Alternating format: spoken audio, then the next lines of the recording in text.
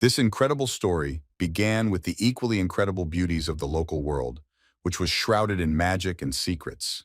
There were a lot of animals here that could easily exist with people, since they had not yet reached their habitats. There were truly a lot of animals here, and they were completely different, and got along very peacefully with each other. In the middle of this forest in which it all began, a man was sitting on a stump that remained from the great tree. He sat focused on this place and meditated, trying to get to the most remote points of consciousness. But it was very difficult to get away from the usual thoughts that worried him, and it was especially difficult to get away from the thought of the cloud dragon. Sometime before this, the teacher, after years of training, approached his student and handed him a very important object. He said that all Kunlun martial arts honor heaven, but only Taechung Shigan helps achieve them. The student had been waiting for this moment for a very long time, and because of this, it was clear from his face that he was not listening very carefully. Of course, the teacher didn't like it. He asked his master how soon he could reach heaven, and he replied that he could not give an answer to this question, since for now the student should continue to train until he reaches what he wants. From that day on, the student devoted himself entirely to close training and poured all his time, effort, sweat, and blood into training. He was very good at it, although not from the very first day. Once, when he was in this forest, he was able to move through the air so quickly that, having reached a significant height, he used the Taechan technique, Shingon. And being at this point, he struck with incredible force, which was strong not physically, but energetically. The energy that was created after this impact was incredible, and the explosion that was created after all this was also incredible. And so a lot of time passed. The student did not even notice the moment that years passed after his first training in a closed style. Thanks to the techniques that he managed to learn, he moved through the water without even falling down. Now he was truly a master, and could control almost everything that surrounded him at that moment. He walked a few steps along the water surface and lightly waved his right hand. This action was enough to cut off half of the waterfall and retain all the water that fell from it. Then this man tensed his hand again, and after this happened, other actions followed. The water began to flow as it had flowed before. It was unimaginable to realize that he managed to stop such a strong natural movement with just a movement of his hand. After this student realized that he had achieved a lot during this time, he sat in one place in the lotus position and began to meditate. He managed to learn all of Taechan's methods, Shingon, and even get to know Mother Nature. But for some reason, he still didn't want to return. Time passed again, and the student sat like this for months, right up until the moment when, after a cold winter, sprouts began to break through the ground. Years passed, and these sprouts turned into vines that grew, gradually but surely moving towards the student. They enveloped his body, but he still did not begin to move. But this could not last forever, so one day he folded his hands in such a way in order to transfer a new type of energy from one to the other. He was able to achieve two great states, a condition in which 5 colors of energy appear throughout the body, and a state in which energy takes the form of 3 flower buds. From the outside, it looked simply beautiful and looked like some kind of natural miracle. Flowers grew from the place where the person was sitting and rose to the left. They fell to the ground and were completely transformed in order to start a new life. The energy could no longer be stopped, and in addition to the positive effect, it also caused a negative effect on the man's body. His body lost too many cells and energy, and because of this, after a short time, he began to spit out his teeth. His hair, which had already had time to sit, began to fall out instantly, due to the fact that the body did not have the strength to maintain its life. He managed to get rid of the external and return to his natural state, while at the same time becoming younger. I wondered if the master knew that he would not remain in the Taechan state until the very end. But finally this day came, the day for which the student had been waiting almost his entire conscious life. The day when the world saw a new creature who was ready to turn this very world upside down and make it better according to the pattern that seemed more correct to him. The first thing the student did after rejuvenation stood on that stump and told himself that he would do everything in order to see his master again. The next day was very sunny, and definitely a good day to complete things that I had been thinking about for a long time. When the hero arrived at the very place where his master was supposed to be, 2 guards immediately asked who he was. This place was the entrance to Kulun, and of course the hero knew the way to it very well. He introduced himself to the guards and notified them that he was a disciple of Kunlun, nicknamed Cloud Dragon. Then the guards were silent for a while, and then, after looking at each other, they decided that he was just some kind of tramp who took their uniform from someone. They instantly became angry and ordered him not to pretend that he belonged here, since beggars had no place here. The hero did not explain anything to them, but only walked by and opening the main gate said that they were too harsh towards their comrades. Then these guards took out their weapons and prepared to attack him from behind. But the hero, even without visually doing anything with just one turn of his head, was able to cut the blades of their swords in an instant. All the guard could do was look at the handle of his weapon and think about how this could even happen. The hero, meanwhile, continued to move forward through the lands that he saw not for the first time and which were native to him. It even seemed to him that the air that was here was much fresher than the one he had been breathing all these years in the forest. But his presence here did not go unnoticed, since while he was walking, at one moment he heard a loud whistle. This whistle could only mean that the alarm had been sounded, and everyone guarding the territory needed to be on alert. They very quickly ran up to the trespasser and began to take up their combat positions, which they had been training almost the entire time here. It was easy to understand from their faces that these guys were ready to eliminate their targets as quickly as possible. They surrounded the stranger, and for some time, with swords at the ready, they simply looked at him. Then the hero thought that there were only strangers around him, and he didn't know any of all these people. A man appeared behind him, whose voice seemed more serious to him than the voice of those two guards. This man asked him what the noise was all about, and the hero realized that this face was also new to him. He explained himself and said that he was a cloud dragon, and he returned here from a closed training session. But it seems like a long time has passed since no one knows him. Then this man became very angry, since there is no such training in their sect, and also added that many imposters have come here recently. In order to prove his involvement in this place, the stranger decided to ask the man the names of the masters who are now teaching people. He began to list different names: Shin Jongjin, now Guangjin, and also many other masters. For a few seconds he thought deeply, and said that he had forgotten the name of the master who was from the Unza clan. Then the guy smiled and said that he was their man and came from the Tasajo clan. After these words, the man became very angry and put his weapon on alert.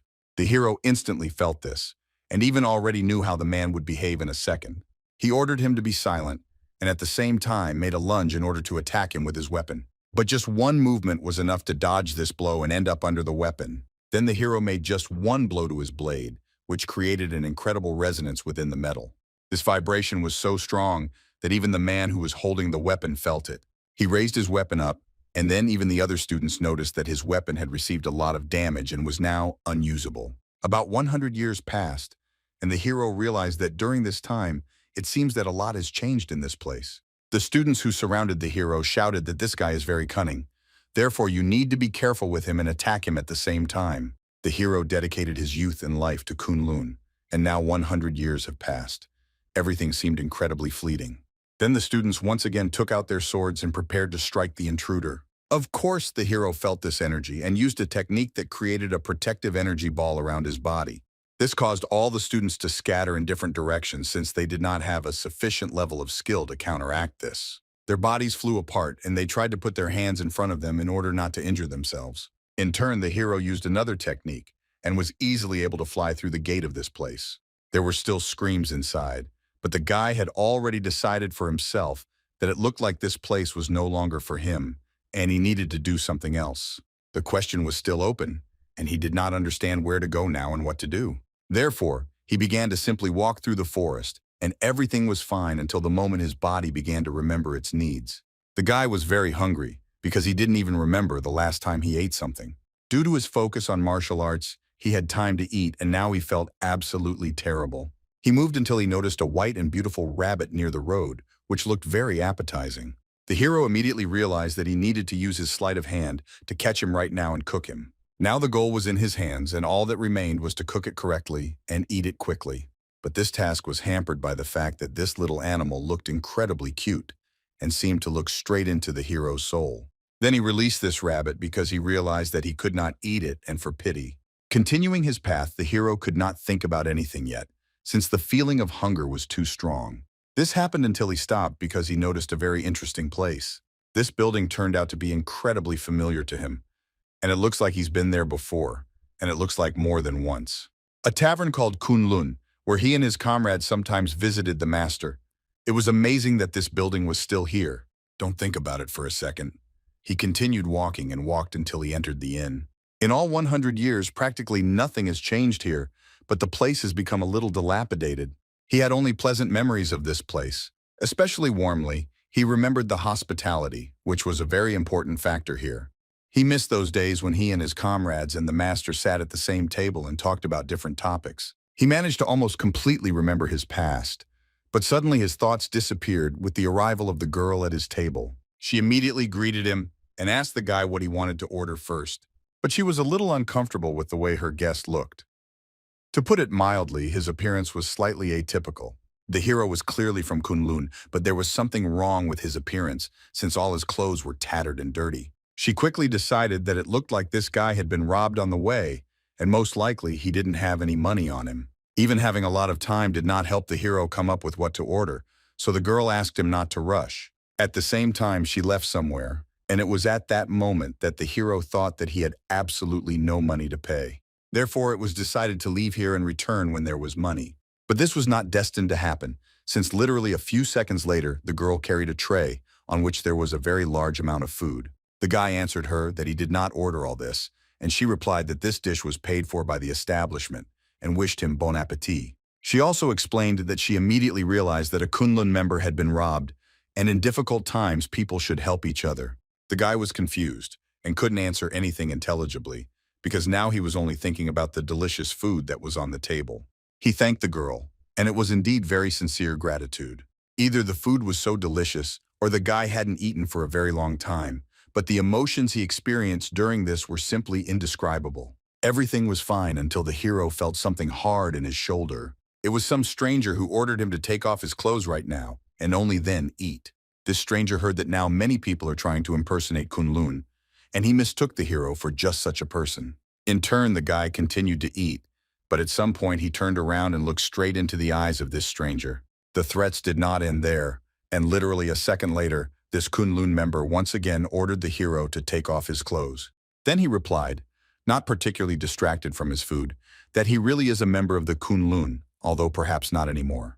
He removed the scabbard from that stranger's sword and advised him not to distract him from his meal. Then the stranger became very angry and persistently looked straight at the hero's back. He was very infuriated by the fact that he did not react at all to his words, and it was not clear whether he was really a member of the Kunlun. He sat down at the table right next to the hero, and while maintaining his serious look, decided to interrogate him a little. The stranger was serious and said that these are not the clothes that imposters like him wear. Therefore, he must take it off, and he explained that he managed to get it. There was no reaction from the hero, but since he had already finished eating, he finished all the broth, and after that, he said the following. He turned to that waitress and said that she had inherited the recipe for fresh and tasty kuksu, which was served here before. Then he realized that he needed to answer something to the stranger, and decided to tell him one saying, "When I eat, I am deaf and dumb." His face was extremely confident, and he also added that in his opinion, Kunlun should teach such things. It was at this moment that the stranger's patience snapped, and he swung his fist while asking the hero how dare he insult Kunlun. But this blow never came to the hero, and for some reason the stranger simply struck himself with all his might. The blow was very strong, and he instantly lost consciousness and quickly began to fall to the floor. The hero left the tavern and realized that he needed to figure out how to repay this place for all the free food provided. And when he went outside, he noticed a very large object that instantly attracted his attention. It was a very large and tall tree, which for some reason had been dead for a very long time and had no leaves. The day was very sunny and instilled positivity in everyone around, so the hero quickly figured out how to find a use for this tree. The girl who figured out how else to help that man in dirty clothes, meanwhile, left the kitchen. She also realized that it looked like he had already finished everything, and realized that this happened very quickly, and she didn't even have time to bring additional dumplings. It was very difficult not to hear the noise that was coming from the street, and therefore, it was necessary to check what was happening there. When the girl ran out into the street at full speed, she was very surprised by what was before her eyes. In front of her was an incredibly large mountain of firewood, which in its height and width was much larger than the tavern itself. She asked the hero in a trembling voice and a little in fear what it was all about. Then he replied that he simply chopped some firewood in order to somehow repay for the kuksa. The girl didn't know how to respond to this, and then the guy said that he just looked, and that where the tavern usually stores firewood, there was practically none. This girl didn't know what to say at all, and didn't understand how it was possible to chop such a large amount of firewood in such a short time. While she was thinking, the guy turned away and said that it was time for him to leave. But when she came to her senses, the girl asked him to also treat himself to some dumplings. In an instant, the hero was already at the table and ready for a meal. When he finished the dumplings, the girl brought him another plate, on which there was a chicken that was cooked whole. The guy had not eaten chicken for a very long time, so this gift was worth its weight in gold for him. She asked him not to rush, as the food would be better absorbed, and constantly brought him more food until he was full. Some time had already passed, and when the hero had almost finished everything, she realized that it was best to introduce herself. Her name was Jin So-hee, and she was 19 years old. Then the hero thought that it looked like he needed to introduce himself. But this was hindered by the fact that after leaving Kunlun, he could not even use his name. In order not to become suspicious, it was necessary to act quickly, so the hero introduced himself to the girl by the name Byok. He also needed to say something about his age, but lying was a very bad option, so he said that he was about 100-something years old. Before this, the girl had heard that strong people very often go crazy during training. It looks like, oh, this is exactly this case. Jean thought for a long time what to say, but then your gaze lowered and answered the guy that he had preserved very well during this time. Realizing what she had just said, the girl immediately began to apologize and say that she meant that the chicken not only looks good, but its meat also melts in your mouth. The guy really liked meat very much, and so he was happy when she realized that he was not offended by such words of hers. Then Beck thanked the girl again and decided to ask who runs this tavern now. She replied that her grandfather used to run this place, but he died, and now she is here to manage everything. Because of this, all the rooms fell into disrepair, since they did not get around to repairing them due to the lack of someone to help. Beck that managing such a large tavern at the age of 19 is very difficult work. Then he got up from the table and at the same time said that since he was with the girl in another place, he had a small proposal. Namely, he said that he would repair the tavern if the girl hired him. Despite the fact that this offer turned out to be incredibly profitable for Jean, she quickly realized that she had absolutely no money to pay for the work. Byok didn't even think about it and said that instead the girl should only provide him with food and housing during construction. She was not very comfortable that the guy would have to work for free, so the hero said that this was his wish, so she should not worry. It was stupid to refuse such an offer, so Jin So-hee said that she agreed. In the meantime, the guy had to think about where to start the renovation and how to make it look much better. To do this, it was necessary to use tools, like all ordinary people when they repair something. So Byok asked the girl if she had any tools. She provided him with a small set of tools, and after a short time asked if he had started yet. The guy answered, "And at the same time, I was thinking about the fact that I need to figure out what to do next, while he is helping here with the repairs." He went outside and placed a table on which he would work all this time. While preparing some parts, it made a very loud and, for many people, not a particularly pleasant sound. It was the usual sound of construction, which was created entirely due to the fact that he was preparing the parts and using a special tool to control their sizes. This sound was the same one that Jean heard every time her grandfather worked. She didn't think she'd be able to hear him again. While she was flying through her memories, the realization of a very unpleasant detail very quickly came to her. All the rooms were covered in dust, and to put it mildly, were not in a condition where one could sleep. This means that Byuk will only be able to sleep in Jin's bed. And if a hero approached her in the evening and asked where he should sleep, then Jin So-hee would have only one answer. Therefore, as soon as such a realization came to her mind, she immediately moved from her place and ran into the street. Running out here, she told him that the contract must be canceled right now. She explained that the reason for this was that all the bedding had been ruined, and now there was nowhere to sleep. Then the guy replied that he already realized this when he looked around. Therefore, the hero even proposed a solution, in the form of the fact that he would simply try to take a nap on the table in the inn itself. The problem was solved, so Jean said that he could continue working since everything was fine now. This situation was slightly strange on Byuk's part, since he did not understand the girl's true motives. It was not clear to him why she behaved this way, and he realized that in general she was very often a little absent-minded. The day, meanwhile, remained the same sunny, and someone snoring could be heard on the floor of the inn. It was not clear where this sound was coming from, but since it was not particularly suspicious, no one paid attention to it.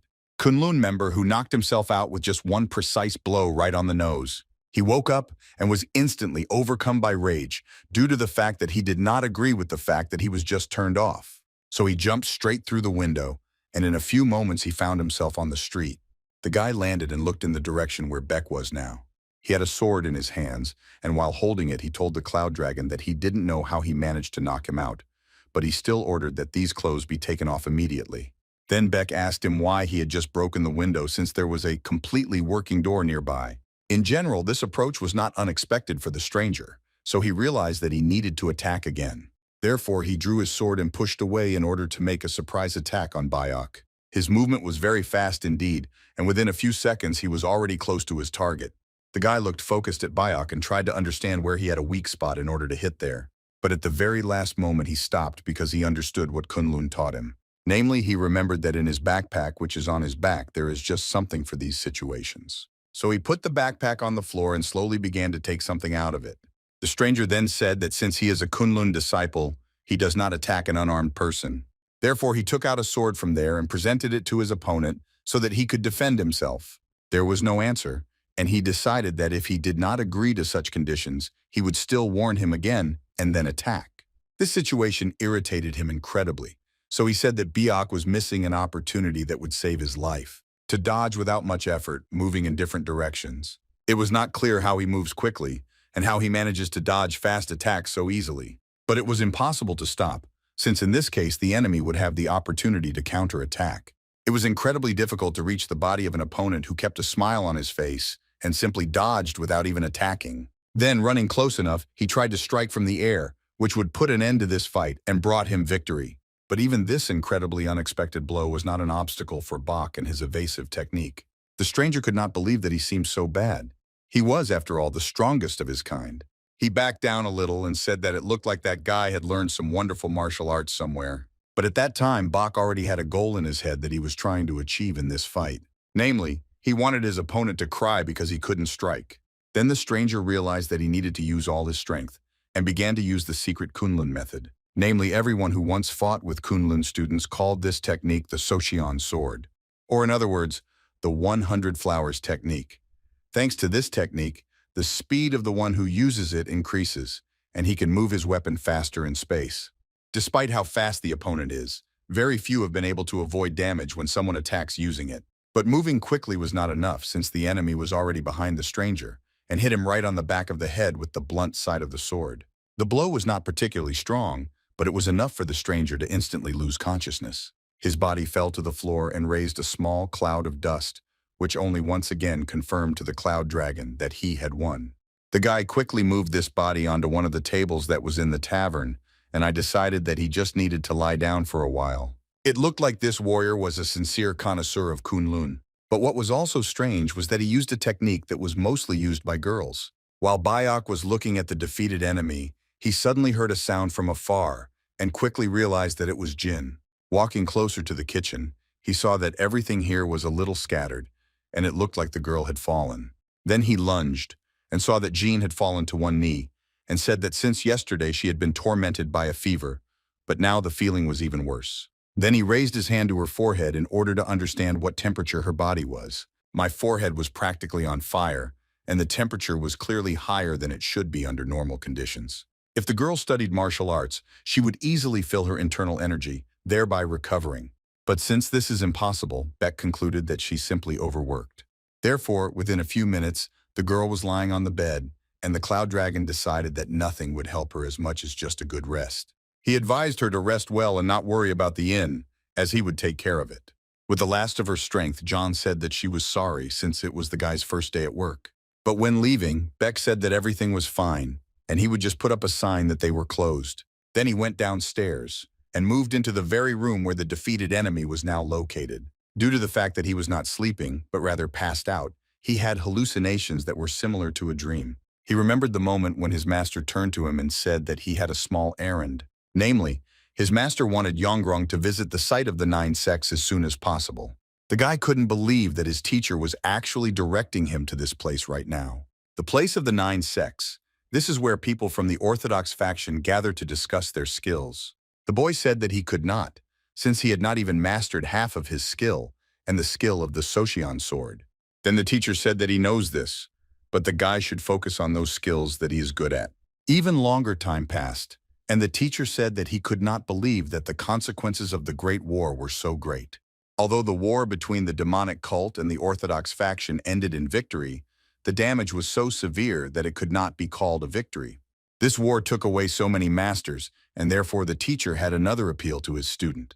It turns out that this was an argument that young Pun should go to that place and become a better person. He gathered all his things, and the master told him that he wished him good luck on his journey. When he was about to leave, a thought came into his head that did not want to leave. Yongpun quickly ran back and told his teacher that perhaps it would be better if one of his other comrades went with him. Someone replied that this was impossible due to the fact that his comrades were going to Gumhoban. This place was a real gathering of bandits who would skin a person for a small debt. But still, the student maintained a positive attitude and assumed that the master sent them there to try to put them on the path of justice. But in fact, it turned out that the reason was completely wrong, and Yongpun really didn't like the answer to this question. He thought a lot about those words and could not understand how his master could even think of such a thing. All because the teacher said that he was sending these students to get money since they were not doing well with it, and there was even a possibility that they would die of hunger in the winter. While on a hike, Yongpun kept thinking that not everything in this world is decided by martial arts. Then he began to have some kind of vision, which began from the moment when the sun began to shine even brighter than usual. During his hike, he got enough sleep and quickly continued walking further in order to return as soon as possible.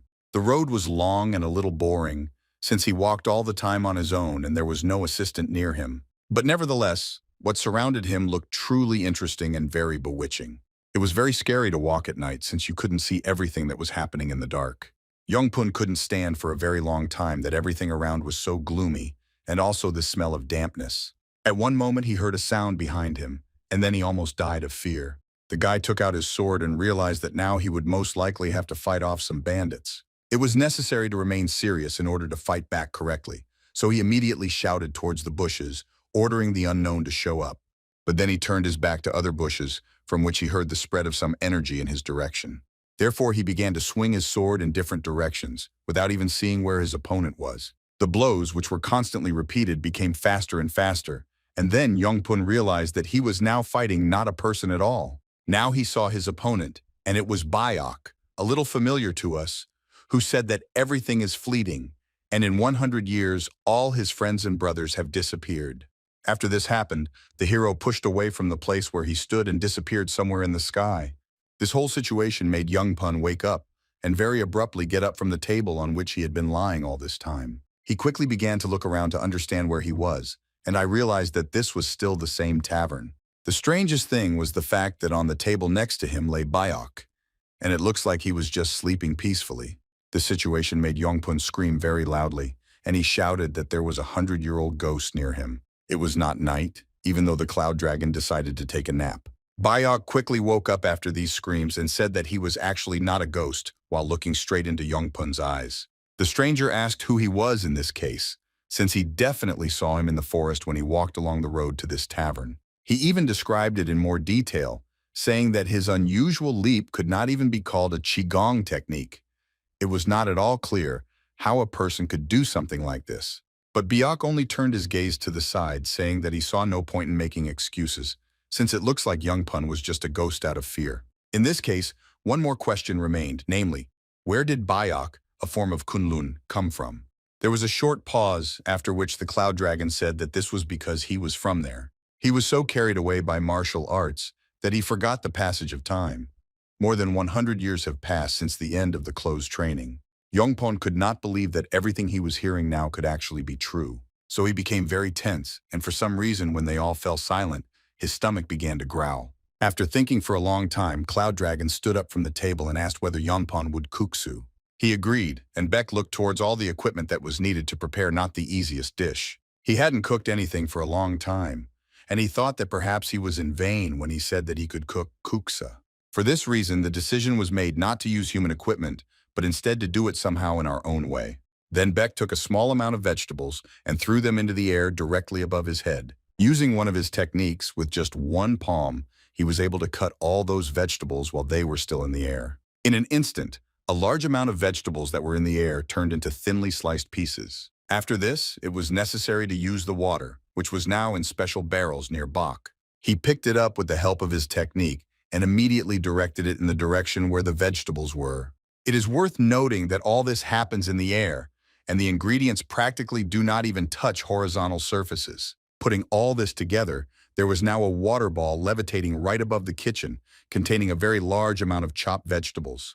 In order to start cooking, Beck used the technique of the secret of divine fire. This was a method of burning objects using energy. The broth boiled incredibly quickly, and then this only meant that it was time to add the noodles to the broth. Now that all the ingredients were inside, we had to wait a few more seconds for the water to completely absorb all the flavors from the vegetables. A moment later, all the contents were immediately transferred to the plate, which stood right under Bayok's hand. He took 2 wooden sticks and stirred the contents to make it look more presentable. The surprise that was on Youngpun's face was very difficult to convey in words. It was easier to see him. He started screaming very loudly after he saw that Bayok was using incredible secret techniques just to cook food. Youngpun fell to his knees and asked the Cloud Dragon to teach him the same. Under the orders of Master Bindo, he was sent to the place of the 9 sects, but his skills are not that good, so he was afraid of tarnishing the Kunlun name. Now that Bayok found out about this, he even thought that maybe he should really train this stranger. He remembered very well the time when he told his master that he wanted to reach Taichun Shingon. At that time, he answered that it was too early for him to even think about such a thing. And when several months had passed, the boy again asked his master if they could start. The master sitting at the table said that you need to be in shape for such a superior martial art. To do this, you need to use the technique of shedding blood, directing internal energy into the body of Bayok in order to cleanse it of all negativity.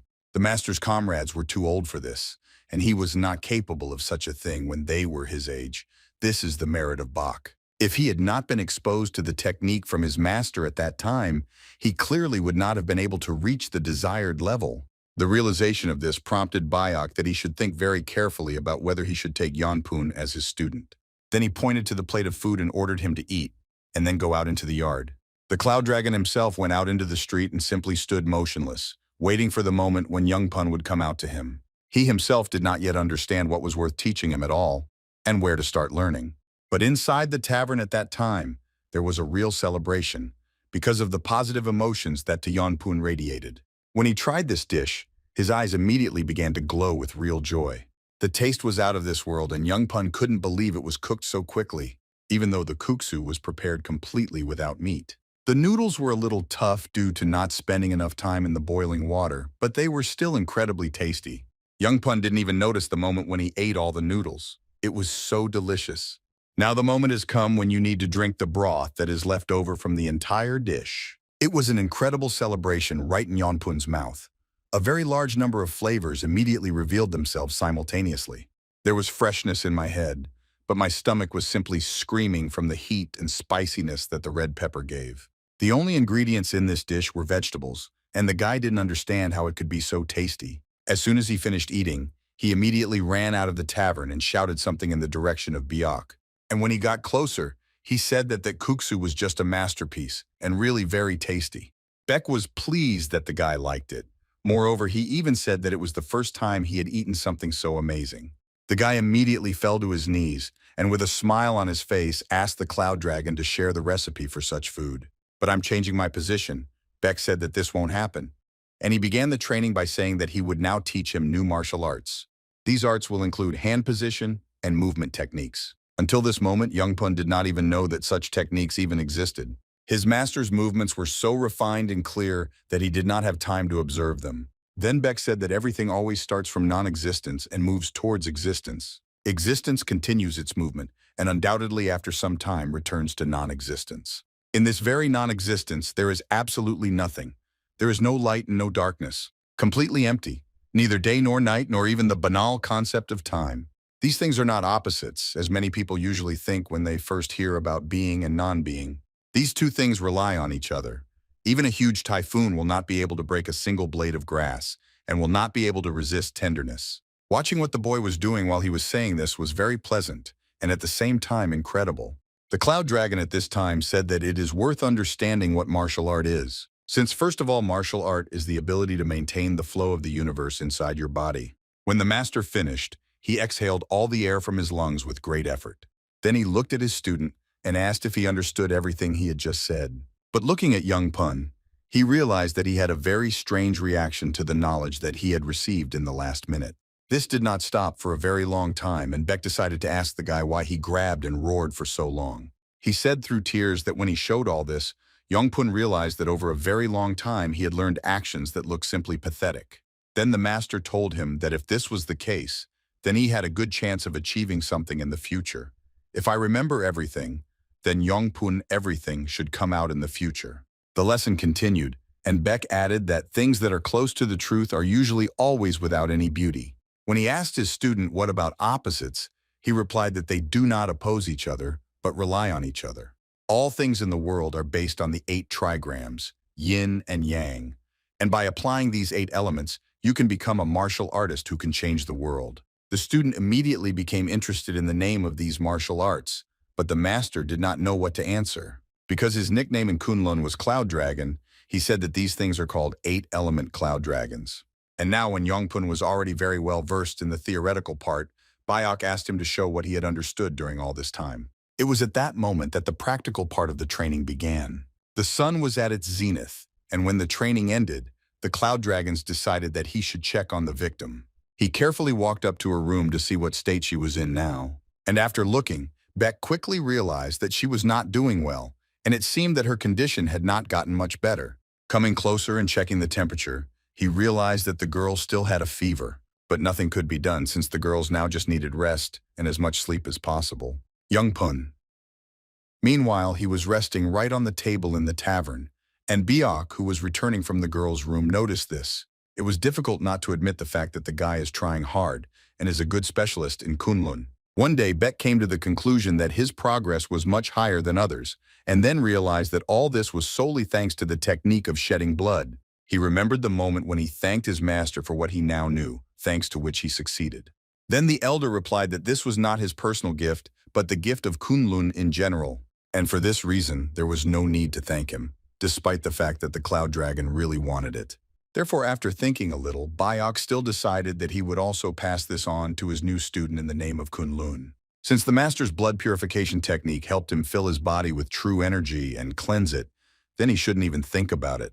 Therefore, the decision was made to help the student go beyond this and receive the energy of Mother Nature within his body. Even though Yongpun was sleeping and his consciousness was also resting, the body still gave signs that it was here. This was manifested in constant contractions and relaxations of the muscles, while the Beck lifted the student's body in order to transfer energy to him. Negative energy slowly left the guy's body while he was still out of consciousness. He didn't even feel how all this was happening and how different types of energy enveloped his body from different sides. Cloud Dragon tried very hard to ensure that everything happened as smoothly as possible and without any mistakes. His student's body was still levitating, and the energy that was in it became purer and purer with every second. When all this was over, Yongpun's body slowly sank onto the table, and he didn't even understand what had just happened. Even the feeling that there was no dark energy left in his body did not make him wake up. Then Beck realized that he had to ask what was done, and he too could lie down on the next table to take a little nap. Since now Yongpun would be a little hot at night, we could take the blanket from him. A new day had come, and now the new student had a lot of new strength. He went outside and was surprised that now, early in the morning, he already had a very large amount of strength for training. His eyes were focused on the task at hand, and he generally looked like he was ready for a lot of things. Approaching his hiking backpack, he moved it a little to another point so as not to forget that he had not come empty-handed. There was much more energy in his body, and he thought that training in outdated martial arts had changed the situation overnight. Therefore, he tried to concentrate as much as possible and spotted a rather impressive boulder right next to the tavern. It was then that the realization came to his mind that there was an option to easily test his strength right now. He made a targeted energy strike and directed it directly at this stone. An incredible explosion occurred inside this stone, and the fragments scattered in different directions at incredible speed. The guy was still focused, and this happened until all the fragments fell to the ground. Because then Yongpun looked at his hands and tried to understand what happened that night, that his strength became several times higher. Beck, who was on the sidelines, said that the guy needed to hurry up if he didn't want to be late for place 9. He stood with his back to him, and also added that Yongpun could do this without formalities, and again said that he was free.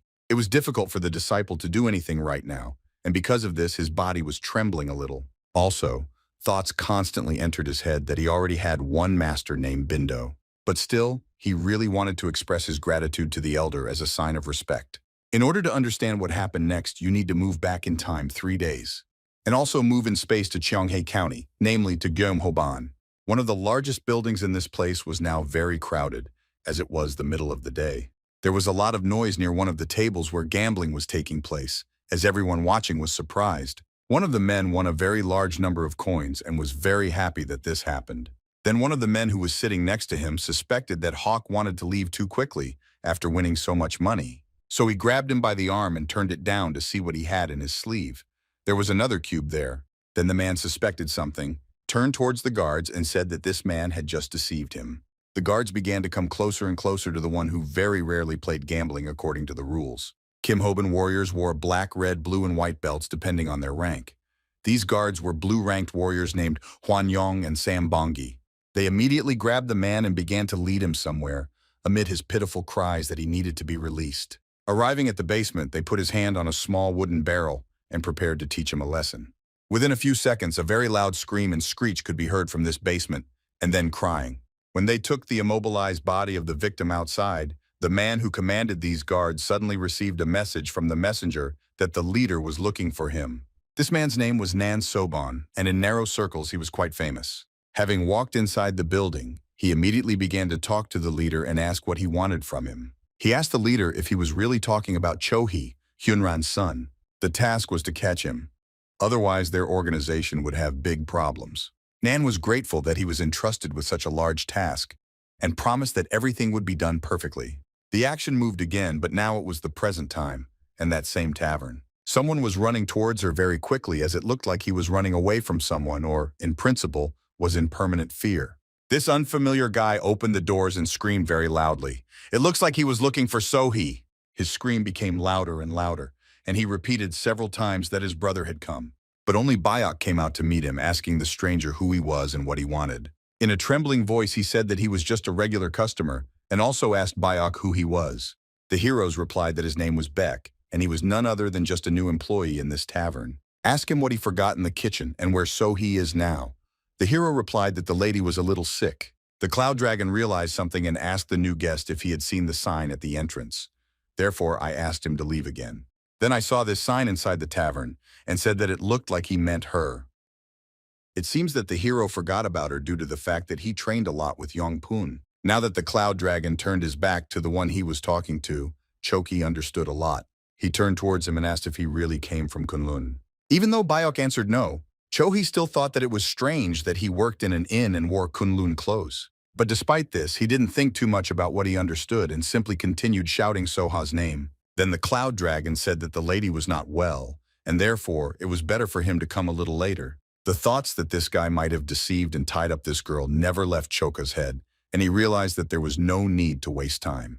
He walked closer to the exit and said that he would just check other places. It was at that moment that a very strong kick landed in his chest, which did not even allow him to breathe for the next few seconds. He immediately fell to the floor and experienced quite a lot of pain, as he thought that he seemed to have broken a couple of his ribs. It was those two mercenaries who said that it looks like Choki was late in escaping, and now he will pay for it. He moved his face closer to the face of the one he was running after and greeted him sarcastically. Then this frightened boy said that in fact his name is Cho-hee and Chan-hee. The mercenary was not ready to believe in this nonsense and immediately hit the boy in the face very hard with his hand. After that, he moved his body even closer to his face and once again asked the boy his name. But at that moment, all Chohi could do was think about the fact that his gambling debt to Gyumhoban was 30 gold, and most likely they would kill him right now. Then, after these thoughts, Huan Young hit him in the face with his hand again and almost knocked him out. Then the second mercenary turned to him and said that he believed that he needed to spend less time and stand on ceremony with Choki. The guy was grabbed, and then the second mercenary began to increase the distance and at the same time said that Choki was already starting to irritate him. He swung his leg and asked if he could resist it now. Bongi himself gained very high speed in the air and kicked his target directly in the stomach. This blow caused a gag reflex in the guy, and he immediately felt sick right on the floor. He felt incredibly bad, and on top of everything, he also felt the pain from the previous blows. Nan entered the tavern and shouted to his two mercenaries that they just needed to grab him. One of them said that this guy was talking some nonsense, and so they had to teach him a lesson. Nenvi, in turn, told them that they just needed to tie his legs so that he would never run away and then interrogate him. The boy began to scream very loudly when one of the mercenaries began to take off his boots, and he shouted that in fact his name was Choki. He was so frightened because it soon became obvious that Nan intended to cut off his leg. But as soon as he wanted to do this, Beck immediately shouted to the whole gang that they shouldn't make noise here and it was better to just leave. He also began to leave, at the same time saying that it was his fault that he did not hang up the sign, but still they should leave. It was also necessary to add that there was no ready-made kuksu for a long time, so they had nothing to do here. One of the mercenaries was much more frightened than the rest, so he moved with a sword towards Bayok. Well, literally a moment later he realized that he was in a state of free fall and was flying in some direction. It turned out that the Cloud Dragon, with just one movement, was able to throw it at all the other mercenaries, and thereby push them out into the street. When the three fell on the street, then Nan Sobon was now at the very bottom, and two mercenaries lay on top of his body, preventing him from moving. He was very angry about this situation and asked the mercenary what just happened, because it looked like he had just been punched by a waiter and pushed Nan because of it, and now he was on the street.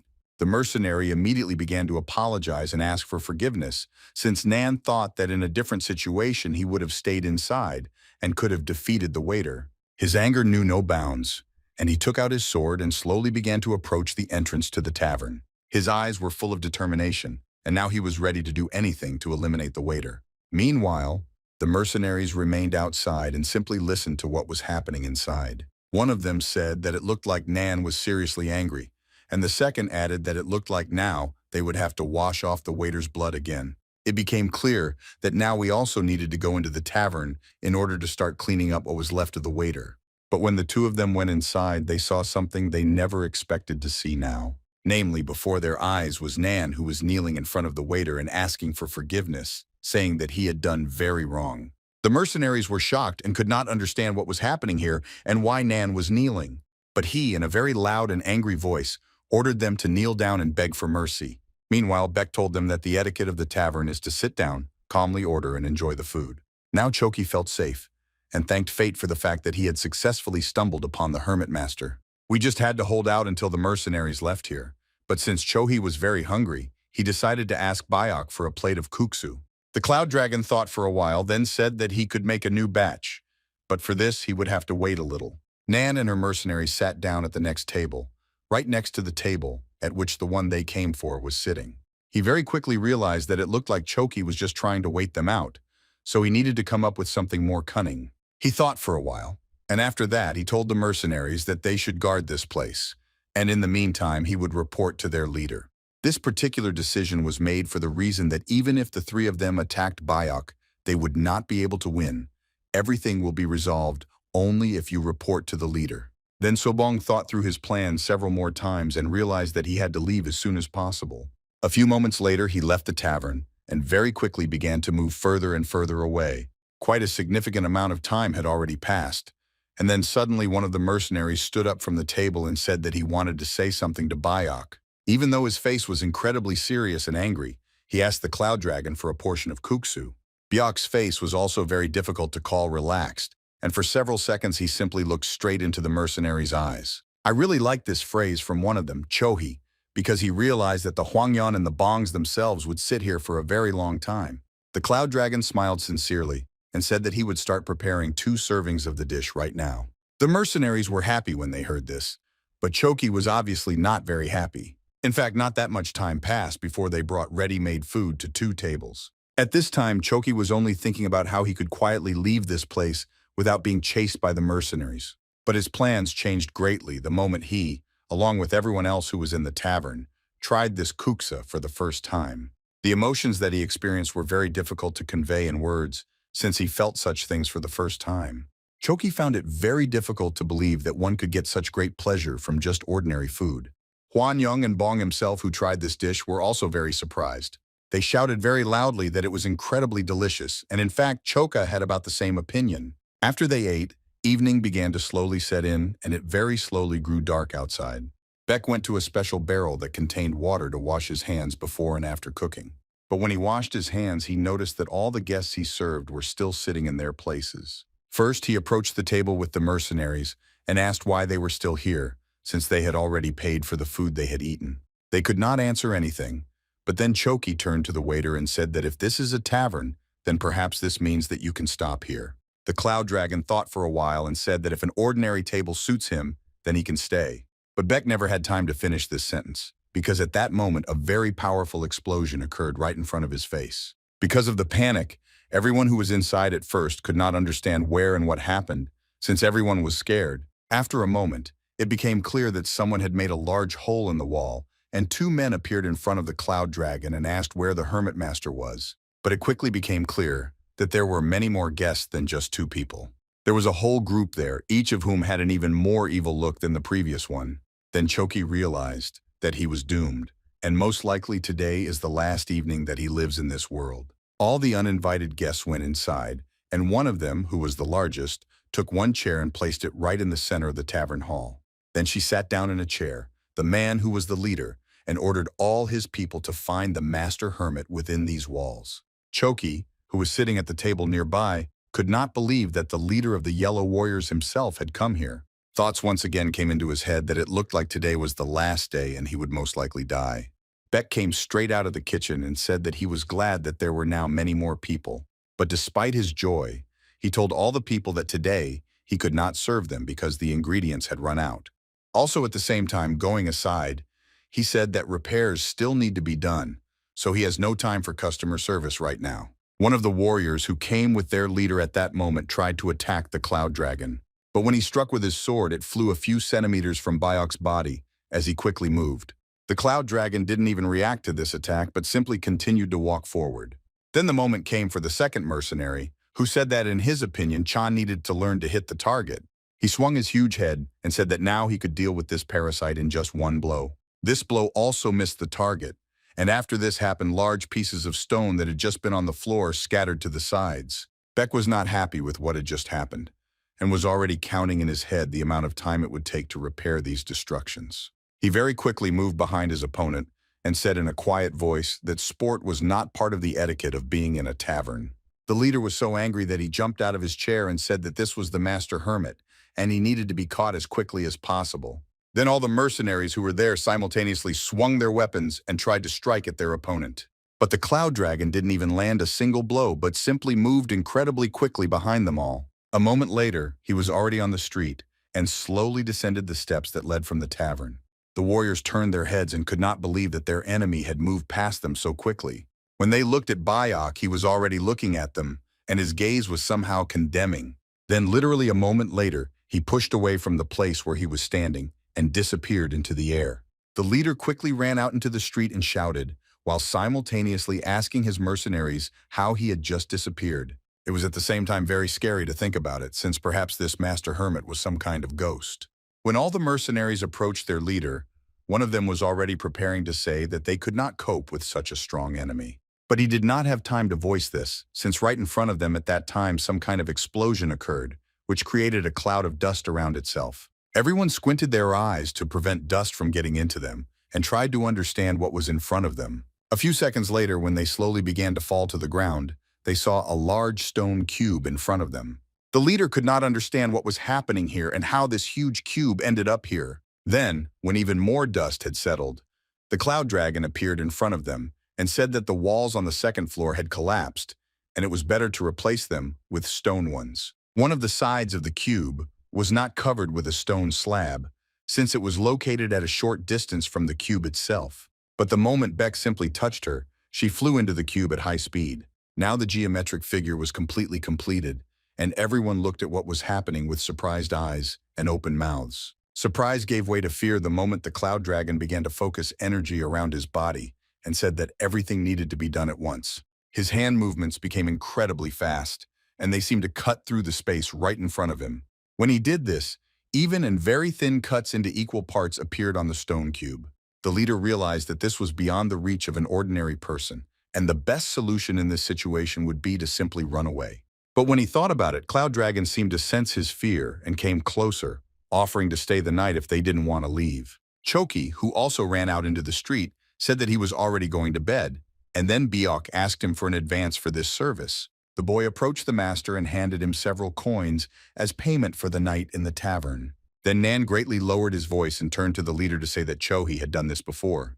Then the leader realized that they had no other choice, since their goal was now simply hiding behind the strong master's back. It was decided to approach Biok and ask him to also take a nap in his tavern. Beck thought for a while and said that this could be arranged, but he would also have to pay additionally for the repair of the stone floor. A new day arrived, and it was full of very positive emotions, especially for the one who owned this establishment. When Mrs. Jin woke up, she was very happy and felt energized because she was well rested. She quickly got ready and began to leave her room to check what happened there while she was gone. And when the girl looked around, she saw that all the walls were no longer wooden, but made of very high-quality stone. She came closer to her to touch her, and realized that absolutely all the walls on this floor had been replaced with luxurious stone. Then she had a lot of questions, and so he began to run downstairs at incredibly high speed to find Bayok. And when she came down, a second portion of surprise was already waiting for her because of what she saw before her eyes. There were an incredibly large number of people in the tavern, and each of them was eating or drinking something.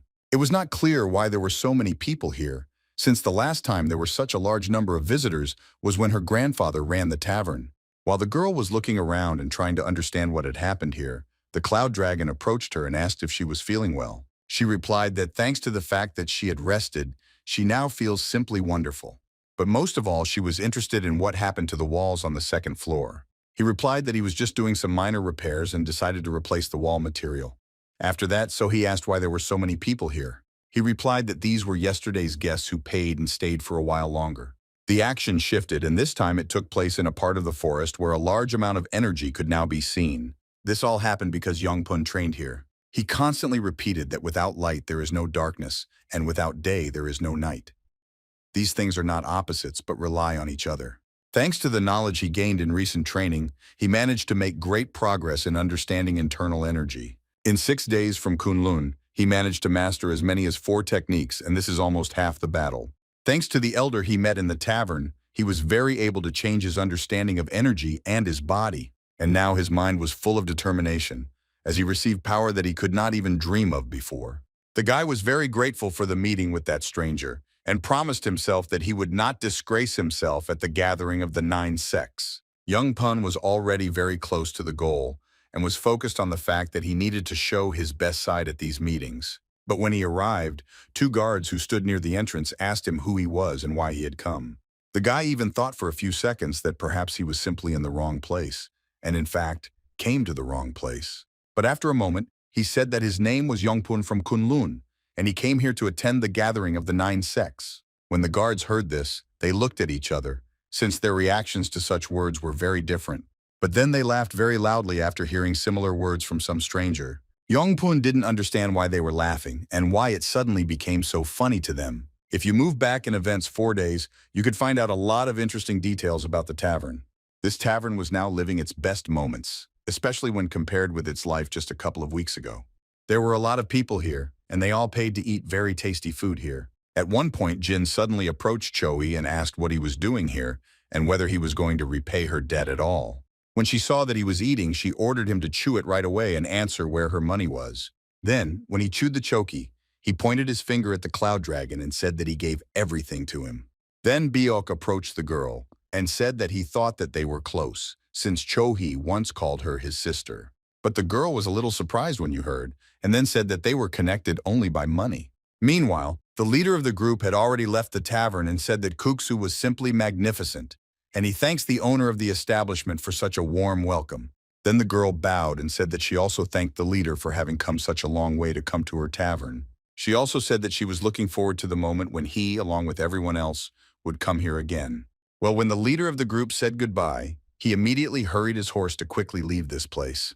While they were moving, he turned to Meng Boho and said that he would need to deal with this master from the inn.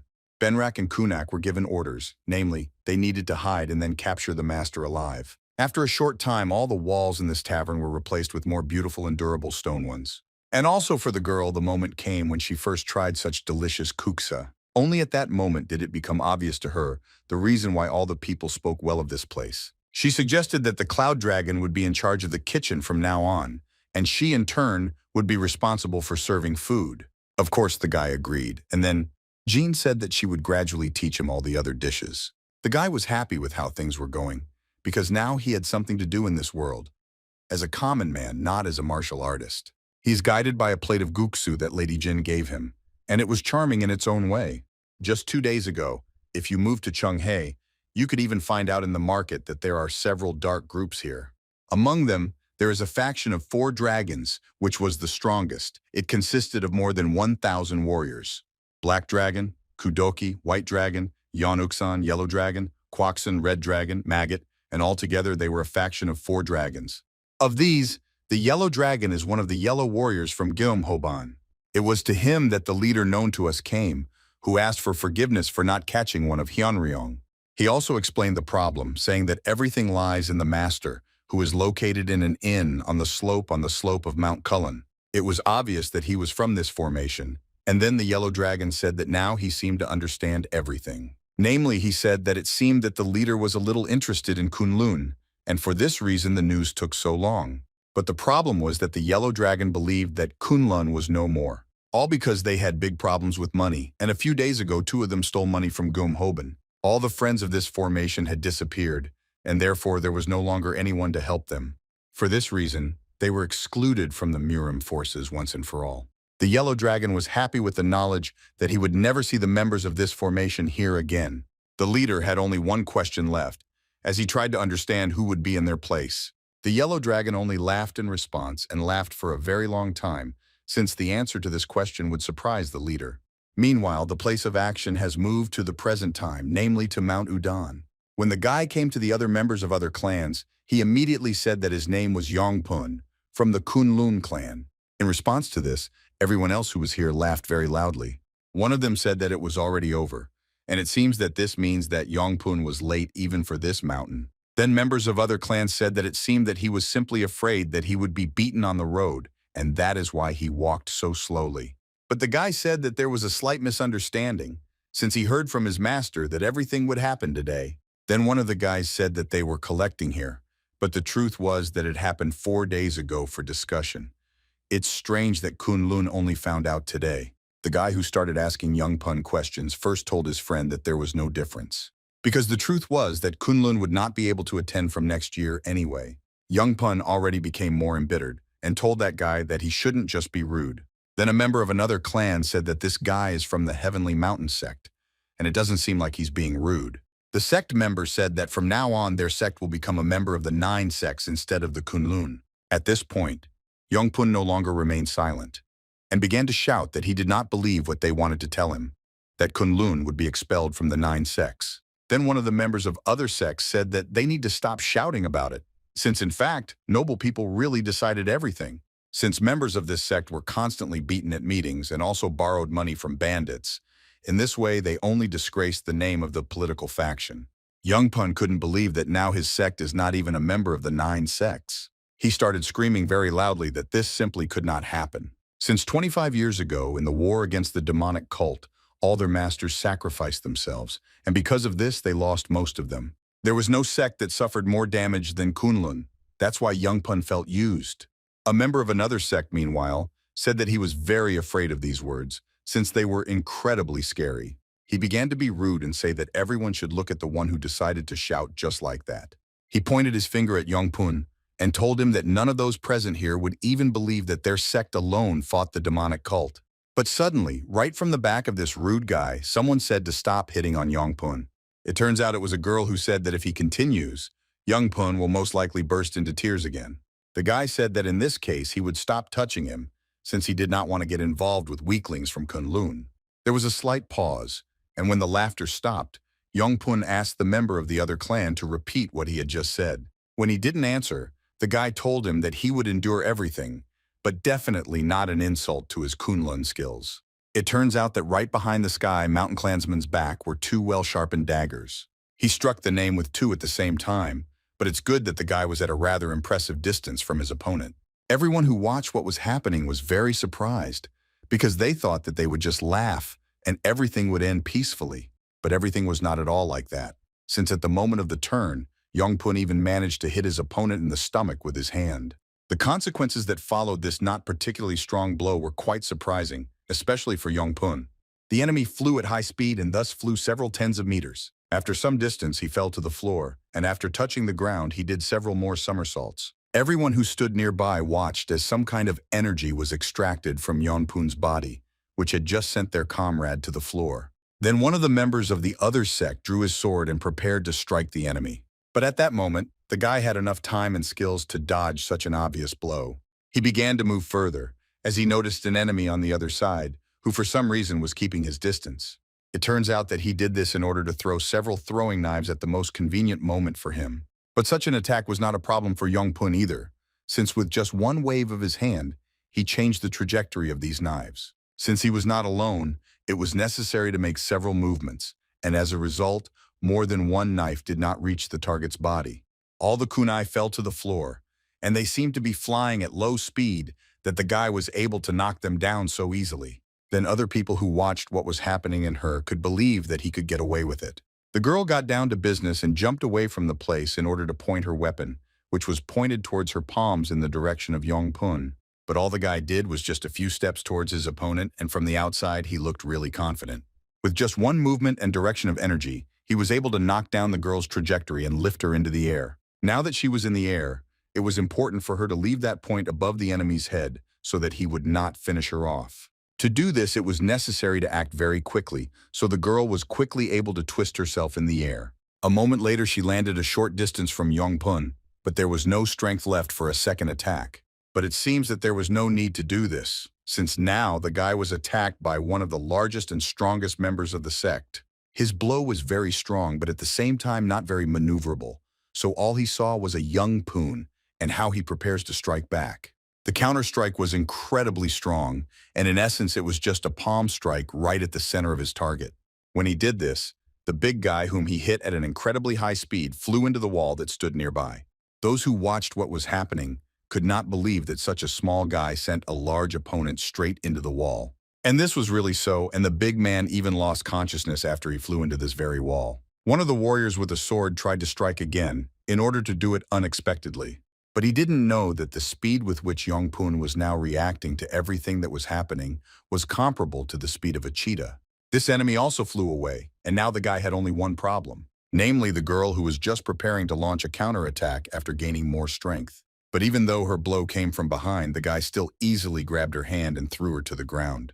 Moreover, this blow was quite strong, and for several seconds the girl could not even move anywhere. The final stage for this was the energy that had already accumulated around the palm by that time. All that the girl managed to see before she lost consciousness was only a weak warrior of the Kunlun sect, who had just laid her down on her shoulder blades in a few seconds. An explosion occurred after the energy reached the earth, and accordingly the girl's body.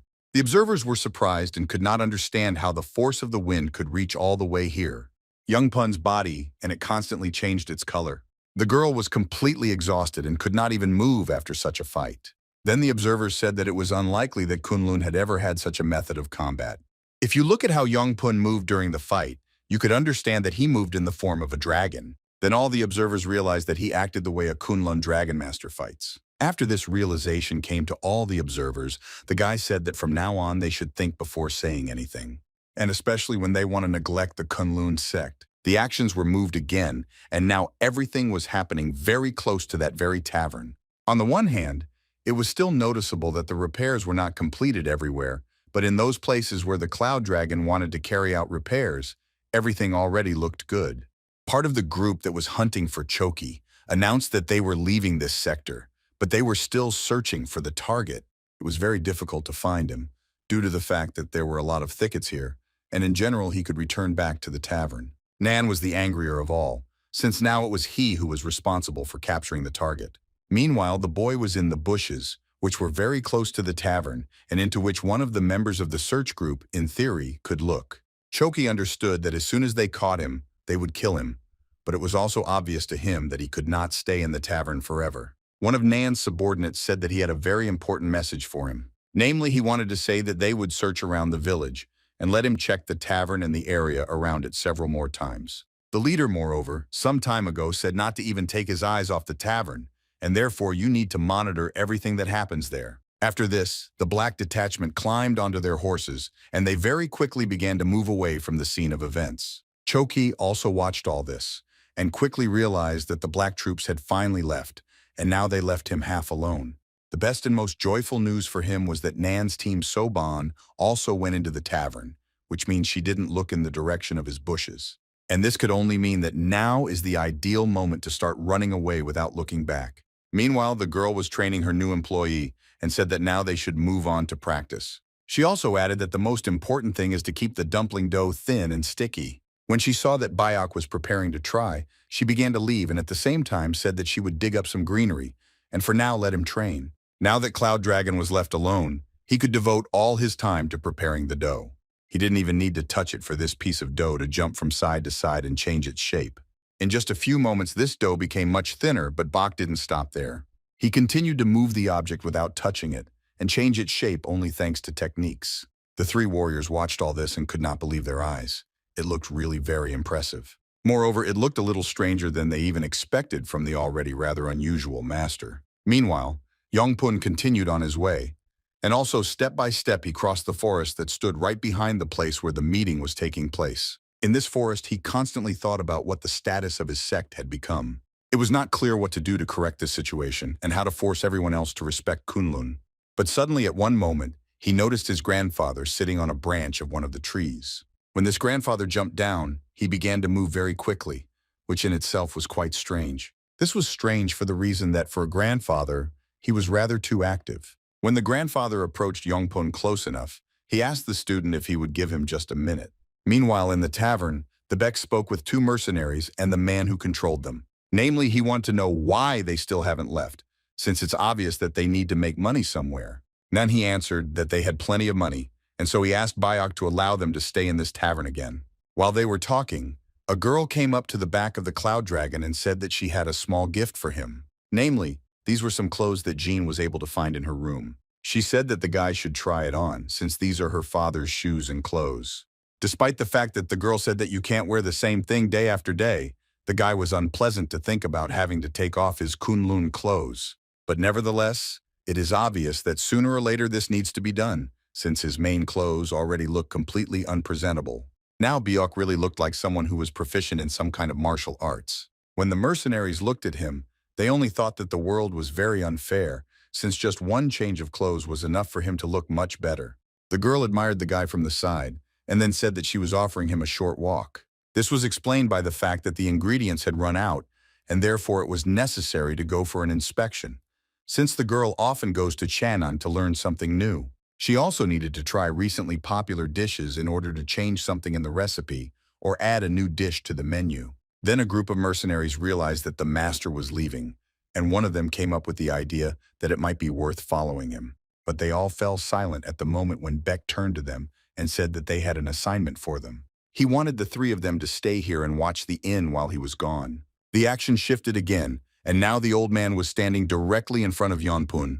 For some time, they were simply silent and looked at each other trying to understand what would happen next. The guy was very uncomfortable in this situation, since this old man looked really alarming and unusual. At some point, he began to take steps forward, and then Yongpun felt tension in the air. There was no need to forget that this old man might actually be a martial artist and be an enemy for him. Therefore, Yongpun already focused a large amount of energy in his body and warned the old man, ordering him not to come closer. Hearing these words, the old man immediately stopped and said that it seems that he was not mistaken, and Kunlun really has not yet been destroyed. In his opinion, at a guy's age, it would be difficult to develop such skills. That's why he wanted to ask him where he got such deep knowledge of dream energy. Now the guy was absolutely sure that the elder had done something to him while he was sleeping, but he also came to the realization that he couldn't talk about what he understood to everyone he met. Therefore, he answered the old man that he could not tell him this, since this information was important to him. Then the old man was slightly disappointed, and once again asked Yongpun if he was going to tell about it just like that. Then a pause appeared between them again, and they simply didn't say anything for a while. Meanwhile, the guy thought that enormous internal strength was transmitted through the wind to such an extent that his body was almost numb. Then the grandfather turned his back to him and said that in this case, he would go to Kunlun, and he would find out about everything himself. A moment later, he pushed away from that place and literally in a second disappeared into the heavenly surface. At first, the guy thought that perhaps he should run after his grandfather, but everything happened so quickly that there was no time to react. Now, the task for Yongpun could be considered a failure since he failed to understand why his grandfather was asking this. Meanwhile, the girl and her faithful assistant walked around the city and looked around. Beck looked at everything especially carefully, since he had not seen something like this for a very long time. Their path went straight to the entrance to the Porcelain Tavern, which was very popular among the local residents. When the two of them sat down at the table, the waiter did not come up to ask what they wanted to order today. Then Jean said that she wanted dumplings and kuksu without chicken. Meanwhile, the guy was simply looking around, and so far he only understood that this was a busy tavern which, unlike where he works, looked much more luxurious. After some time, 2 servings of kuksu and several dumplings were brought to their table, which looked very appetizing. They quickly began to eat, but the guy did not forget to eavesdrop on everything that was happening around him in order to obtain important information. And this eavesdropping bore fruit after a short time, as at the next table 2 men were talking about how Kunlun had been expelled from the 9 sects. The guy couldn't believe his ears, since it was really difficult to realize that Kunlun had actually been excluded. He also heard that members of his sect were borrowing money from bandits, and on top of that, the faction of the 4 dragons was angry with them. From the skills he saw, it was obvious that the sect would not last long. But on the other hand, he didn't really care about that anymore. The girl noticed that when Beck thought about all this, his face grimaced, so she assumed that he didn't like the food. Then the guy replied that everything was fine, he just thought a little about different things. After that, Jean asked how he liked the food in this place. After thinking a little, Cloud Dragon said that the food here is quite ordinary, and in their inn, everything is actually very tasty. Then the girl said that in this case they have every chance of success. They just need to understand how to attract customers. It was not clear why these taverns were so successful with such mediocre dishes. It seemed unfair to her. Meanwhile, the guy said that he sees injustice at every step in this world. He still continued to eavesdrop on conversations and heard a rather loud and aggressive conversation behind him. It turned out that several members of the Kunlun sect talked to the waiter about the fact that they were able to return the money, and he answered them that the inn did not feed them on credit. Then one of the sect members asked the waiter to look at him and tell him what he saw in front of him. Then he said that it was obvious that they were all from the Kunlun sect, and it was at that moment that one of the men began to shout, in the hope that the owner of the tavern would be called to him. A few seconds later, the owner came up and asked the 3 sect members to be a little quieter. Then Kunlun said that they would pay off the debt for food later, since they are still the great clan that is able to find money. But the owner of the tavern said that the policy of their establishment had changed, and they no longer gave food on credit for a long time. The guys who were with this member of the Kunlun clan said that everything is written differently in the accounting book, and it seems that this is just a fiction. Then the man became incredibly angry and kicked one of the chairs with his foot while telling the owner of the inn to come here. He leaned closer to him and asked the owner if he was going to write them in the book in which he usually writes down debtors. Realizing that now he could be left without several teeth due to broken ribs and bones, the owner said that he would do it right away. Well then, the Cloud Dragon approached them and told the clan members that since they ate, they must pay immediately, even if you are from Kunlun. The man was very dissatisfied with the fact that he approached, and asked the name of the one who came here so confidently and boldly, and told them what to do. Then Byok said his name, and he added that he was a cook from a Kunlun inn. Those 2 warriors had different reactions to these words, since one was scared, and the second, on the contrary, laughed. Kunlun man bent down to the Cloud Dragon to say that in youth it is difficult to distinguish wisdom from stupidity, and for this reason, he gives the guy a chance to escape. But Beck suddenly said that it seems that this man's mind is completely rotten. He also added that such people usually need to be dealt with immediately, otherwise they will suffer even more problems in the future. Then the man immediately raised his fist and prepared to strike his opponent in the jaw. But all the region did not do was just bend one of its fingers and hold it with its thumb. With just one such click, he managed to throw a member of the Kunlun clan several meters away from him. Now there would be a big mark on the forehead of the defeated opponent, which would show everyone around for a long time that he lost the battle. Then the next member of the Kunlun clan also approached the master and asked what he was doing. Another blow with one finger, and he also does not have time to defend himself from it and receives incredibly strong damage. Because of this, the guy begins to fly to the side at very high speed and falls to the ground after a few meters. The guy is also lying on the floor and doesn't even think about getting up, since he has absolutely no strength left in his body. Then the last of the Kunlun members ran up to the founder of the tavern and gave him money, saying that there was no need to write anything into the debt. He ran closer to the master and said that they were even, and now it was time for them to leave. The tavern founder looked towards the master in order to see what decision he would make. And after a moment, the Cloud Dragon hits the last enemy with one finger, and he also falls to the ground like his 2 brothers before. Then Beck said that they should still be punished for the bad deeds they committed. The man who watched all this happening while in the tavern was pleased with what happened, since he managed to come for Kuksa and also help them get out of this situation. Byok and Jin left the tavern, and the girl immediately asked him why those people behaved like that, but the guy in response only asked for forgiveness for ruining the meal.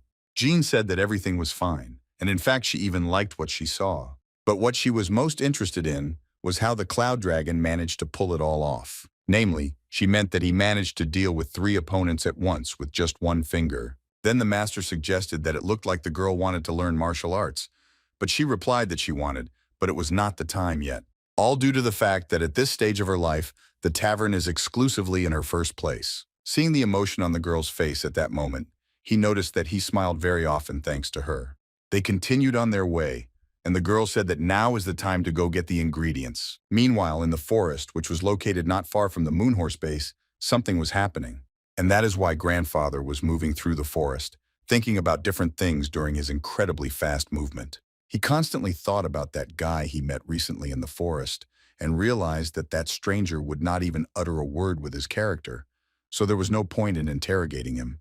Kunlun had not taken his advice into account for more than 10 years, and the old man did not particularly like it. How can such energy come from a Kunlun person? He did not understand and was ready to do a lot to find the answer to his question. When he approached the entrance to this sect, he saw that the entrance inside was not particularly well guarded. Especially when his body found itself right near the gate, and no one even noticed his arrival, one could understand that the sect was not serious. Because of his poor eyesight, he thought that the 2 guards who were sleeping at the entrance were already dead. Then he simply walked past them and opened the gate, thereby entering the sect's territory. This action woke up the guards, and they immediately began to detain the intruder. When they asked him to introduce himself, he said that his name was Nogok, and he came here to find out something. Then the guards looked at each other, as they were slightly frightened that this intruder really answered all the questions. Why did they put their weapons in front of his face, and added that there is no place for beggars in this sacred place, so it is better for him to get out? But the grandfather did not react to their prohibitions and made a breakthrough, thereby breaking through the weapons of the guards. After this breakthrough, he simply calmly began to walk forward, thereby getting closer and closer to the center of the sect's territory. One of the guards caught up with him, and thereby took him by the shoulder and ordered him to leave again, in my opinion. Then the old man, without even moving his hand much, was able to send this guy into the air to a height of about 5 meters. After that, the guy fell to the ground and hit his body and head very hard on a hard stone. The second guard, who stood right next to the old man, shouted that he would not leave this just like that, and the old man would pay for his actions. He prepared to strike at the back of his opponent, but at the moment when he wanted to do this, time seemed to stop around him. A moment later, the old man hit him on the head with his wooden staff, thereby causing quite impressive damage. The security guard also fell to the ground and was unable to move after receiving a severe concussion. The old man continued his movement, and meanwhile the first guard was able to come to his senses and hastily began to take out some object from his pouch. With trembling hands, he took out this object and began to blow into it. It turned out that it was a whistle. The whistle was so loud that within seconds the old man was surrounded by clan members and prepared to attack him. But before doing this, they didn't just surround the uninvited Kostya, and with swords at the ready, they looked straight into his soul. The old man, in turn, only stopped and did not even make any movements, but simply watched. And all he needed to find out now was where such strong dream energy was located. And looking around, he could not find where the very source that he had been trying to find for so long was. No matter how much he looked around, he was never able to achieve the goal he set upon arrival. But suddenly, his thoughts were interrupted by someone's voice. It turned out that it was one of the masters of the Kunlun clan. This master looked at his students and said that in front of them was the leader of a gang of beggars named Nogok. All the Kunlun members couldn't believe it since they only knew one Nogok, namely the one who was the 5th of the 7 strongest masters in Murim. Then this teacher turned to the other teachers and asked them to spend more time teaching students, since they do not even know such basics. After this, the teacher turned to the old man and said that he was asking for forgiveness, and also added that now he could move on. But the grandfather only said that he was too rude, and at the same time continued to move forward. He was approaching closer and closer to the building that was located here in the center, and was absolutely not responsible for the words spoken to his back. One of the clan members approached the teacher to ask why lately masters appear out of nowhere and create a crush in the sect. Grandfather, meanwhile, looked around and thought that perhaps he was possessed by the energy of a dream, and in fact he made a mistake. All these tense moments made him tired very quickly, and he realized that he needed to drop into a tavern and drink some mash. Meanwhile, Bayok and the girl arrived at the tavern, and the guy noticed that the table was broken. He looked towards those mercenaries who were watching the building, but they said that it was not them. The guy thought deeply and remembered the interior of the tavern in which they were together with the jinn. Everything in their inn was not as colorful as in that place, and so he decided to make a new stone table. Moreover, it was necessary to make it a little thinner so that the mistress could move it if necessary. To do this, he used energy and directed it towards the stone, which was also summoned from under the earth. With just one movement of his hand, he managed to cut this stone into several pieces and create an even cut in the middle. The three mercenaries who watched all this through the doors still could not get used to what this master could do. The action for the grandfather moved to the place where the inn was now located, and when he approached the entrance, he was surprised that this place was still functional. Then the old man felt a very interesting sensation inside his body, and it seemed slightly foreign to him. Moreover, it was difficult to believe that it was near this godforsaken taktir that he would feel nothing more than the energy of a dream. Beck looked very focused at the piece of stone that he was using energy to adjust so that it was suitable for creating a new table. It was necessary to prepare a few more legs, and then the last table could be considered complete. He added the final legs, and then the new functional interior elements for the tavern were completed. Then he looked toward the mercenaries and ordered them to take the last table and bring it inside. They immediately ran up to the Cloud Dragon and took the table that had just been made, thanks to the energy of the dream. The Cloud Dragon liked how everything was happening now, and how easy the repairs were in general. Jean also really liked all the changes that were happening in the tavern, and she noticed that with the stone tables the decoration was very fresh. Nan, who examined all these tables, said that they were very cold, and it was unlikely that anyone would like them. As soon as he said this, the grandfather who ran into the tavern from the street and immediately fell on one of these tables right from above. Then the mercenary said that it looks like he found someone who likes this table. In fact, the grandfather did this because the inn was filled with dream energy. He immediately looked at the mercenaries and asked them who made this lovely table. Without thinking twice, each of them pointed his finger at the master, who at that time was wiping the unfinished tables with a rag. Grandfather approached him because he had a topic to talk with Biok. He really wanted to know a lot from him. When the old man approached, the Cloud Dragon did not immediately understand what he wanted from him. Everything became even stranger when the old man began to walk in a circle and examine Biok from all sides. He doesn't like the fact that he felt nothing coming from this young man. Even internal energy was not noticeable. Therefore, after a few seconds of silence, he asked Biok if he would give him a minute. But he replied that he only talks to guests. The old man thought about it, and after a few seconds he began to look a little angrier than usual because of what he had just heard from the guy. Then the Cloud Dragon turned to the mercenaries and asked them to serve the new guest who wants to drink and eat delicious food. The weather outside at that time was really lovely, and because of this mood, everyone who was inside was simply wonderful. Gina brought food to the old man, and at first he treated her with some skepticism. But when he saw what this food looked like, he was very happy, not least because this kuksu was full of song energy. But more than that, the taste was incredibly wonderful, and so he literally drank the entire broth in a matter of seconds. After the gangway was completed, he told Biok that his name was Nogok, and he came from a gang of beggars. Then the hero introduced himself, said his name, and also added that he was a cook from the Kunlun Tavern.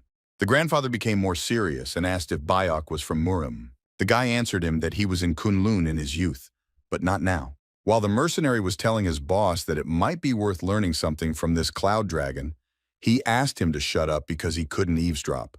Nen tried to understand what they were talking about and what he meant when he said that in his youth he was in Kunlun because he is still young. Then the old man asked the Cloud Dragon how old he was now, and he thought a little and answered that he was definitely more than 100. Nogok was waiting for the moment when his interlocutor would say that this was all a joke and start laughing loudly. But since this did not happen, he jumped up from the table and said that he knew it, namely that the guy was using this technique of youth. He also added that he himself was 115 years old and asked the Cloud Dragon if he knew Unyopchina. The action moved to a place where members of the Kunlun sect were now chained to several pillars. It seems that for some reason they were not conscious, and therefore those who woke up earlier woke up those who were still sleeping. When the last of them regained consciousness, he asked his mentor what he was doing here and why they were all connected. It was completely unclear who did this to them and what happened before they got here. Suddenly, someone came into the room and gave orders to his minions to take everyone chained out onto the street. The fighters of the Kunlun sect were very scared when the minions went inside, since at that time nothing was clear yet. They shouted very loudly and ordered them not to do what they were ordered, but it seems that the henchmen were motivated to do what they were told. A few moments later, they were all outside, still tied up.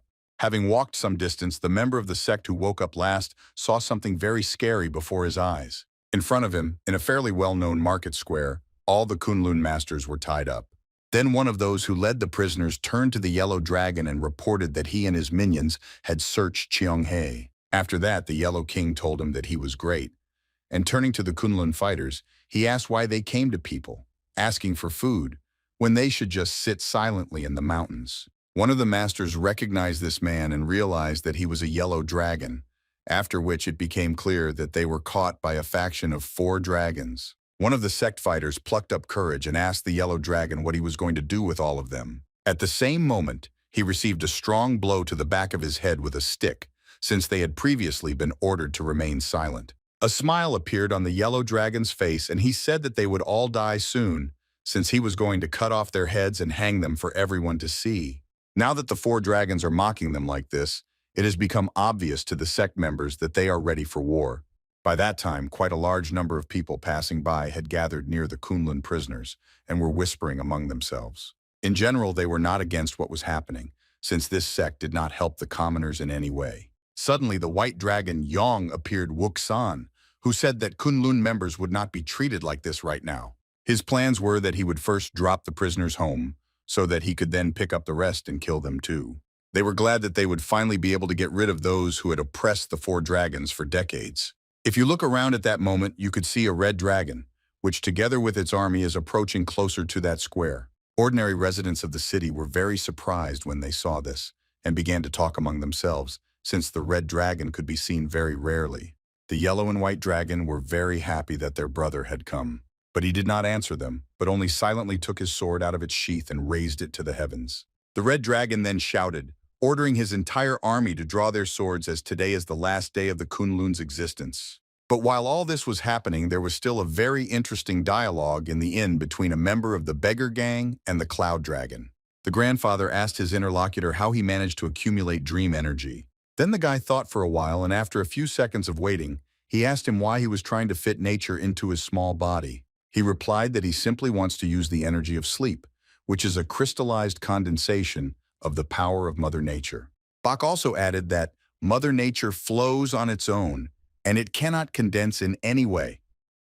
This is no different from learning any mental method and imbuing it with internal energy. When the cloud dragon said this phrase, it was clear from the grandfather's face that he heard what he had wanted to hear for a very long time. Beck in turn was pleased that he was able to help a kind man so easily. After a pause, Cloud Dragon said that in order to obtain this energy, you should not try to get the energy of nature. Grandfather realized very quickly that he was stupid, since he was always obsessed with the thought of wanting to reach a higher level than others. He was constantly comparing and greedy, and seemed to have lost himself in the abyss of his arrogance. The grandfather was very grateful that the interlocutor opened his eyes to himself. It was time to leave. And then Nogok turned his head to the cloud dragon and asked if he could look here from time to time. Without thinking twice, Beck answered him that he could come here as a guest anytime. The 3 bandits who were sitting at the table and watching all this were slightly puzzled. One of them even asked the others if he was really trying to make the old man a permanent guest.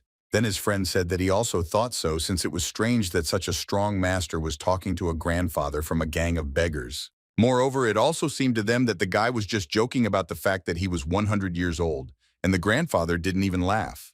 But their captain said that there was no reason to laugh in this situation. He got up from the table and ordered them to leave as quickly as possible, since there was no point in staying here anymore. Jean, who was passing by, noticed that the guests were about to leave and came closer to them.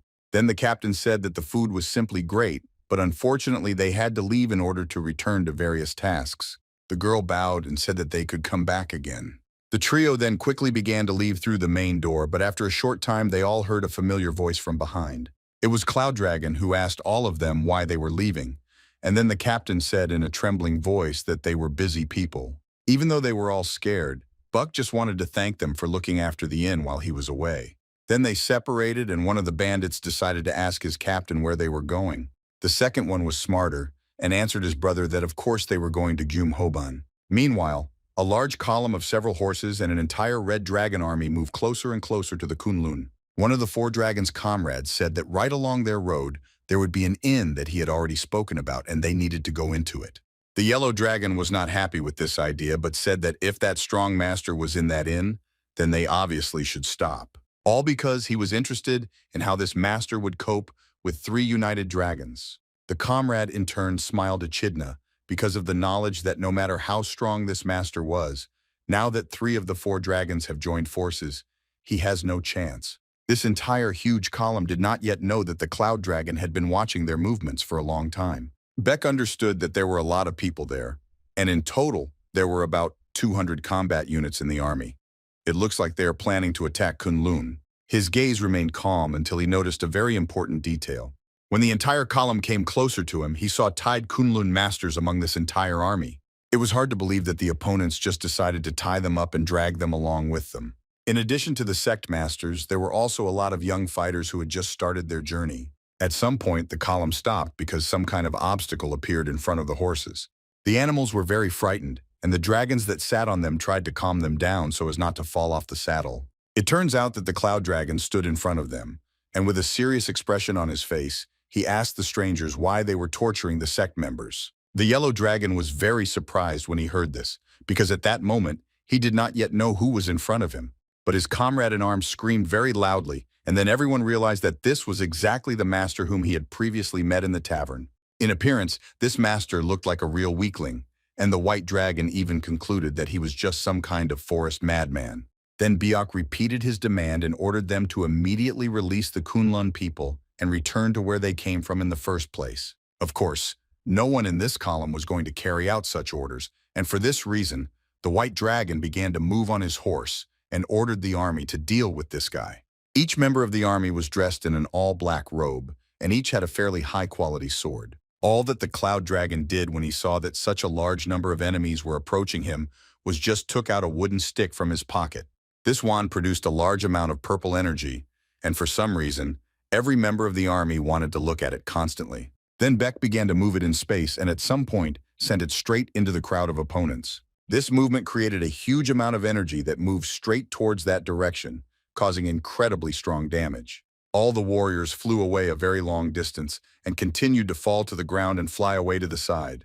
The Yellow Dragon and the White Dragon could not understand how all this could happen, since the master managed to put a detachment of troops on his shoulder blades with just one movement of a wooden stick. The White Dragon was much more furious and said that he had heard about it, and it seems that in front of them is now a sulfur fire that was created in the west. He didn't understand where he got this jewel from, but despite all this, he pushed off the ground in order to make an attack. In his head, there was only self-confidence, since he believed that such a technique would not work on him.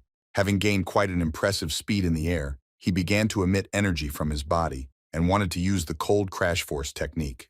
But what was very strange was that the Cloud Dragon did not even move, but only looked at the White Dragon approaching in his direction. Yonguk-san began to notice that he should have already reached his opponent, but for some reason it seemed to him that he was still far away. Then he became even more scared because Beck would again take that wooden stick with his hand. One swing and a large amount of energy flowed straight from the tips of this wand and flew towards the White Dragon. This blow was incredibly strong, and the body of the strong and great master flew into the crowd of warriors behind him. The force was so great that immediately 30 fighters who were there also fell to the ground. They were scattered like bowling pins in different directions and could not control their balance. The largest number of all soldiers were now immobilized from having received a large number of closed wounds. The White Dragon in turn was lying on the floor and spitting blood from the fact that he had just survived a rather strong blow. Quaxon ran up to him to ask his brother what the hell this was and what just happened. Then the master answered him that it seemed to him that from that moment his inner strength was destroyed. It was difficult for the Yellow Dragon to believe this, since he was still a little aware that such great consequences could happen after just one missed blow. Well, then Uksan continued and said that he didn't know how the enemy was able to eliminate her. It was very difficult to even maintain the energy to stand, and after a few seconds the White Dragon fell to the ground. Now the Red Dragon approached Biak, and for some time he just stood and looked him straight in the eyes. The Red Dragon was known for being one of the most powerful warriors in the lands where he lived.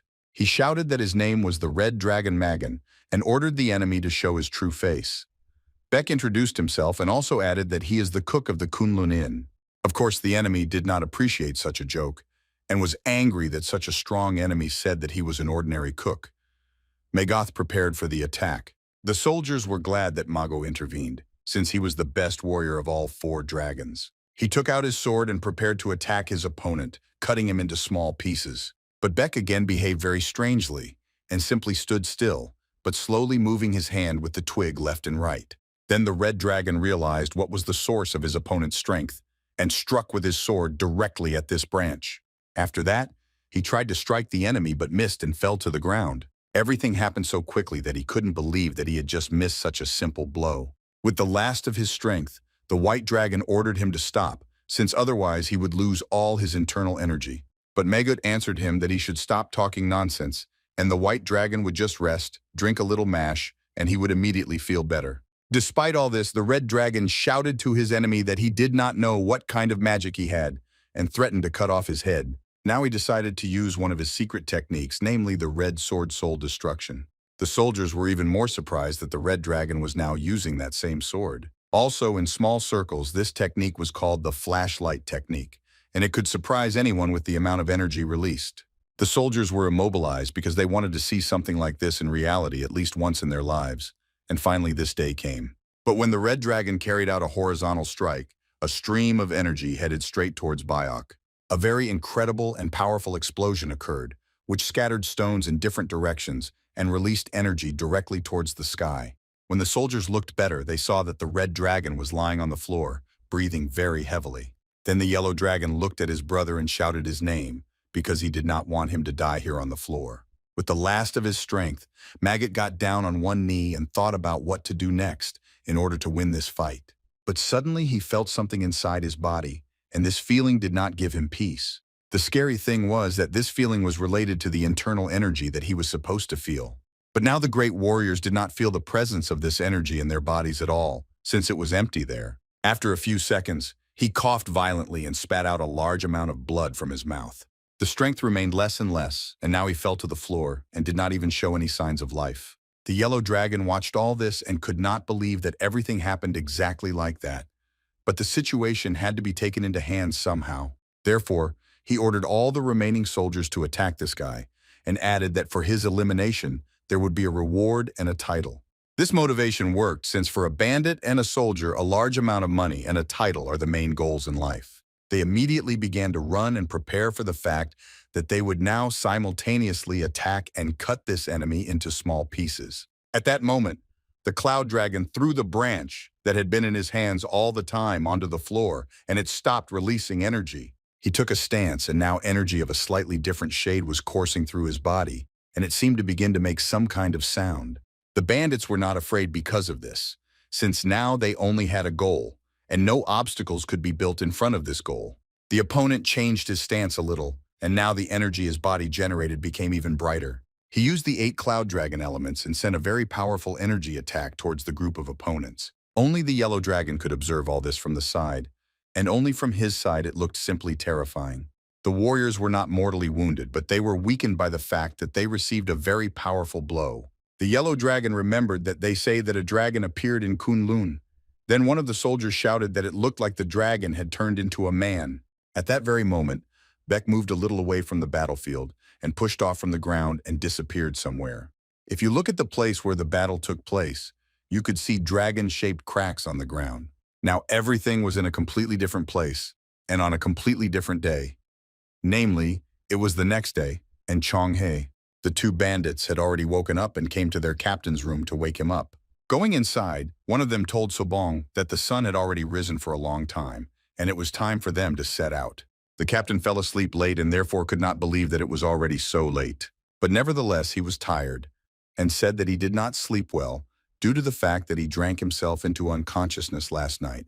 They began to walk along the corridor to the street, and then one of the bandits said that Sobong could drink while he had the chance, since it was unclear what task the leader in Gyumhoban would give them. The group of 3 people was very different, but they were united by the feeling of hunger at that moment. Even Sobong said that he really wanted to eat that kuksa from the inn again, and he still didn't understand why it was so tastier than all the others. Well, while they were all talking about where they should eat, the Sobun noticed a very large fire in the distance behind several houses. They immediately began to run in that direction, as the captain quickly realized that Gumhoban was located approximately in that place. Here they saw a local resident who also noticed this fire and stood a short distance from it. Sobon ran to the prison room towards the fire and found someone screaming, asking who dared to do this and when. Then the stranger said that the news was late, but he heard that a dragon had appeared in Kunlun. The captain assumed that he was talking about the faction of 4 dragons, but the stranger said that in fact, they say that a man turned into a dragon and swept away the other 3 factions. The leader was also there and died.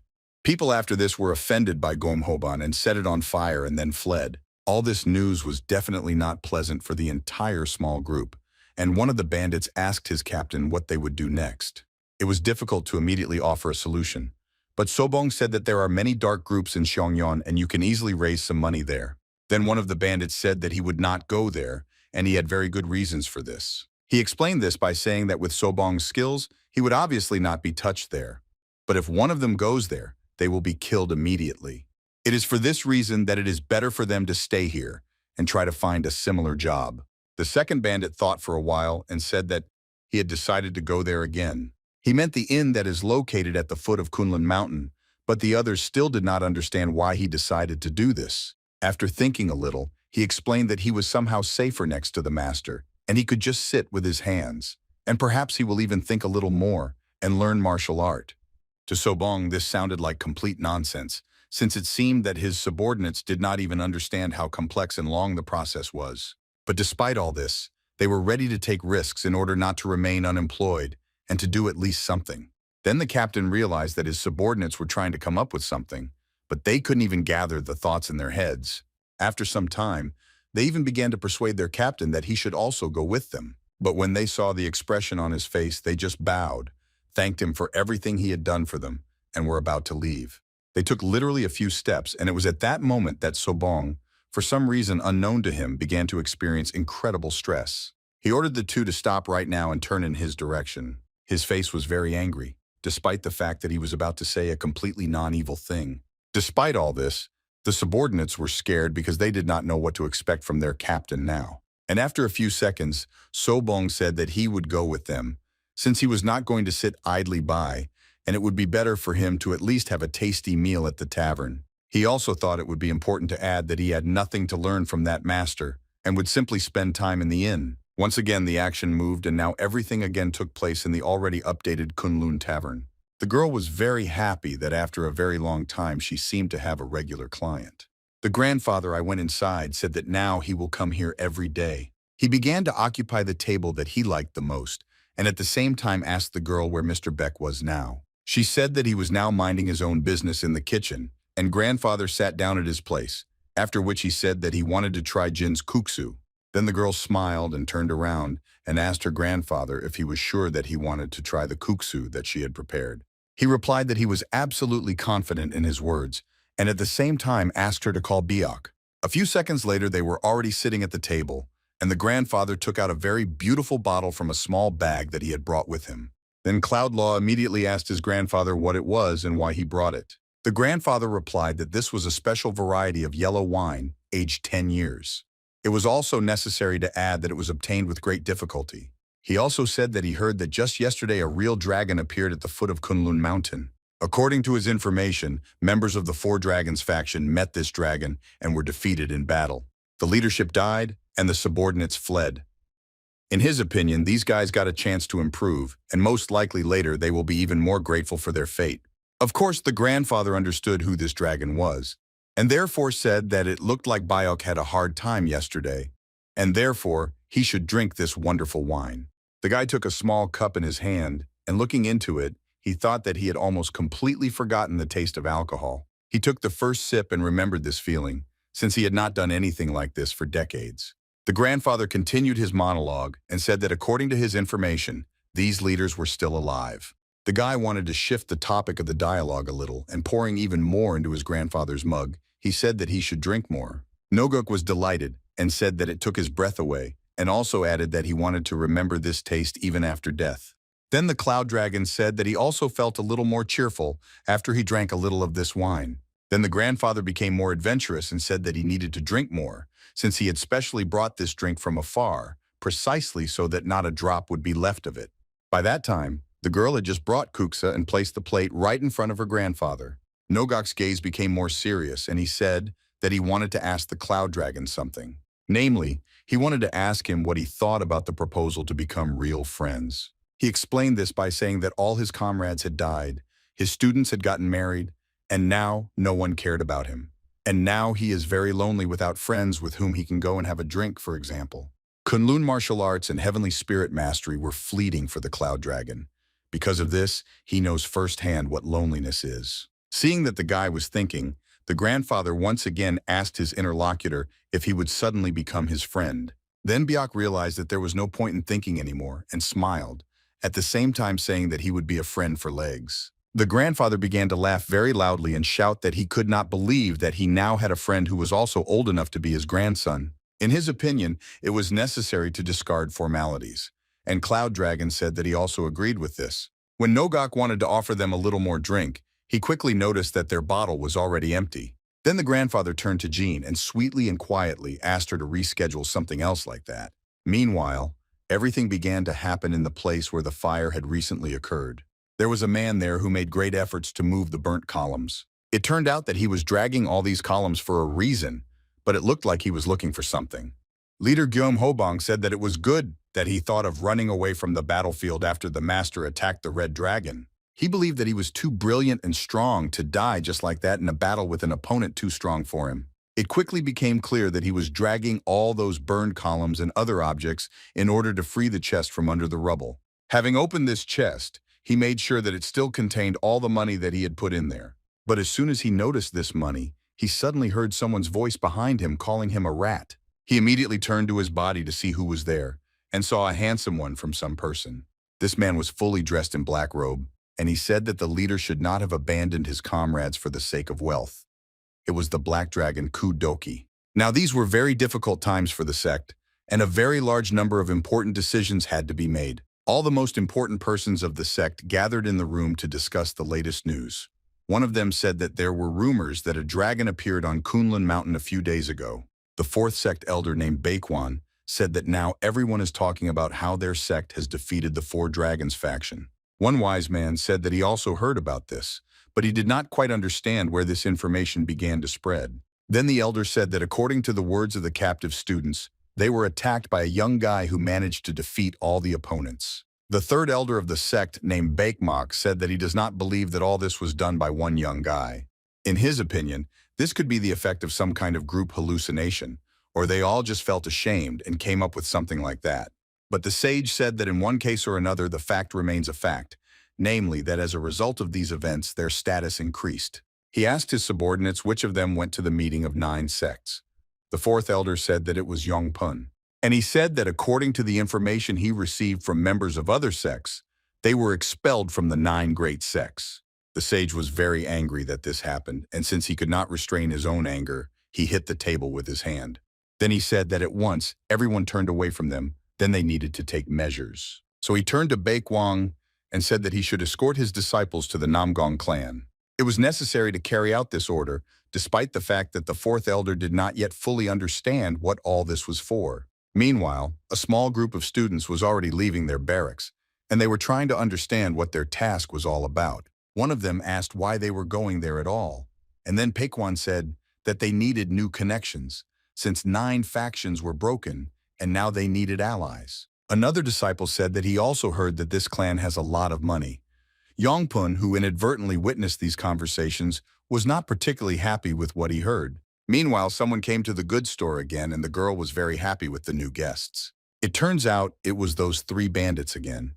Everyone who was in the tavern did not understand why they returned so quickly if they were out on some business. Then the Troika said that they resolved all matters very quickly, and for this reason, they would remain here for a short time. But when one of the bandits passed by, he said in a whisper that in fact they came because they missed the cake. Sobong, as usual, began to look around as soon as he entered the room and noticed that their very interesting acquaintance was there. Namely, he saw how this man eats, then does it very greedily and quickly, as if he had done this for a very long time. It took him a few more seconds to understand that this was the Choki they had been looking for not so long ago. When the guy noticed that in front of him, there were those who had been looking for him for a very long time, he immediately got up from the table and tried to start running away towards the back exit that was in the kitchen. But the captain, without much effort, managed to catch him by his clothes and hold him very tightly.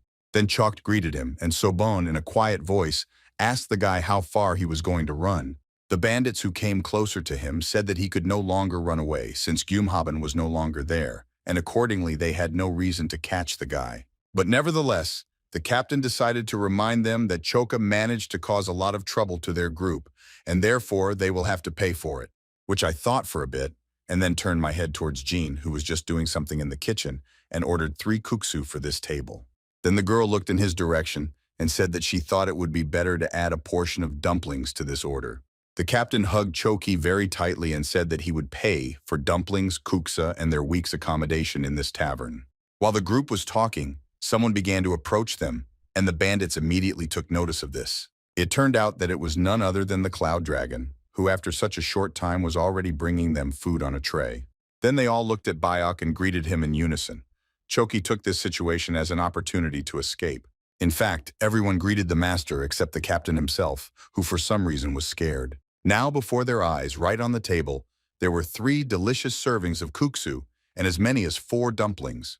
Then Beck smiled a little and said that he added a little more because he analyzed the situation at their table. He added another dumpling because there was still a 4th person at their table.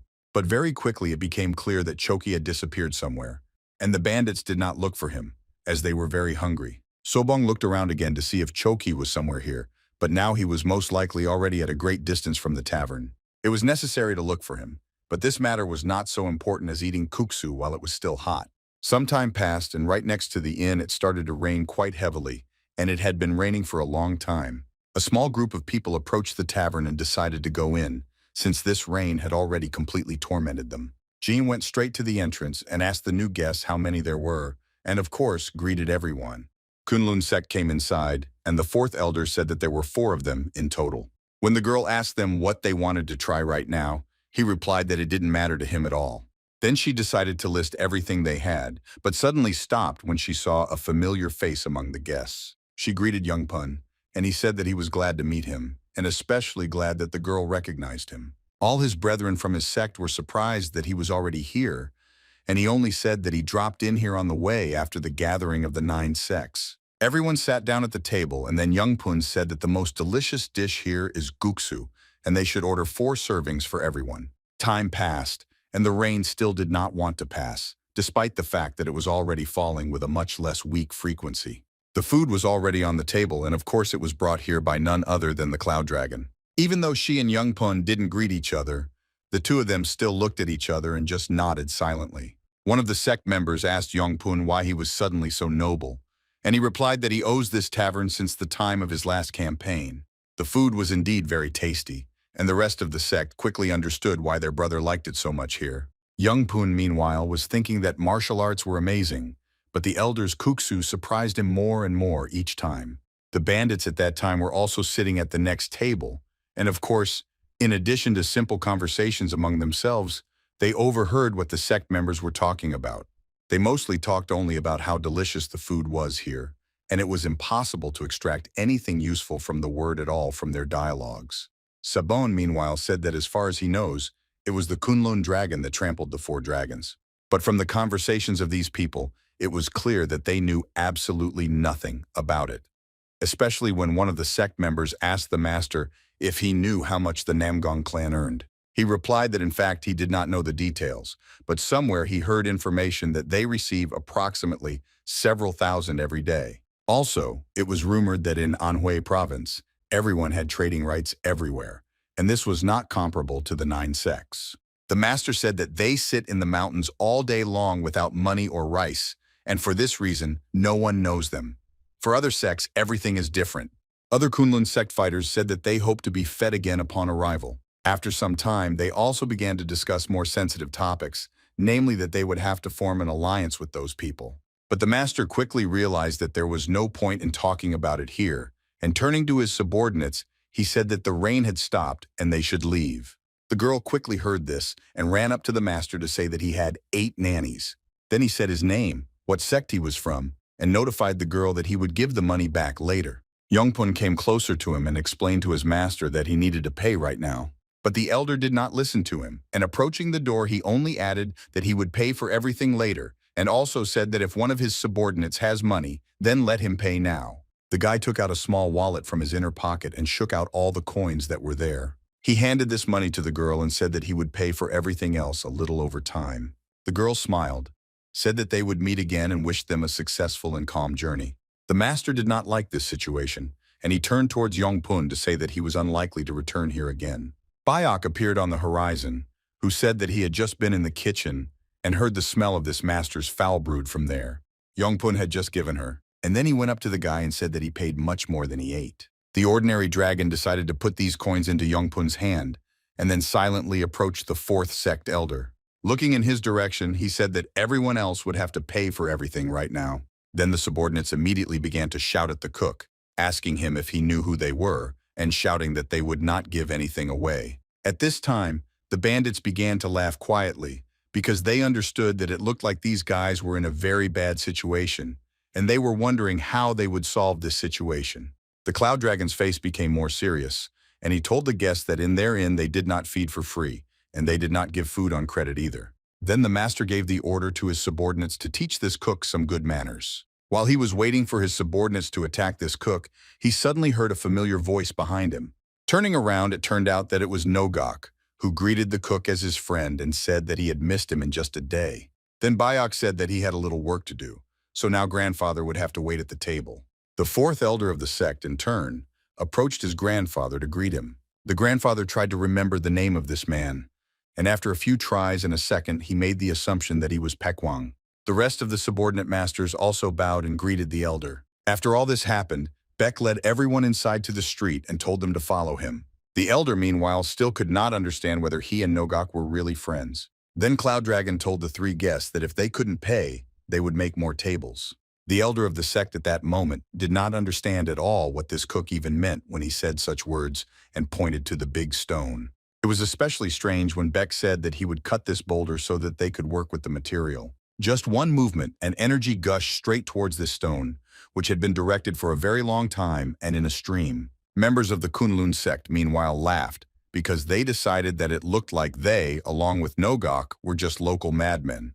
But after a few seconds, they heard a crash from this stone, and this made them stop laughing instantly. Inside this large wave, which cut it into several almost equal parts. At that time, Yongpun sat down at the table at which there was already an old man, who at the same time greeted him.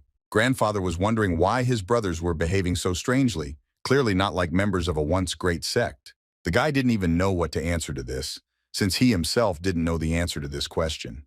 Meanwhile, his brothers were on the street and observed real miracles. As they listened to Cloud Dragon ordering them to make a table out of this stone, they couldn't help but feel a sense of shock. The elder of the sect could not understand how this could happen, and only now he realized that all those tables in the tavern were made of real stone. Beck outlined the rules and said that one kuksu is equal in price to one table, therefore they only need to make 3 tables in order to leave here. Moreover, he added that the table should be so smooth that even a child could not get hurt on it if he really wanted to. When one of the clan members said that this is impossible since they are not sculptors. Then the Cloud Dragon said that in this case they will not leave here. Grandfather, who was watching all this from his desk through the open door, said that it seemed that the Cloud Dragon was slightly angry. The action moved briefly to another place, which was hidden high in the mountains. On his throne sat a black dragon named Kudoki, who spoke with the leader of Gumhoban about why he abandoned his brothers and fled. The man tried to explain himself, and said that he apologized for his cowardice, and added that then he was only thinking about his safety. The Black Dragon didn't care at all about these words, and so he simply asked the leader who did it. The Kunlun were behind it all. His voice began to tremble even more when he said that, in fact, it was not the masters from the Kunlun sect, but the cook from the Kunlun Inn. Then he also added that although it sounds strange, he already told the Yellow Dragon about this once, and he didn't believe him either. The Black Dragon needed a little more time to think about everything, but the only thing he wanted now was to stop seeing this coward in front of him. Therefore, he ordered his subordinates to immediately grab him and take him away from here as quickly as possible. His voice became quieter, and he told the Gomhoben leader that he could not forgive him and therefore he would have to die. The man constantly shouted something and said that he would give up all his property in exchange for his life. But the Black Dragon was not very interested in this, since he already had at hand the same chest with all the money of the leader of the Gumhoban. It was not clear whether he was lying, since a truly ordinary guy would hardly be able to eliminate 3 dragons at once in one battle. But also, before he heard this information from the leader, He thought that there were several opponents there, and they attacked his brothers in a group. Meanwhile, the members of the Kunlun sect tried very hard to cut the stone evenly. One of them guessed that in order to cut a stone, you need to take a sword, wrap its blade in a thick rag, and stand in a stance. After this, you need to use the skill of standing as a pillar and put a very large amount of effort by pressing on this stone. With one movement, the sect member managed to cut this stone into two parts with his sword. He turned his head towards the master and said that he should also try something similar. But in response, the master only exhaled all the air that was in his lungs and said that of course he was not going to do this. This is because he, as the fourth elder of the sect named Baikwang, will not tolerate such treatment. After the master said this, he turned around and slowly began to walk further and further from the inn. When one of his subordinates asked what he would do when Bayok found out about all this, he replied that he simply wouldn't find out, and that's all. One of the members of all of you said that he would still go to see what the master was doing, and then he would return. He came close to the tavern to look in and see what was happening inside. With just one eye, he managed to see that Yongpun was sitting at the table, along with the cook himself and Nogok. Then he returned and told everyone else that this was their chance, since they were chatting, and he would definitely not notice that they had run away. The master gave the order to his subordinates to hurry up, since it was impossible to hesitate now, and they needed to run as quickly as possible. One of them asked what to do with Yonpun, and then the master replied that he seemed to like it in this inn, so he should leave without him. Meanwhile, Cloud Dragon was talking to her old acquaintance about whether he was making progress. He replied that he had not forgotten what the master taught him and now he trains every day. Then Biok said that Youngpun should not be arrogant, since he has not yet reached the level to do this. Then grandfather told Yongpun that if he knew that he was a disciple of the Cloud Dragon, he certainly would not have been rude to him. It was not entirely clear why the guy didn't really want to be called a disciple of the Cloud Dragon, but Biok didn't react to this statement. Grandfather turned his head towards the boy and said that he was indeed a real student. Then he leaned closer to him and asked if he wanted him to teach him something too. For the guy, it was a very important chance to learn something from the elder Nogok himself. But he only answered that he is a student of Kunlun and therefore cannot receive knowledge from anyone except those associated with the sect. Then the grandfather replied that he was a real member of the Kunlun sect. All this time, the Cloud Dragon was calm, but only for the last few seconds, he looked focused at some wall and then said that he would go away for a minute. Meanwhile, the three sect members ran very quickly and tried to catch up with their master, who, meanwhile, said that they should remember one very important truth. Namely that they run away not because they are afraid, but because here they are wasting a lot of precious time. But while the sect elder was saying this, he suddenly saw Beck in front of him, standing unwaveringly right in their path. Cloud Dragon then shouted that he didn't expect the Kunlun sect members to be so stupid. Screams could be heard near the inn, and then Yongpun and his grandfather decided to go outside to see what was the source of these sounds. Opening the doors, they saw her right next to the entrance to the inn of those three Yonpun brothers who were lying on the floor and in pain. The Cloud Dragon said that they would have to stay here for a while. The action moved to another place, which was very remote, and which a very limited number of people knew about. It looked like a small temple that had not been visited by people for a very long time. Everything here, it was as if there was absolutely no one here and never would be again. But in fact, there was one person here who cleaned the area from time to time, but did it in such a way that it was still clear that the temple was not visited. While this man was cleaning, he suddenly heard that the bypass gate had opened and someone was approaching him. A guy walked through them and immediately greeted the man who was just working on what kind of metal the steps were. Then the man bowed and said that he had not seen a black dragon for a very long time. It took him a few seconds to understand that the black dragon came here because he again needed to eliminate someone. The black dragon told him that for 10 nannies he would send a killer worth 10 nannies, and for 100 he would send someone worth 100 nannies. That's why he brought 100,000 nannies with him in order to eliminate one target. The man was very frightened at that moment because he could not understand who needed to be killed since they were offering such a large amount of money. Of course, he noticed that this was a very large amount and assumed that the target was someone from the Wudang sect. But in response, the black dragon only took out some object from his inner pocket. It quickly became clear that this was a scroll depicting a schematic image of a cook from a Kunlun inn. The man was even more surprised and frightened when he realized that the black dragon was offering such a large amount of money for the cook. But then he answered him that he should not underestimate this enemy, since all his brothers were killed by him quite recently. The man took a small chest with this money for himself and said that they had now agreed. And he also added that from now on he can consider this cook already dead. Meanwhile, the grandfather's dialogue with his old friend continued, and it seemed that it was becoming more and more interesting. He asked Yongpun if all four of them were really going to go to the Namgung clan. He didn't even have time to answer anything when he already said to Gog that it was better for him to go on his own, since if he goes there with his master, he will only disgrace himself. The guy agreed with this, since his master and other brothers are very often disgraced in such situations. But still, before making this decision, he needed to talk and ask permission from his master. Meanwhile, work was taking place on the street near the tavern, which was now leveling the stone in order to make it smooth. The sect members were very happy that everything worked out for them, and they weren't even particularly tired. They constantly suggested that their master also try to do this several times, so that they would finish faster. He was very proud and very reluctant to help them, despite the fact that they really needed to finish faster in order to get to their destination. After some time, the subordinates said that they were already very hungry and would soon die of hunger. Then the cloud dragon, who was just passing nearby, approached them and said that no one forbade them to eat. They were very happy that they could actually eat, and one of them said that they would just have one kuksu each. But Beck warned them that after the meal, they would have to make 2 more tables in order to pay for it. Yongpun came outside and decided to talk to his master. He gathered all his strength and confidence into a fist and said that he thought that he should go to the Namgung clan alone. Then the master asked him what he suddenly thought of if all his brothers and the master were here. But Yongpun informed him that if he did not leave now, they would violate the scheduled arrival date. The master was very unpleasant that his subordinate believed in himself and was now insolent and humiliating him in front of the rest of his brothers. The cloud dragon wanted to support his comrade in this situation and told himself that he would help him in any way. The master realized that this situation needed to be resolved somehow and came closer to Bayok. In a low voice, he asked him to leave, as they had very urgent business to attend to. But the cloud dragon didn't even listen to him and said that he would leave only when he completed the table completely. By that time, Nogok also came out into the street and said that the master should send the student first, because if they break their promises, they will become a real laughingstock. The master saw no other way out and said that he understood the elder and would act as needed. Yongpun thought for a while and said that he was leaving and needed permission from his master.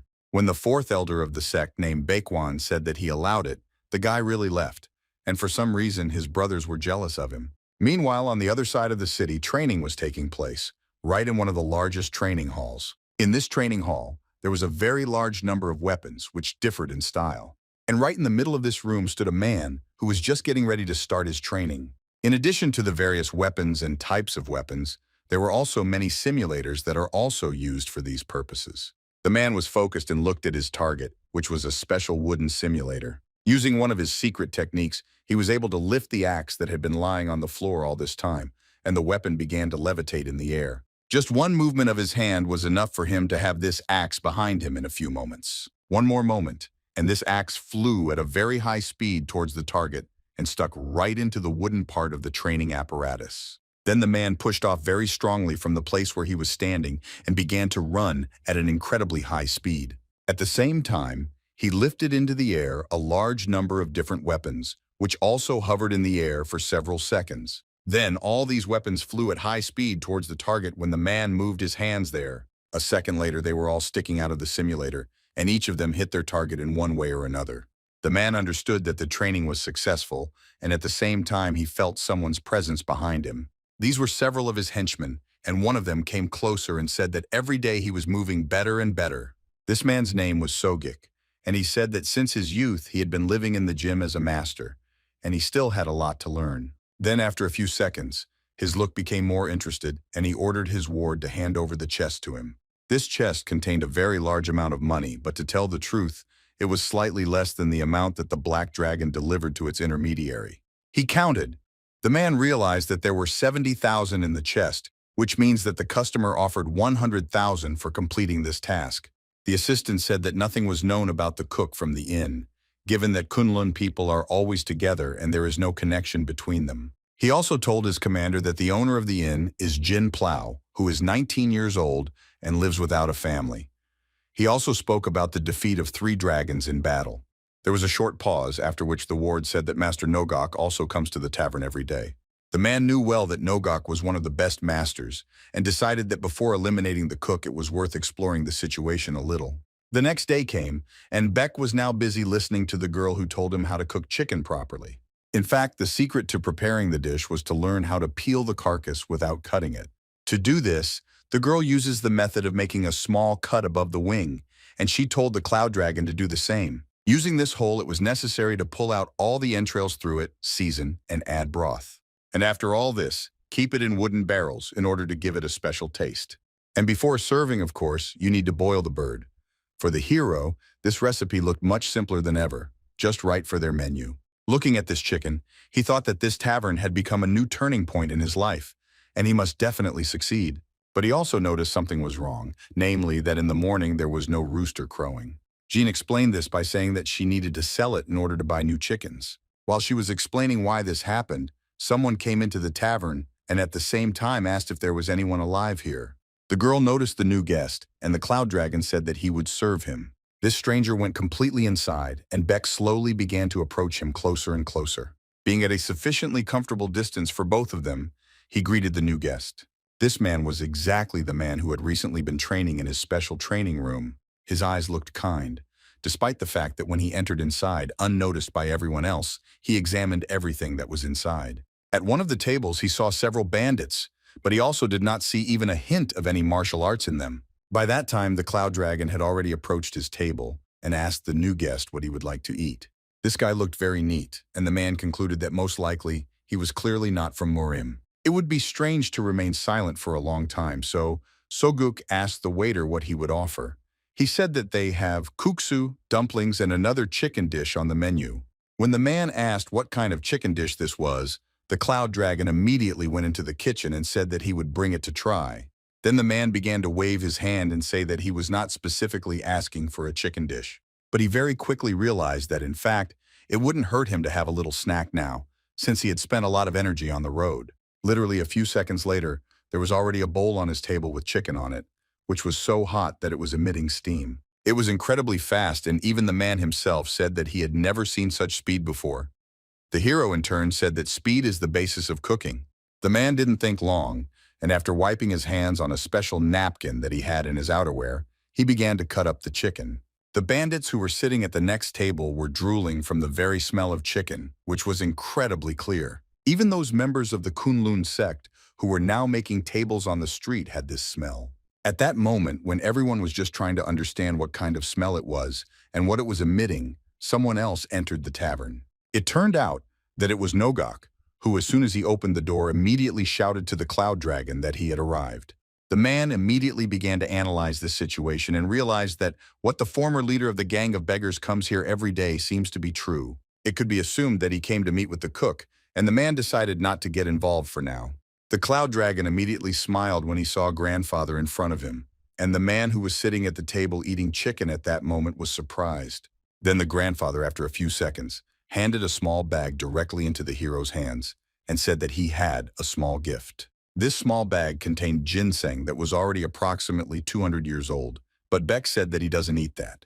Then Nogok said that he knew that the hero would not eat food like that, but the girl clearly would not refuse. At that moment, the hero just thought that it would not hurt Jin to train his martial arts, if only for the sake of his own health. Therefore, Beck accepted this gift from grandfather and said that he was a very excellent friend, which made him laugh. Now it became clear to the man at the table that the guy who had just accepted the gift was his goal, and as soon as Nogok left, he needed to be grabbed and taken away from here. But he very quickly changed his mind at the moment when his grandfather asked the cook why such a beautiful place stinks so much.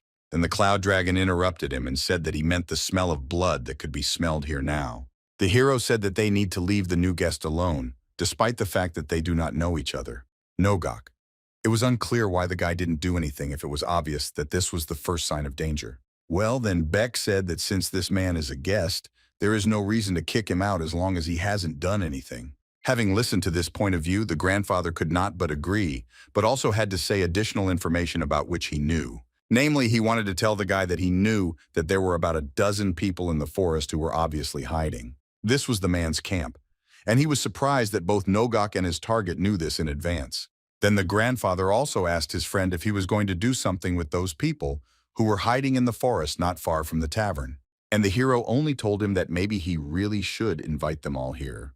This approach brought a smile to Nogok's face, and he offered his friend a little drink. It seems that the killer was misled by this guy's neatness. It became clear that if he had rushed a few minutes ago, he most likely would have died right here. His whole body was trembling and afraid, since on top of everything he couldn't put away the knife that had been lying on his lap all this time. The Cloud Dragon and his grandfather were sitting at the table, and at one point Nogok said that this new guest was shaking very much and seemed to be about to leave. And so it turned out, the man with shaking hands approached the girl and asked how much he should pay for all this. Jin Sohee said that his lunch would cost 145 mun. He very restrainedly asked the girl why it was so expensive, but then she said that he ate the most expensive dish on the menu.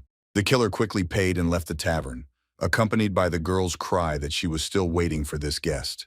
Having gained a sufficiently safe distance, the man pushed off the ground very strongly and picked up speed as much as possible. After some time, one of his subordinates ran up to him, and he did this in order to ask his master a question. Namely, he wanted to ask how everything went and whether they should gather to make a counterattack. But Sogyuk, in turn, ordered them not to ask anything, but instead, it was better to leave here as quickly as possible. In order to understand what happened next, you need to move back a month and move in space to the Tian Shan Mountains. These places were truly fabulous, as the nature here was truly very amazing. There were no settlements here, and people rarely walked here, but everything changed when, among all this nature, a frantic scream was heard. It became louder and louder, and it seemed like it was coming from one of the caves that was nearby. If you get closer to this cave, you could hear this loud screech and even louder scream. Right at the end of this cave, there was a man who was in a state of shock, and because of this, he was screaming loudly. His hands were chained to the rock, and his entire body was emitting purple energy. But literally after a few minutes, he stopped screaming, because the energy stopped leaving his body and he stopped feeling pain. A smile appeared on his face, and he said that he was pleased with himself since he managed to pass all 3 levels. It was the best blood demon in the magical arts named Kujachion. He was the leader of the Heavenly Demon Temple and the master of 100,000 demon minions. But this man was dissatisfied with his position and wanted to conquer the world. Did heaven change his cruel desire? By the end of his life, he got what he wanted. Namely, the skill of the heavenly demon. His hands fell upon the best teachings of the central plane, left by the heavenly demon, the founder of the magical arts. After painful closed training, only the 3rd technique of the heavenly demonic sword remained. Now, after learning the first technique, incredible changes have occurred in his body. He had undergone a complete bone transformation, and now his body was much stronger than the strongest stone. When he mastered the 2nd Great Destruction technique, he turned back time and was able to easily control it. He started with the rejuvenation technique, and thanks to this, he was able to regain his youthful years. And finally, he managed to master the 3rd technique, which turned out to be elusive. But also with all this power came negative effects. For example, he now didn't even remember his real name. It was necessary to deal with all this and somehow get out of the situation. So he strongly strained his hands in order to destroy the shackles on them.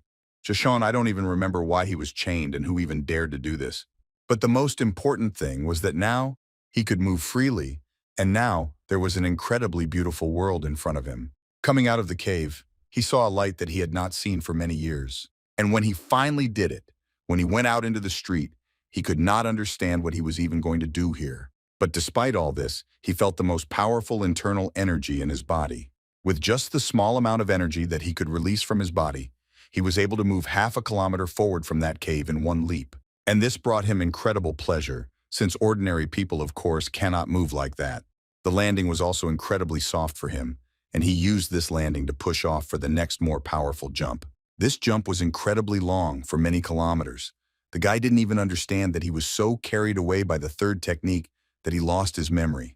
Jashon flew for a whole month and enjoyed his movement. He did not get tired of it for a very long time. Further actions have already moved to the present time and moved across space to the Kunlun Mountains. The killer gathered all his subordinates in one place and said that everyone should listen to them now very carefully. According to his observations, the inn cook who was their target is a monster never seen before. Sogik also added that he is not going to undermine the trust of his customer, so this mission cannot be abandoned. At this time, someone appeared right next to his subordinates and asked the killer what he was muttering there. This stranger was the best blood demon in the magical arts, and he asked those present if they had food. They were all very surprised by such impudence, and Sogik even wondered where he even came from here. Then this young guy repeated his line again, saying that he was hungry and he wanted them to give him something to eat. They immediately began to attack the intruder, and at the same time shouting how dare he even talk to them like that. This attack was very unexpected, and at the same time, but due to the fact that Jiashong could control time, such an attack lasted a very long time for him. He had enough time to hit the slegonets on the ground with his foot, and thereby free a large number of stones from under it. These stones flew at the opponents at very high speed, and each of them eliminated at least one. Soguk simply watched all this in surprise and could not believe that over the past half-day he had met several monsters at once. It was simply impossible to believe that there was a master who had just eliminated a dozen professional killers with just one stamp of his foot. He asked his opponent what he was doing, but it was more likely not a manifestation of rage but of fear.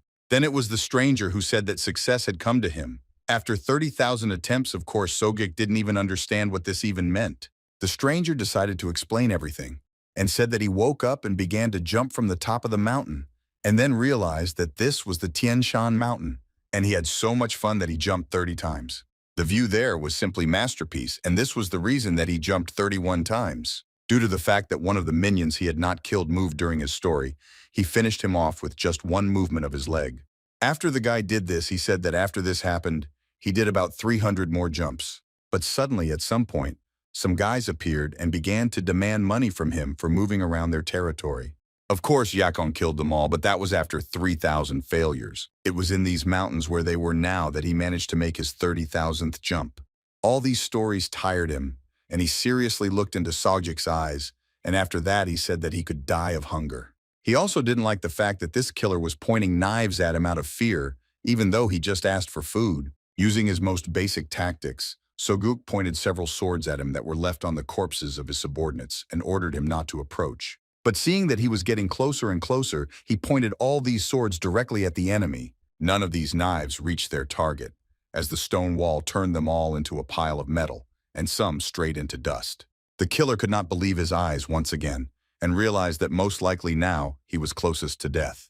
Blood Demon in the magical arts appeared in front of his body, and it seemed that he had no intention of letting his opponent go. With just one wave of his hand, he made a 20-centimeter hole in Soguk's body, and he began to fall to the ground. All that killer managed to do was just scream, but this death was almost instantaneous, so it did not last long. When his body almost touched the ground, Jiashong raised his leg and said that he should leave if he has nothing. A moment later, he kicked his opponent in the stomach, and he flew at incredibly high speed straight into the sky and never fell. When his stomach made itself felt again, he said that all this made him want to eat even more. A short amount of time passed, and the action again moved to the inn, which was now ready to receive new guests. And there were indeed guests, because after a while someone came into the tavern. The bandits immediately drew attention to who it was and looked carefully at the new guest.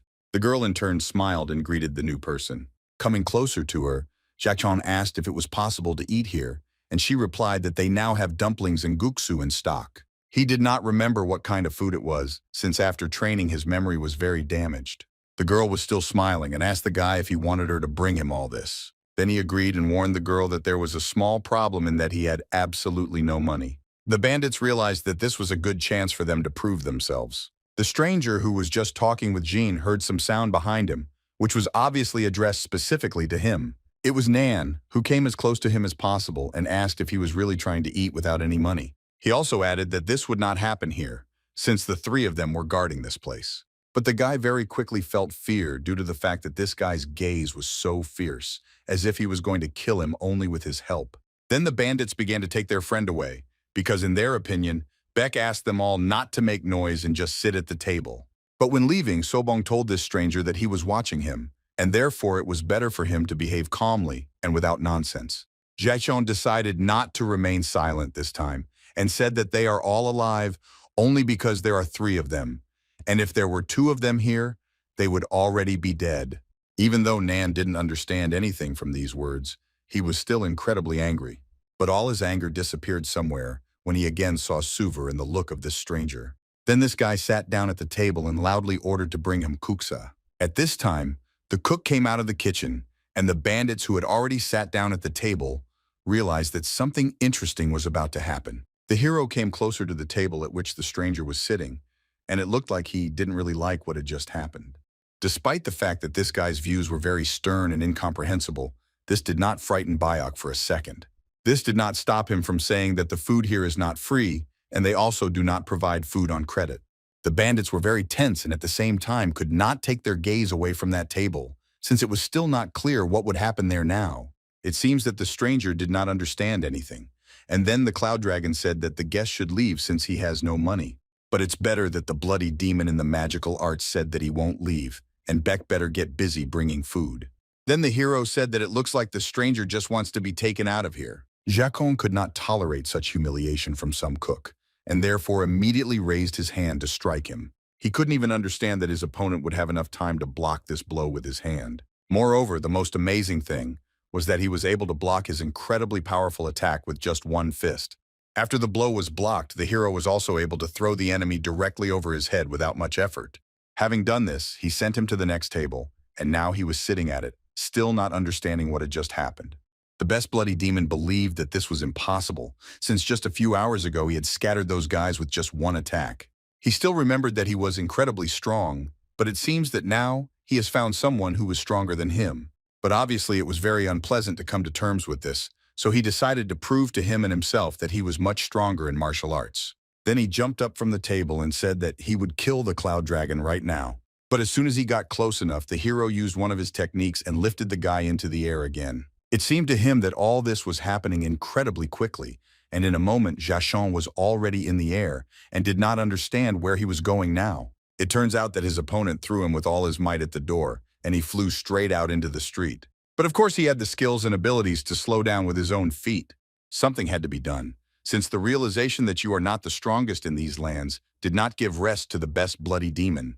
He even tensed up a little because it seemed like he had now found an opponent who was equal in strength. He was especially scared when the Cloud Dragon came out of the inn, and he looked like a real monster. For the hero, everything was also not very pleasant, since for the first time he felt such an impact on him rather than someone's attack. But despite all this, he still went out into the street and came as close as possible to his opponent. Beck felt the dark energy that was radiating from his body, and this could only mean one thing. Also combined with the fact that he looked to be under 20, and at first, only that he also used a rejuvenation technique. The best blood demon's heart sank. Every time an opponent approached him, the feeling was unpleasant. Now, when the Cloud Dragon stood right in front of him, the hero asked the stranger who he was. The realization that the guy could die now forced him to honestly answer this question. Jacon said that he actually doesn't know the answer to this question either. Namely, he himself does not know who he is and what he is doing on this earth. Now that Cloud Dragon realized that this guy had lost his memory during training, his opinion about the stranger had changed. His voice became rougher, and he asked Jacon if he was hungry right now. When he nodded, Beck turned his back to him and, going inside the tavern, ordered him to follow him. Just a few seconds later, on the table at which this stranger was sitting, there was already a bowl of kuksu. Of course, the best bloody demon asked what it was and why it was standing here. Then Beck said that it was kuksu, just as he ordered before they fought. Only from that moment did the stranger remember what this food looks like, and now he will remember what it is for a very long time. He took the bowl in his hands and began to smell it, in order to also remember the smell of what he had once forgotten.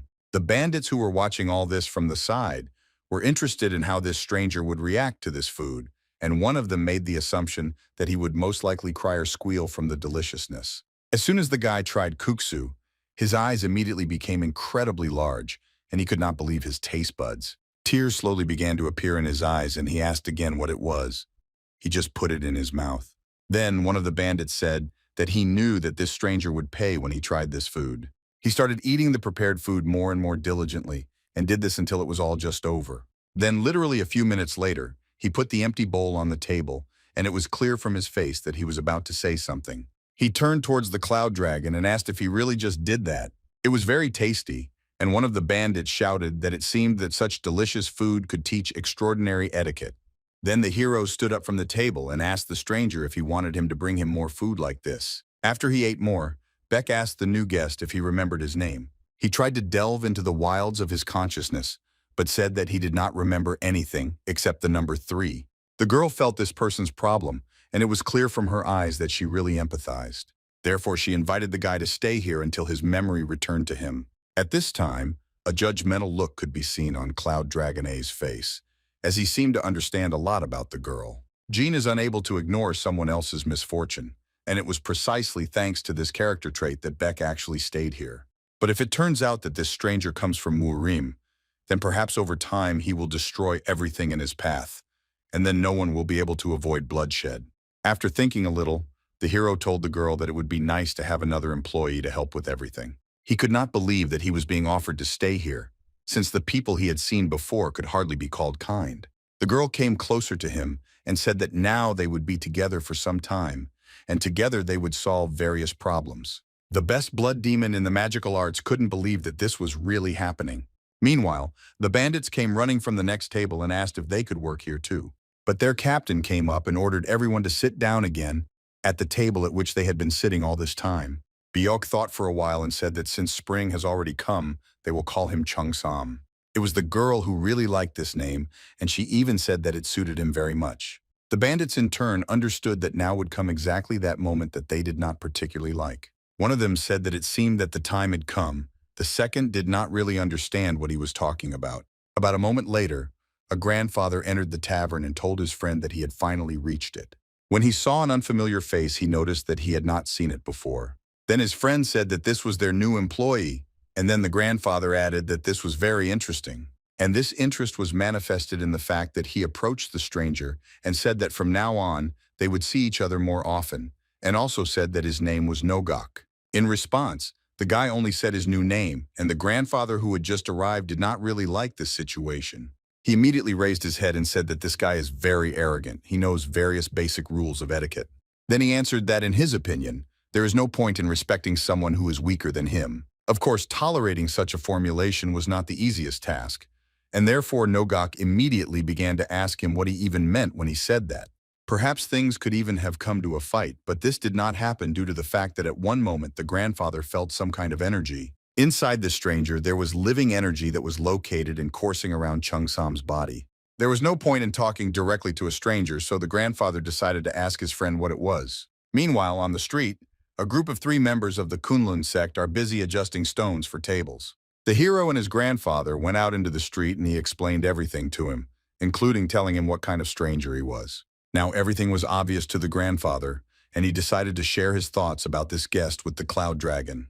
He informed him that this guy was a real active volcano that could explode at any moment. The guy answered him that this is precisely the reason that he keeps it with him, because otherwise a disaster could happen in Murim. Nogok only at that moment understood the tactics his friend had chosen, and he generally agreed that it was effective. Night fell, and 3 Kunlun warriors sat in the backyard near the inn preparing their dinner. It was a rabbit that was caught in these parts, very close to the building. The guys who were sitting near the fire could not wait for the moment when the meat would be cooked, since they had not eaten for a very long time. They all looked at this piece of meat and waited for when it would be possible to remove it from the spit and start eating. At one point, the teacher decided to address his students as he had a small message for them. He said that he did not want to create problems here and fulfill unreasonable demands, and therefore asked the students to give him a table each. Of course, they did not agree and said that they would rather give up the rabbit than make new tables again. At the moment when they began to argue among themselves, someone very quietly and unnoticed approached them and took the spit with the rabbit in one hand. It quickly became clear that this was the stranger who had recently come to the tavern, and as he came closer, he immediately began to bite off pieces of this chicken. The students and the master were pleased with me, so they began to shout at the stranger. But the guy did not react in any way, but simply slowly chewed the meat, which was burnt on all sides due to the open fire on which it was cooked. Kunlun members for a while. Then he began to leave, and in a quiet voice told them that compared to the kuksu served in the tavern, it was just garbage and not food. Then those guys started shouting after him and were ready to attack him, due to the fact that they had just witnessed the destruction of their own food. The situation became even more tense when Chung-sam saw the table that the students had finished a few hours ago.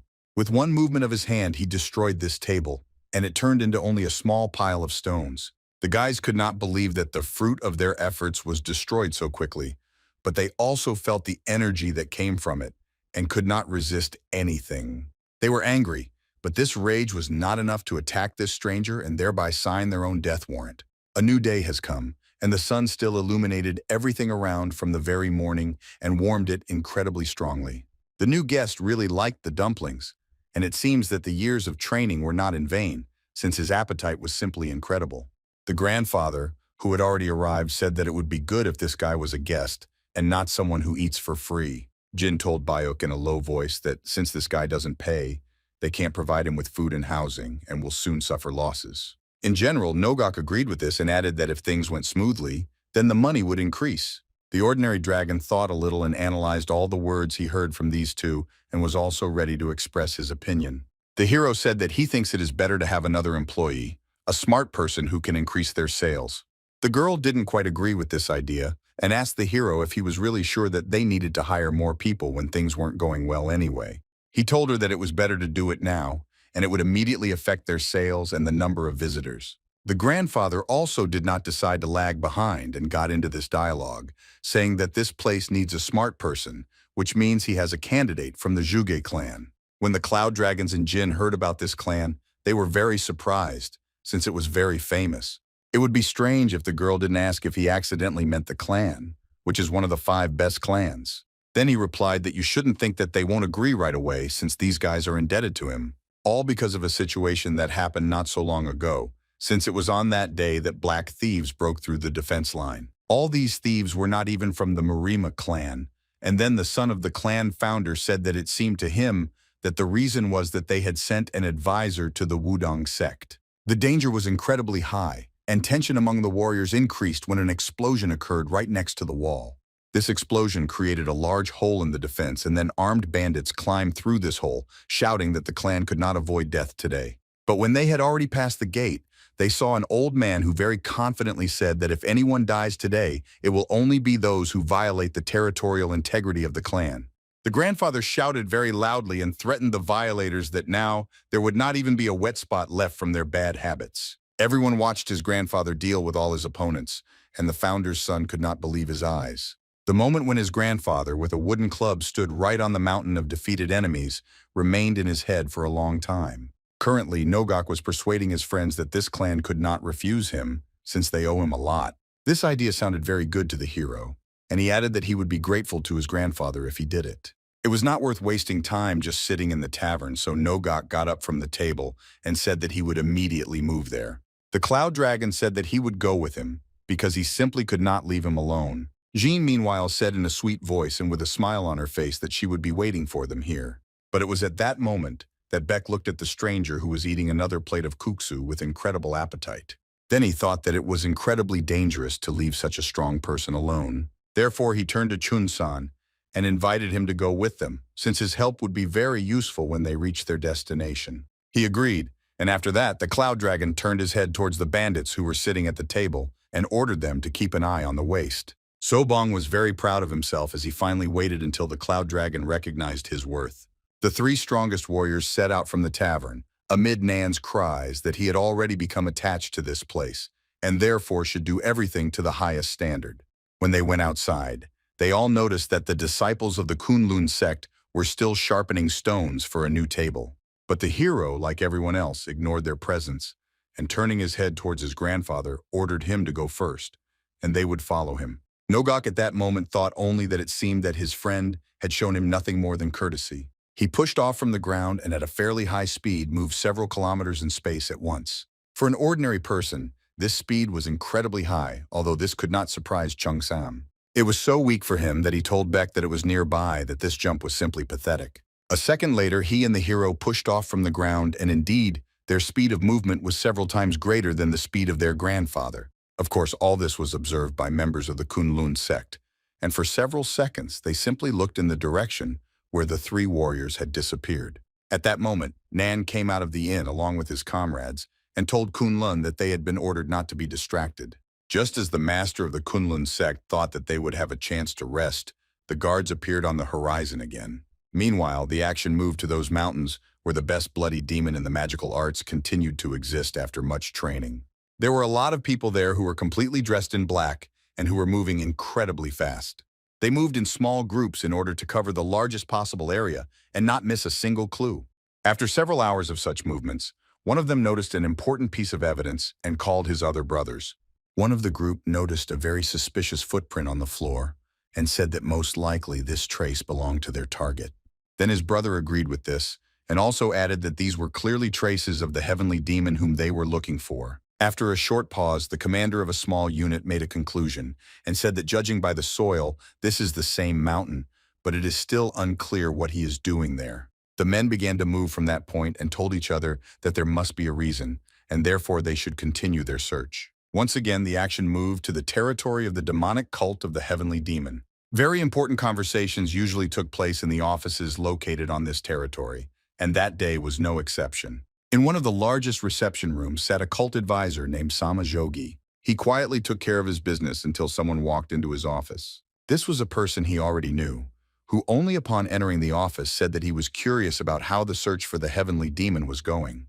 This familiar person was the chief elder of the heavenly demon demonic cult named Hyuk Rendo. Then Sama answered him that they organized a group of 200 representatives, and right now they are advancing only by choosing peaks. Hyuk naturally could not believe that this was all true. Then he was told that 10 years had already passed since the end of the closed training, and the heavenly demon had suddenly disappeared, which meant that this could cause an internal conflict. According to Jogi, since the young cult leader was not chosen, this is what led to the battle for primacy. It was an interesting thought, and Riondo needed some time to think about the idea. After a few seconds, he told his interlocutor that he needed to find out the location of the heavenly demon before this disaster happened. Meanwhile, a small group had already arrived in the Zhug clan's territory. Moreover, they were already in the office where meetings with guests usually take place. The head of the clan immediately recognized Mr. Nogok. The grandfather greeted him, and literally after a couple of minutes of conversation, he said that he had a small request for the head. But the head interrupted him and said that he would see these two for the first time.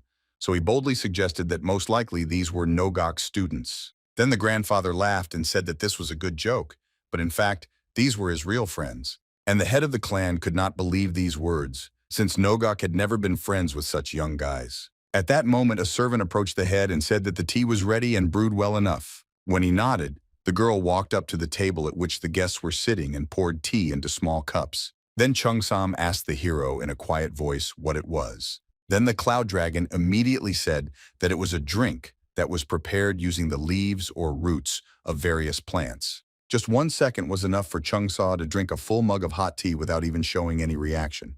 But after a moment, steam came out of his mouth and he said that the drink was very strong. The head, meanwhile, was trying to get rid of the thought of the strangeness of this friend, Nogok.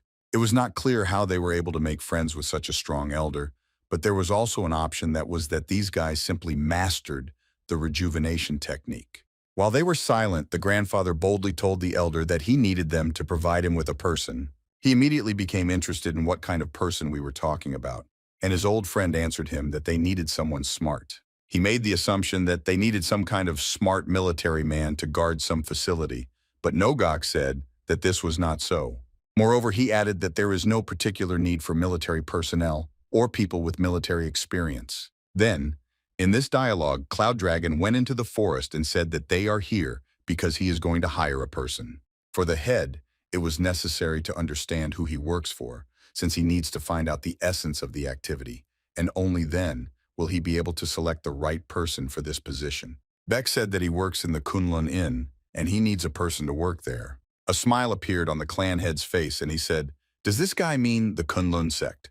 But then the hero did not agree and said that he meant a tavern, and it was this tavern that needed a smart person. This was the first time for the head of the clan, and he assumed that the owner of the inn was Bayok himself.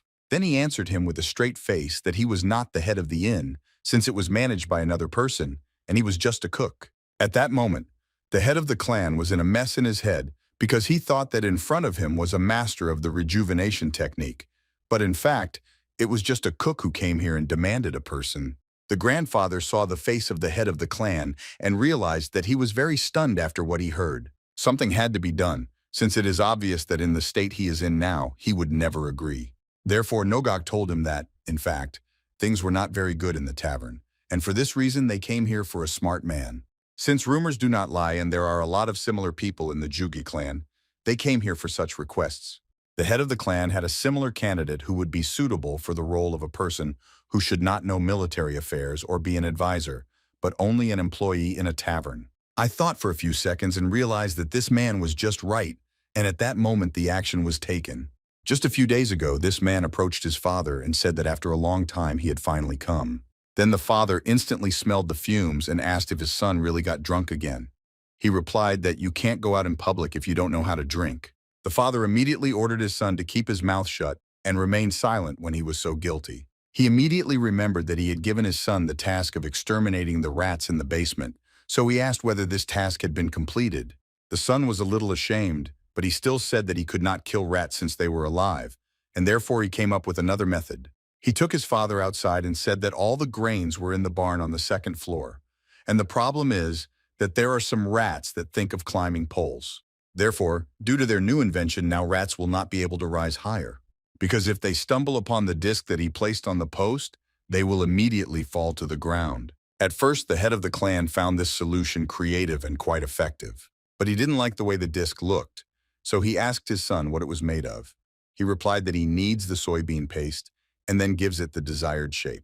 The son immediately received a blow to the forehead due to the fact that his father did not like such an answer. He shouted that his son did not even think that they could eat this paste from a rat, since it would not become an obstacle for them. The father became incredibly angry and began to shout about what else he didn't like was that his son was saving the family money to build a house this spring, although everyone was saying that there would be a drought. Well then, the son told him that this month was the most convenient opportunity for this, but Dad didn't even want to listen to it. His voice became much quieter, and he added that he was already ashamed of his behavior. Moving to the present day, one could see how the head of the clan was thinking about who to give as a candidate. And a few moments later, he told his grandfather that the best person for this matter was his youngest son, Seomyeon. Meanwhile, the son was not at home and was sitting in one of the taverns that was in the city. And in this tavern, a very loud cry was now heard that they would under no circumstances serve customers on credit. The waiter approached his son point blank and said that until he pays for everything, he shouldn't even think about leaving. Right behind this guy, you could hear two men talking about one of them going to the restroom. Then the manager of this tavern, one of his acquaintances, said that he needed to go to the restroom. Now the two of them sat here and talked about various topics that were important to them at that moment. The son came up to them and with his hand unfastened exactly 7 nannies with a bunch of money. Leaving them, he also said that the rest should be divided up for you at your own discretion. After this, the son approached the waiter, who had just shouted at him, and said that there were just 7 nannies here. The son went home, and on the way, it was difficult for him to even move his legs. Upon entering, his father said that he could smell that he had been drinking again. But while the son was walking along the road, he came up with an excuse, and therefore told the father that he was very worried about how he was working for their family, that he could not sleep properly, and eventually went to drink. But instead of starting his favorite reprimand, the father said that he did not even think about the deep feelings of his son. He was incredibly shocked when he heard this and asked what he meant. Well, the father didn't answer anything but simply asked how old he was this year. Then the son was a little surprised and said that he was only 21. Without thinking twice, the father said that this means that his son will have to leave the house, since one of his friends needs to become an advisor. But the son did not want this. So I will remember his words to his father that Somyeon still has very few abilities. The father said that of course he remembers these words, and at that moment Soman thought that he was behaving very strangely. It was not yet clear whether he could cope with this role or whether it would only end with him tarnishing the name of his family. His dad had a smile on his face and said that everyone has the right to make mistakes, including his son. Seomyeon didn't like this, and he also added that his father said that people could suffer under the command of a stupid military man. In his head, this was an argument that one should not make mistakes while risking human lives. But the father, with a smile on his face, said that no one said that someone's life would depend on Seomyeon. When he said that this would not happen because he was going to the Kunlun Tavern, he was incredibly surprised. This was the place that the father wanted to tell his son about, and for some reason he did not stop smiling when he talked about it. He also explained that this business was not doing well and that is why they needed a new employee. Semyon, meanwhile, was still thinking that since he was going to such a tavern, it means he would have to help them with trade with the help of his modest abilities. It was completely unclear what was going through his own father's head right now, and this drove his son into even greater panic. It became even scarier when he raised his fan and said that this tavern is a place that his son often visits, so let him perceive it as a vacation. There was no more time for dialogue, so the father and his son left the room and began to move towards the group. At the same time, leaving, Dad told Shomyeon that they were already waiting there. Right next to the entrance to this office stood 3 of the strongest warriors, and the power that radiated from them frightened his son very much. With a frightened face, he said that he did not know that Nogok owned this inn. Dad replied that he does not own it, but in fact the main thing there is the man to his left. Then the father came closer to the cloud dragon and warned that in front of him was his son, who was still very young, and therefore he asked him to take care of him. He also whispered to the hero that it happens that he might do something strange, and therefore you need to be careful with him. Realizing the situation Somyeon found himself in, he was very scared and began to think about what awaited him ahead. Now everything lined up for the young guy so that his father said that now he will serve Bayok. The son realized that he needed to introduce himself, so he came closer to the cloud dragon and said his name, and that's how they met. But in fact, in Seomyeon's head now, there were only doubts that such a young man could hardly manage an entire inn. It was morally very difficult to leave his home, which the guy had not left for many years, almost his entire life. His face became more cheerful, and he said that he did not want to leave his father here, but then he said that he should not worry about him. Seomyeon was not ready to give up, and therefore added that he could pack up, leave, and take the wrong path, but then father said that he was sure that this would not happen. He kicked his son closer to the group and once again asked Nogok to follow him and not let him be offended. Now Seomyeon was in completely different conditions, and he remembered well the moment when he left the gate, and his own father ordered him to achieve success and glorify their family. This moment was very difficult for his psyche, since nothing like this had ever happened before. He immediately fell into depression because he did not know what would happen next, and the future was unclear to him. Just leaving the gate, he fell to his knees and wished his father a long life. When Dad left the gate, he only thought about the fact that otherwise he would never have been able to let go of his own son. It was also a difficult moment for him. Seomyeon didn't know it, but in the summer of that year, there was a flood. However, thanks to the dam he built, there were no casualties. And rat-proof poles spread throughout the entire territory, and now they did not bother residents. Meanwhile, the group began its movement, and now there was one more person. While moving, Seomyeon thought that he couldn't so obediently trail behind everyone, and he needed to pretend that he needed to go to the restroom and run away at that moment. Therefore, he caught up with the cloud dragon and told him that he got drunk yesterday, and that's why he felt nauseous, and accordingly he needed to go to the restroom. Beck did not give consent. He argued this by saying that there was very little left, and therefore he could be patient very calmly. The guy didn't understand what he meant, since it takes about 3 or even 4 days to get to Kunlun from here. No one reacted to these words, but Nogok suddenly said that there was no one nearby and they could start. At that same second, the cloud dragon grabbed Seomyeon by the outer clothing and warned him that he might now feel the slightest dizziness. At the same moment, he pushed off the ground with incredible force and began to move at high speed over incredibly long distances. The speed of movement was so fast that Seomyeon couldn't even understand for a few seconds what happened and where he was now.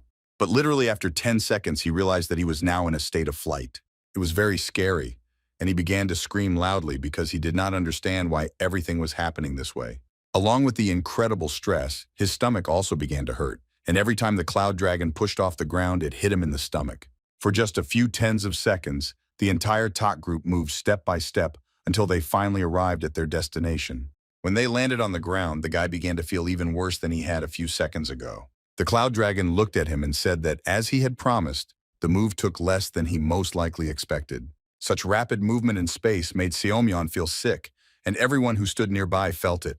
They decided that they would not go into the tavern for now, but would wait until this guy got a little better. Half a minute later, he was finally able to raise his eyes and see the inscription that was right next to the entrance to the building. Now it has become obvious to him that this is the truth of the Kunlun Mountains, and in front of him is really a real inn. He decided to approach the cloud dragon and ask for more information.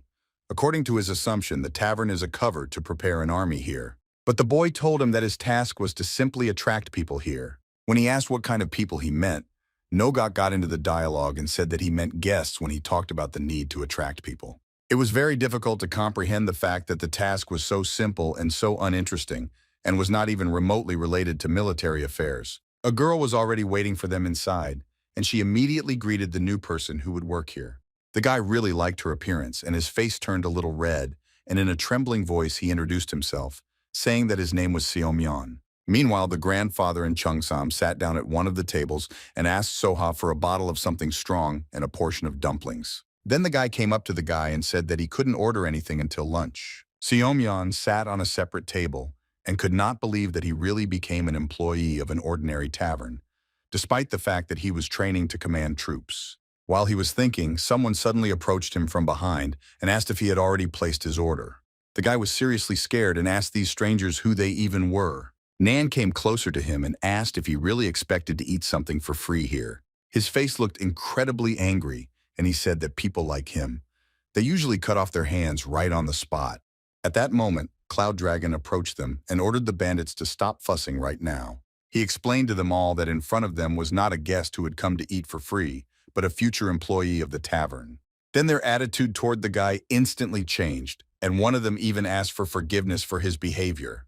Xiaomyan was glad that this situation was resolved and decided to ask the hero if all these people were also employees. Biak had a very strange answer, since he said that these were not employees but just guests. When he saw the surprise on the guy's face, he said that they were just regular guests, and therefore they also performed their function. At that very moment, there was no conversation in the tavern when suddenly someone came inside. There were several people, and they looked as if they had worked in the mine all their lives. These were members of the Kunlun clan. The guy was very surprised when he saw all of them, because he didn't know that people could even look so tired. When this group came inside, they sat down at a nearby table, and several of them laid their heads directly on it. Then the master of the Kunlun sect asked the Cloud Dragon if they could drink a little, and he replied that the water in their establishment was free. The master drank almost all the water from the jug and did not even leave some for his subordinate students. When Somyong asked who they were, the Beck told him that they were one of those who eat here, but refused to pay. It was even stranger than what the guy saw before. It seems that in this establishment, you can pay for food with physical labor. Resting at this table, the sect members discussed how to make the stone smooth, since no matter how much they polished, they could not succeed. Literally a minute and a half passed, and then they began to leave the establishment to continue their work. The tavern became quiet again, and only the three bandits who were sitting at the table gave away some sense of vitality. The guy could not distract himself from his thoughts and constantly thought that everything was strange here, and he needed to take this opportunity and run away from here. Suddenly, a girl came up to him and put down a bowl of food that smelled very nice. He immediately thought about the fact that he needed to refresh himself a little before escaping from here once and for all. But his opinion about what to do next changed a lot after he tried this kuksu. He had never felt such a taste in his life. It seemed to him that a whole meadow of wildflowers had blossomed around him. This guy has been to many inns in the best eateries in Hubei province. He was truly the top gourmet of the Zhuge clan. When Jean saw the admiration on his face, she asked how he liked this dish. But at that moment, Seomyeon was thinking that he couldn't escape after trying this yummy. Soki decided to bring the guy up to date and said that this precious inn was given to her by her grandfather, but now everything has changed. And since recently, because of the delicious food that is sold here, she wants this tavern to be known all over the world. But she also understood that the guy was pulled out of his usual habitat, and therefore she would understand if he just wanted to leave. But it seems that at that moment, Seomyeon had already made a decision for himself that he thought about for the next half day. The guy got down on one knee and said that he would do everything in his power to achieve common success, the success of the Kunlun Inn. Some time passed, and the group seated the newly hired employee at a separate table to listen to his options. Then the guy said that during the move, he had already come up with a reliable way to promote this tavern. And this method is that first you need to move to a slightly different place. With capital, things will go uphill. And if they open a tavern on a busy street, then guests will flock there, even if the food is not tasty. Since a tavern is not just a place where they sell food, but also a place where you can spend the night or get the necessary information. But Cloud Dragon said that the owner of the inn already has no capital. Plus, this is a precious place that she inherited from her grandfather. For this reason, you only need to work here. He did not voice this reason, but the third reason was that this place also meant a lot to him. The girl, meanwhile, thought that she knew that Mr. Beck thought very deeply, deeper than everyone else in this room. Then the guy thought a little and said that if they insist on their terms, it will be a little difficult.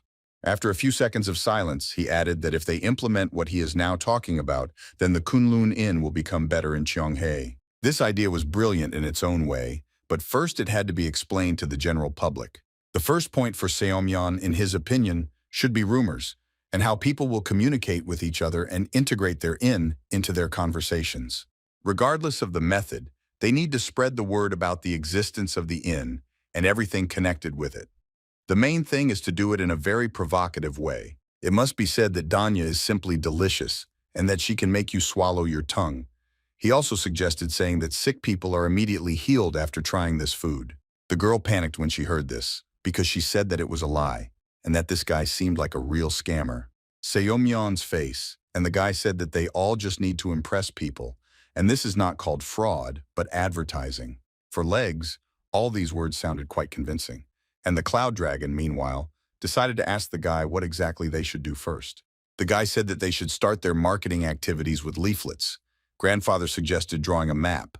Well then, Seomyeon said that all the locals already know the Kunlun Mountains, so you just need to write the location and also add on the leaflet that all the food is free.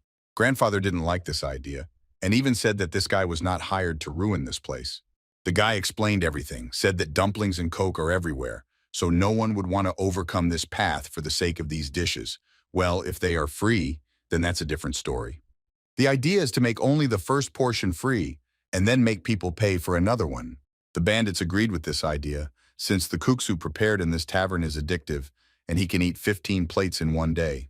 They even said that with such advertising, things would go uphill, and it is clear that during this period they only need to sell kuksa and dumplings. The idea sounded good, and Cloud Dragon decided to ask the girl what she thought about it. She replied that she liked this strategy. Seomyeon looked confident, especially when he said that he would do the sketches, and then Mr. Chung-sam would help him make about 5,000 sheets. But the look of the best bloody demon in the magical arts made it clear that he did not want to be ordered by this guy. Beck's voice was heard from the kitchen, who told him to help with the leaflets. He didn't really like this situation, but he understood that it looked like he would have to carry out this order. And in order not to remain a loser, he turned to a group of bandits who were sitting at the next table and said that they would also help him. The guys said that they were just regular guests, and therefore were not obligated to help. But just one glance was enough for them to say in a very short period of time that they would help them in this matter. Jin approached Chung-sam and also said that she would help with the leaflets as much as she could.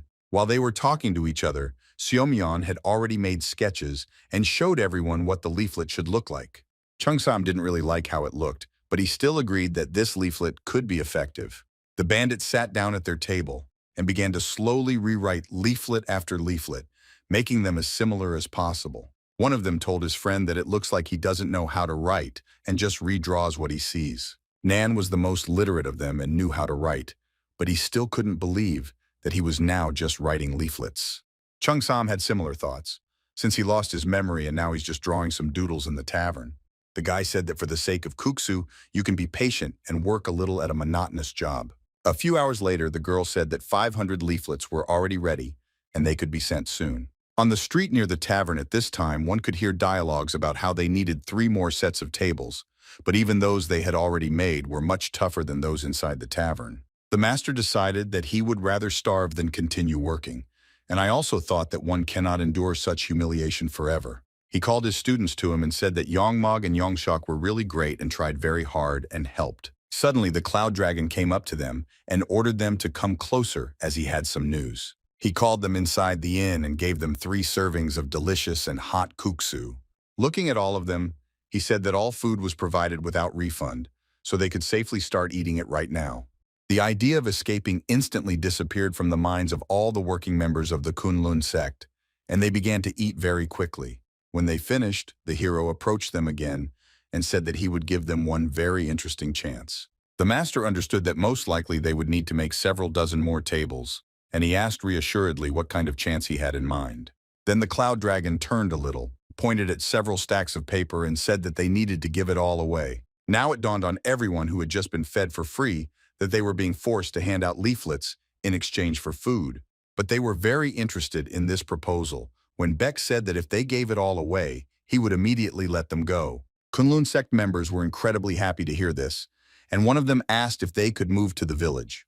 Then he answered them that they would go to the province of Sichuan, since a group had already been sent to the village. The master said that this is impossible since Sichuan is very far away, but then the Cloud Dragon asked him if he really wanted to lose his chance so stupidly. The master shouted that work is work, and they will immediately begin to do it.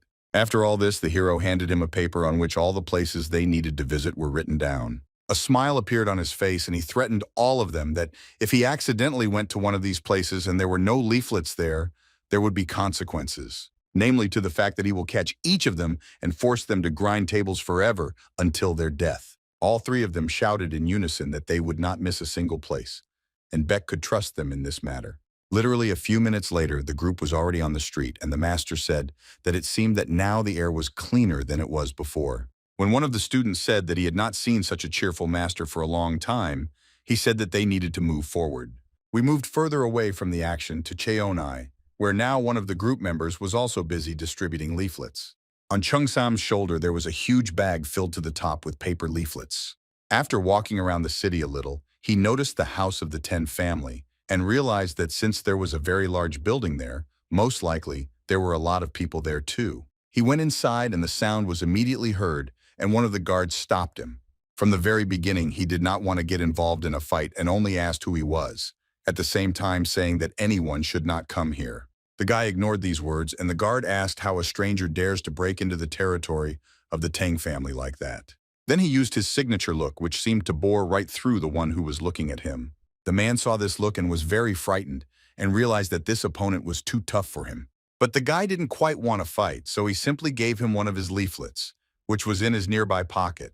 The man read it, asked what kind of Kunlun tavern this was, and shouted after the guy that it was impossible to continue moving. Several guards rushed out to meet this guy, and they asked how far he planned to go further.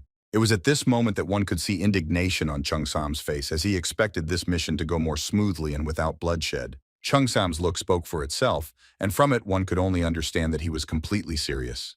In a very loud voice, he asked all the guards how they even dare point a spear at him. At that very moment, an elderly man ran out of the largest building in the area and ordered everyone to leave immediately. He also lowered the spear of each of the guards who were already ready to attack this intruder. Approaching the stranger, he said that his name was Chang Bei and he was the head of the 10 family. Then, of course, he asked what brought the stranger here. Having received no answer, he continued, saying that his soldiers did not recognize him as a master and therefore made a mistake. Thus, he asked for forgiveness. This stranger had an exciting power that he felt, and so he did not dare to let his guards attack him.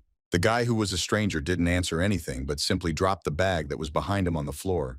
Then he got into a fighting pose and began to circulate energy through his body, and very soon it left him.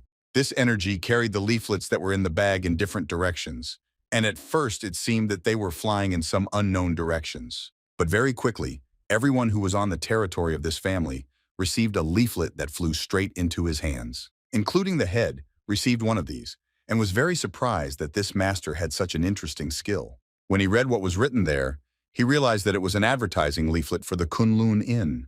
The guards talked among themselves and could not believe that everything there was now really being sold for free. A few seconds later, that stranger had already disappeared and began walking around the main square talking to passing people. He couldn't understand who it was and what it all meant, since it was very difficult to guess that Chung-sam came here because of the beautiful gates. Meanwhile, the guy was already walking along the main street and noticed a brothel. The idea of going there and handing out leaflets to everyone never left his head. Biok, meanwhile, he was in a village that was not so far from Kunlun Mountain. Despite the fact that there were not many houses here, there were plenty of people here, and they walked along the central streets and went about their business. Cloud Dragon also walked along these very streets and asked passers-by to take one of his leaflets. He looked very convincing, and therefore everyone who passed by did not refuse to take it. Some of them didn't even understand why they were doing this, as if something was controlling them and forcing them to help Biok. Such a distribution was unexpected for them, but despite all these factors, they still took these papers and carefully read what was written there. After some time, the Cloud Dragon approached a house near which not a single adult was visible, which was atypical. Right next to the entrance, there was a young boy sitting there who, with the help of a fan, was trying to fan the fire so that the kettle would boil. Coming closer to him, the hero asked the boy why he was brewing the broth and where all the adults from this house had gone. At first, the guy didn't want to answer anything because he didn't know this man, but then he realized that he didn't feel any danger around him. The boy replied that his father went to work in the spring and still hasn't returned, and his mother died a long time ago. Grandma is now inside and sick, so he borrows medicine. This story seemed very surprising to the Cloud Dragon, and he told the boy that he was a real fellow. His name was Quan Mupyong. Of course, the hero wanted to help him in this situation, so he asked the boy to take him to his grandmother. A few moments later, Beck entered the room where the grandmother was lying on the bed, and it looked like she was sleeping now. Going inside, in a quiet voice, he asked her for forgiveness and said that his name was Biok. The grandmother was immobilized and said that she did not know who it was, and also added that she could not turn around. Then the hero entered the room, came closer to her and put his right hand directly on her head. Then he raised his hands over her body and said that illness occurs when the harmony of yin and yang is disturbed. Because of this, the grandmother cannot eat properly, and every day she became worse. Some energy from his hands was redirected to the body of this grandmother, and then he said that now she can move. The elderly woman was incredibly surprised when this happened, because she really felt that she could now move her arms and legs. She told the stranger that she was very comfortable, and that she did not understand how this could happen. He turned his head towards the cloud dragon. She asked how she could thank him. Then he simply silently took out a leaflet from his bag and said that he worked as a cook at a tavern and would be grateful if she came there. While he was trying to explain the conditions of the action, one could hear a scream on the street that became louder and louder. It turned out that it was a certain man who was looking for Quan Chan, and it seems that this Quan Chan owed him money. His scream stopped getting louder, and the source was getting closer. It seems that his debt amounted to 5 nannies, and he was also not very happy that he also had enough money for medicine. Byuk came out of the house and asked the stranger who he was to break into a house where there was not even the head of the family. He decided that in front of him was one of the relatives of his debtor, and therefore he decided that he should repay the debt. This situation did not suit the Cloud Dragon at all, and so he asked the bandit who he was. It quickly became clear that this guy is not local since he doesn't know the group T-Bomb from the village of Namro. A smile appeared on the bandit's face, and he said that they destroyed Gyumhoben in the village of Puno, and therefore this village will also soon become their property. Well, there wasn't even a hint of a smile on the hero's face, especially when the bandit once again demanded money from him. All the hero did was silently bring his hand to the blade of the man's swords. And then with one click he broke this blade, turning it into a pile of iron pieces. The man could not believe how this could all happen, and for some time he simply stood in shock. Then for some reason his assistant also came closer to Byok, and after that the hero took their heads. A moment, and they were already kneeling in front of him, and the hero didn't even have to use force for this. Then he took out his bag, which still contained a very large number of leaflets, and an idea came to his mind. He told the boy and grandmother that he would feed them kuksu and dumplings for free, so they could come to the Kunlun Tavern. The guy was incredibly happy about this offer, and already hoped that his life would finally get better. But the Cloud Dragon ordered the bandits to take him to their leader. Without getting up from their knees, they began to move on the ground, although they themselves did not want it. The boy just looked at the leaflet in his hand and tried to remember the name of this tavern where he needed to come. Meanwhile, the action was moved from a large wooden house that was located far from this village. A small group of people knelt before the head, and one of them said that if he raised the protection fee, they would starve and would not be able to pay their debts. The head, while chewing a piece of meat, asked how many people this man has in his family. He answered in a trembling voice that he had 4 people in his family if you count him. The head was not satisfied with this answer, and so he decided to ask this man if he knew how many people he had in his family. Since, taking into account those who are on the street, he has 58 people here, and he also has to feed them all. He started shouting that he didn't even dare to complain about the size of his family, since how to feed 3 mouths is not that difficult. At this moment, 2 of this head's subordinates fell to the ground right at his feet, and from their faces it was clear that they seemed to be not very happy about this meeting and felt nothing more than shame. Raising his gaze, the head saw a Cloud Dragon in front of him who, with a serious expression on his face, asked him if he was the local leader. These 2 subordinates slowly began to get up and at the same time apologize for their weakness. Then the hero once again asked the head if he was the leader of this group. At that moment, the head couldn't even believe how this stranger dared to put on airs in front of him. The thought crept in that he might be a civil servant. After a short time, he said that his name is Toksakon, and he is none other than the leader of the group, Taebom. After listening to this, the hero said that today his group was disbanded, and now it is not doing what it was doing. After this, the head asked this stranger if he was a government employee. Of course, Cloud Dragon only said that he was not a government employee. This situation brought laughter to the face of the leader, and everyone who stood nearby also understood how it would all end. They immediately started laughing because they understood that an order would now follow, after which it would be very fun. They immediately started laughing because they understood that an order would now follow, after which it would be very fun. And so it happened. The head gave the order for everyone to take out their swords and cut this intruder into pieces. Everything looked very good at the beginning, and the warriors simultaneously attacked the enemy with their swords. But just a few moments later, everything didn't go according to the plan in the leader's head. Crowds of soldiers scattered in different directions and immediately fell to the ground. The impact of the ground was so strong that some of them broke bones in several places. The leader was furious because he did not understand what was happening here and why his entire army fell to the ground in a second. Moreover, when the bandits tried to get up, they began to spit blood. Then the hero explained that he had destroyed their internal energy, and now nothing would interfere with their lives, and they should continue to behave decently. In parallel with the explanation of what had just happened, he began to approach the leader closer and closer. Having come close enough, he directed the energy into his hand and leaned it against the man's stomach. Within a few moments, the leader felt some liquid in his mouth that came from the intestines. He immediately spat out a very large amount of blood onto the floor, and his body slowly began to fall. Then Beck came closer to the men who were asking for money and said that he had heard their story and hoped that now the bandits would not bother them and they could live carefree. The men really wanted to thank their savior and asked him where he came from. He answered his name and also handed it to one of the leaflets and said that he works as a cook in a Kunlun tavern.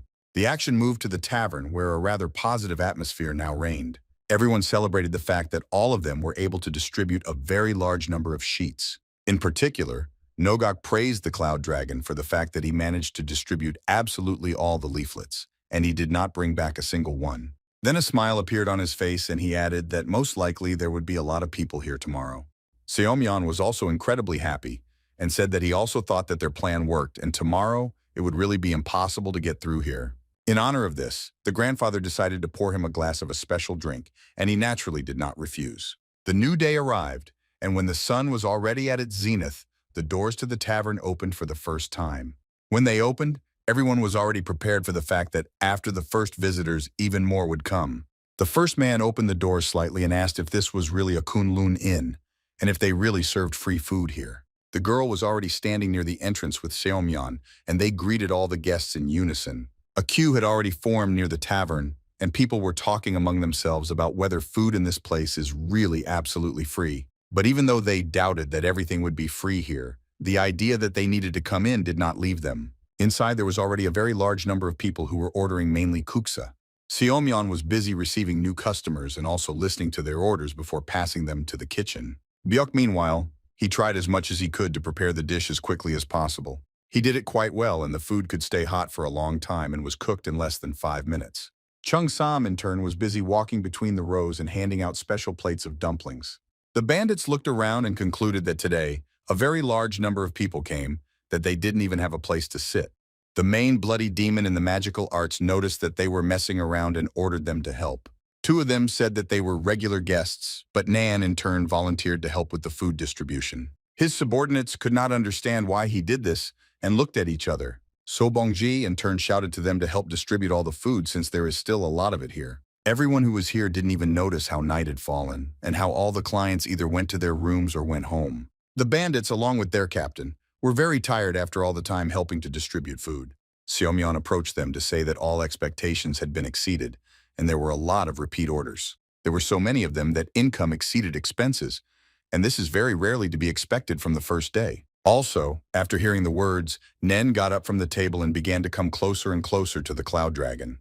And when he came as close as possible, he bowed and asked to be accepted. The bandits who watched all this made the assumption that it looks like he wants to become the master's apprentice. But in fact, Sobong only wanted to become a full-fledged employee in this tavern. His subordinates were surprised by this, but very quickly realized that in fact, Chung Sam, for example, treats them as full-fledged employees already. So they approached their captain and asked to be hired too. Their desire was very sincere and they really wanted this position. Then Beck thought a little and realized that there were already quite a lot of employees, and they clearly did not need even more. Seomyeon approached him. He obviously had an idea. He suggested that he do it just for a while. In the future, there will be even more guests, and then their team will have to work a lot, since they will need to come up with methods to retain guests when the promotion ends. The hero looked at the tavern owner to get her opinion on what they should do. The girl said that she doesn't mind, and the fateful decision lies on the shoulders of the Cloud Dragon. He turned to the bandits and said that they could hire them as temporary employees, but they would not be paid for until everything gets better. Of course, they agreed, since now they will have food, beds, and in general, that's all they need now. Then the Beck turned his back to them and said that they were glad that now everything had been resolved and everyone had their own role. Every day there were more and more guests in the tavern, and people on the street stood in line and even received their own number from Seomyeon. And on the fourth day, Biak gathered everyone together at Seomyeon's request in order to discuss important news. Seomyeon stood up in front of everyone and said that so far everything was going very smoothly and clearly exceeded expectations. Jean in turn decided to note that the first plan was completed successfully, but then the guy said that this was just the beginning. After all, their ultimate goal will be to spread rumors, and now they must think about how to do this. Now it was necessary to approach the second step, but even Beck himself did not know what this step was. Seomyeon explained that it is difficult to become the best in when there are only 2 dishes on the menu. The best eateries from different regions offer a variety of dishes. That is why he came up with the idea of bringing someone who would teach Mr. Bak how to cook. It was about the best cook of the inn. Nogak immediately doubted this idea and asked Seomyeon if he really thought that he was coming here to come. But the guy did not agree with him, since he already had one idea that was connected with a tavern in Hubei province called the Yellow Crane. Nogak. It didn't take much effort to remember this establishment and to understand that it is very popular. The girl even said that in this establishment, you can buy approximately 100 types of different dishes. At that moment, everyone already understood where this was going. And Seomyeon also said that they can be proud that their inn has the best guksu and dumplings, but their weakness is the lack of variety. In the establishment he was talking about, there were so many dishes that it was difficult to choose, and this fact surprised Jean very much. After everything was already obvious, Chung Sam made a conclusion, saying that you just need to create a new dish for the menu. In fact, the idea was not bad, but Seomyeon said that they now have so little time, and there is no point in learning something new. His second plan was that they needed to bring a chef from a place that was very popular to their establishment. Everyone was very surprised when they heard this, and only Nan thought that he needed to be kidnapped, dragged here, and forced to cook. Then he himself said that there would be no need to kidnap anyone, since he could simply ask her to teach her how to cook. It was very difficult for the Cloud Dragon to comprehend what needed to be done for such an honorable person to come here just like that. But the guy already had a plan, which was that he just needed to send a letter, and then the cook would come. This plan did not sound very good, since Beck did not believe that because of an ordinary letter, an important person would come to the foot of Kunlun Mountain. It took a little thought on this plan, but in fact, Beck didn't need too much time to do it. He got up from the table and said that he would go to that place right now and solve all the problems there. The action moved to Hubei province, where the place that the whole team that worked at the Kunlun Inn was thinking about for the last few hours. It was this tavern that everyone called the Yellow Juravel Tavern, and from the outside it looked very beautiful. There were a huge number of cooks here who were now trying hard to achieve the ideal taste of their food. At the same time, they talked among themselves about whether they could impress the cook, given how picky he was. Suddenly the doors near the kitchen opened. One of the cooks approached them and said that the head cook was about to arrive. A Cho entered the establishment Okyeon, who was the chief cook of the Yellow Crane Inn. Immediately and without greeting anyone, she began tasting the dishes that had already been prepared. The aspiring chefs who watched this happen could not wait for her verdict. Having tasted one broth, she suddenly said that it was quite unusual, and the cook was immediately delighted, saying that he had prepared a traditional Chinese dish. He began to explain what he added to this soup and this chicken, but the woman asked him to shut up. Then she turned her head in his direction and asked if he knew anything at all about this dish.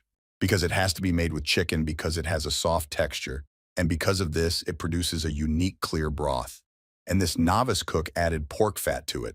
Therefore, leaving more simply, she said that he should cook it again tomorrow and take into account all his mistakes. The second young cook offered me the usual roast duck, which was prepared according to standard methods. But the cook didn't like it either, since it was too simple, and in her opinion, she could have avoided wasting an expensive duck and just fried the chicken. Chef Cho training Okyeon and the Yellow Crane Inn were always very strict, and everyone knew it well, all because of a true love of cooking. She was always disappointed with the talent and efforts of her students. She tried to get out, but at the same time, she said that she could not trust anyone after retiring. At the very last moment, she was stopped by one of the cooks because he wanted to tell her that there was a guest downstairs. The cook was not expecting any guest, and even when the cook told him his name, she still did not understand anything. A few seconds later, the doors opened and someone slowly began to enter them. It was the Cloud Dragon who came here with Chung Sam. Some time passed and they were already sitting at the table and talking with the cook. She couldn't understand where this unusual aura came from around the strangers who came here and for some reason wanted to talk to her. The man in front of her seemed to be not a military man, but nevertheless the decision was made to be more careful, since perhaps he is from the imperial family or simply has enormous power. She decided to start a dialogue and said that her name was Cho Okyeon, and she is the main cook of this establishment. The hero introduced himself and said that he was the cook of the Kunlun Inn. The cook had never heard of this tavern, and in general it was strange that he began to engage in such a profession at such a young age. But nevertheless, she sighed and decided to ask one leading question to the guest. Namely, she was wondering why Bayok came here and what he needed from this meeting. At that moment, Chung Sam could not stand it and asked why the cook decided that she could speak to him on a first-name basis. But the Cloud Dragon was calmer and said that he just needed a little help. He admitted that he had only recently become a chef, and therefore he had a small number of dishes in his arsenal, and for this reason he wants to learn from her. For a while, Cho Okyeon was silent after this phrase, and simply looked into the eyes of the hero with empty eyes. But then she turned to one of the students and asked to kick these two out, since it was obvious that they were some kind of abnormal. The hero realized that he could not do without trump cards here and thrust a small letter into the hands of this woman. Then she took a small bundle of paper and began to read. In this letter, the author addressed the cook as godmother. The author was Seo Myeon. She was very surprised when she read it for the first time since she had not heard about him for many years. It said that at the insistence of his father, he is now working in the Kunlun Inn, and Mr. Bayok is his temporary owner. He also said that he knows that she is annoyed because there is no successor who would continue her best culinary skills in the world. And in the letter, he guaranteed bak as the ideal option. The only thing this gentleman knows how to cook is kuksu and dumplings. But when he tried them for the first time, he burst into tears. And this was written by the best gourmet of the Juge clan. The guy also added that he could say with confidence that Mr. Bayok was a real genius sent from heaven, and he advised her to train him and test his skills. After reading everything to the end, the cook put the letter on the table and said that these words made her think a little. But still she did not believe those words that said that a genius with unsurpassed talent was now sitting in front of her. The young chefs who were standing next to her laughed, since this guy certainly didn't look like a brilliant cook. She continued by saying that since Seomyeon asked for it so sincerely, then she will give him a chance. The Cloud Dragon needed to clarify a couple of points a little, namely to find out whether he just needed to prepare something. Then she said that everything is not entirely true, since they are all here to try his dish and make a verdict. And if everyone likes it, then she will take up his training and will put all her efforts into it. She got up from the table and at the same time ordered Bayok to go to the kitchen right now, since she didn't have much time. But the hero said that he can show everything right here, so he just needs all the ingredients. Literally a few minutes later, all the ingredients were already in this room lying nearby. Then he began to focus energy around his body, and streams of energy spread throughout the room in different directions. Just one stream of energy was enough for all the ingredients, along with the vegetables, to rise into the air. Then they cut themselves and changed very much. The chefs who watched all this could not believe their eyes, since it was the first time in their lives that secret techniques had been used in this way. Then the water came straight from the bucket into the air, and at some stage it hovered there. The cook couldn't believe her eyes, because it looked like real magic. A sphere appeared in the sky in which all the ingredients needed for kuksu were simultaneously located. It was only necessary to maintain it like this for some more time, and after that, Beck sent the finished dish in a bowl to everyone who was in the room. For Cho. The cooking process itself was also important to Okyeon, and because I couldn't believe my eyes, this was the highest score. But everything changed, or rather, worsened when she first tried this dish. The surprise on her face could not be faked, and the taste of this dish was truly incredible. The junior chefs who were eating it couldn't stop, and tears began to flow from their eyes because of how delicious it was. The cook concluded that this food has so much energy and such a rich taste that it seems to be alive. Not even a minute had passed before all the plates of food that had been prepared were empty, and there was not a single gram of food left in them. The cook looked at her subordinates and was also sure that they really liked it. And so it turned out. You could see from their faces that this was the first time they were having such a delicious kuksa. Therefore, she turned to Bayok to ask how long he had been cooking. He thought a little and said that he actually started cooking about a month ago. It seems that this guy had a talent from God, and the cook understood this very well. She didn't really want to come from afar, so she directly told the hero that she didn't know what kind of fighting skills he had. But since he was from Murim, he most likely saw many on his way, and it was clearly not easy for them to surpass him. With the superpowers that Bayok had, almost the whole world could have lay at his feet, but he still chose to be a chef. In fact, for the hero, There was no such thing as noble work. All that mattered to him was how strongly he was attached to his work. In his opinion, the cook's job was simply to provide the hungry with warm food. Okyeon's decision was made, and she turned to her subordinate to give him one order. Namely, she wanted to ask him to take over the duties of the head cook while she was away. It very quickly became clear to her that the person in front of her was truly valued, and she would have to imitate this. There was also an order to prepare the cart.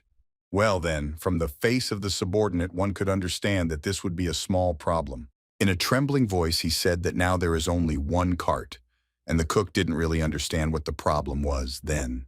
Then he said that there was an old horse there, and another cart would arrive tomorrow, so it was better to wait. But the hero said yes, that there was no need to wait. Beck assured the cook that there would be no problems with this, and she just needed to trust and follow him. For some reason, the cook believed him, and within seconds, the three of them were already on the street. Subordinates who literally offended after the ladies wished the cook a pleasant trip.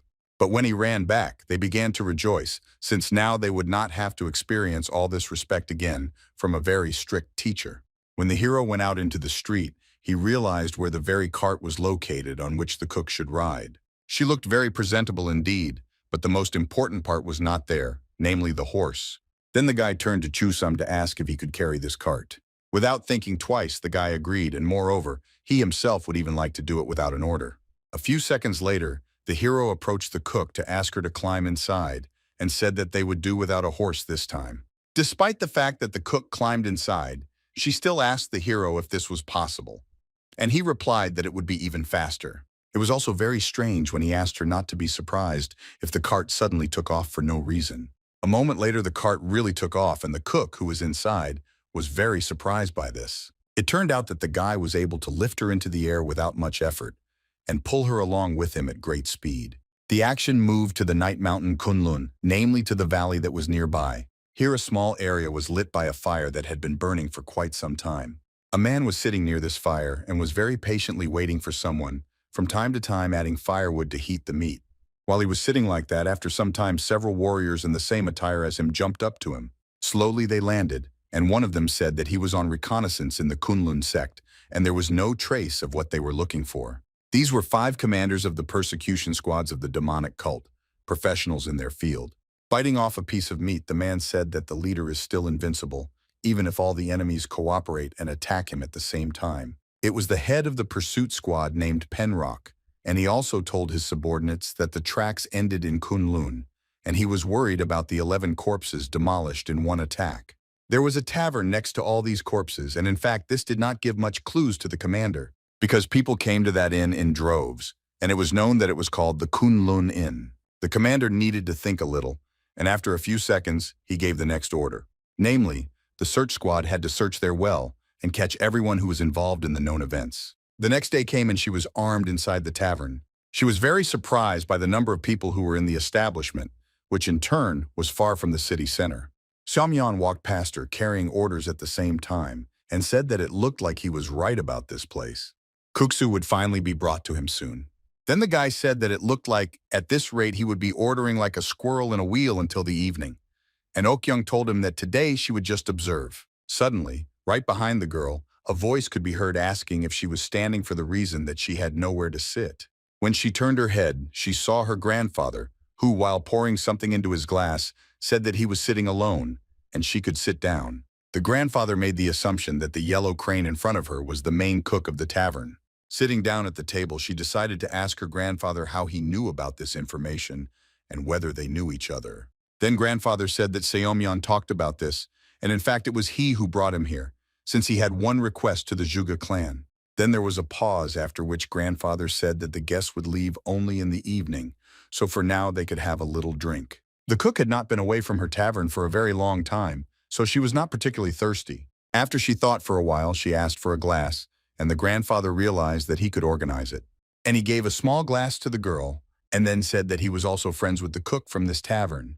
It was very difficult for her to believe that this grandfather was a friend of the brilliant chef, whom she had met earlier. The grandfather added that she will be surprised when she finds out how old that guy really is, because he is old enough to be her father.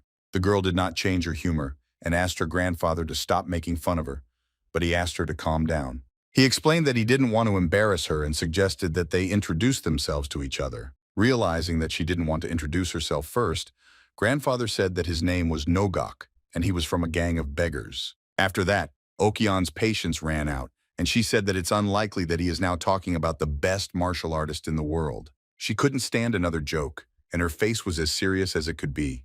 And after a few moments she laughed very loudly, saying that she had not heard such a joke for a long time. After that, her grandfather took her to a very interesting place which was on one of the rocks of Mount Kunlun. Suddenly he began to laugh because I remembered the saying that you can admire the Kunlun Mountains only on a full stomach, and that's why now the view seems magnificent. Then the girl looked at her grandfather's hand and asked why he needed the bottle in this place. Someone replied that he was going to have a drink here because it would make his soul much calmer. There really was a very good feeling here, as if all the negativity had evaporated somewhere. But someone's presence did not give Nogok peace, and he suddenly froze and looked into emptiness. Then he stood up abruptly and said that judging by the vibration, these are not guys from a gang, but a demonic cult. The girl turned to her feet and noticed something. It looks like we should stop drinking alcohol. At that moment, several bandits came out of the bushes, dressed completely in black clothes. One of them said that apparently this was not an ordinary old man, since he could recognize them so easily. The third commander said that he didn't care, since that grandfather hung around the tavern that was important to them every day, which means he needs to be captured. At this very second, all the wars pushed away from the places where they stood in order to attack Nogok. But it seems that this grandfather still had a few trump cards up his sleeve. There were a considerable number of warriors, and each of them was well trained enough to cope with just one enemy. The only catch was that their opponent was much stronger than all those they had fought with before.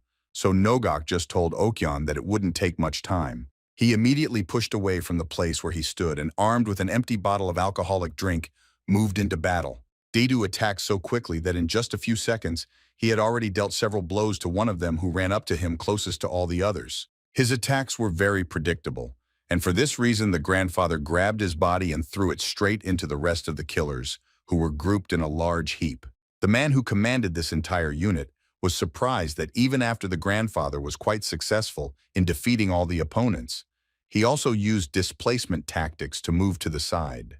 But at some point in their battle, that old lady who was behind her grandfather suddenly screamed.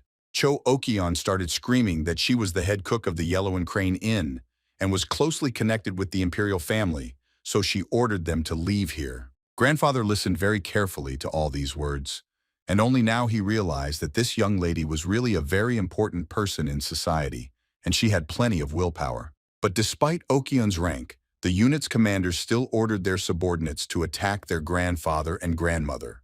Therefore, they all began to flee at the same time, and now some of them even had edged weapons. But for some reason, the grandfather did not move at all, right up until the moment when one of these killers jumped up to him with a sword at the ready. In the blink of an eye, he lowered the dry silhouette and found himself directly under his opponent.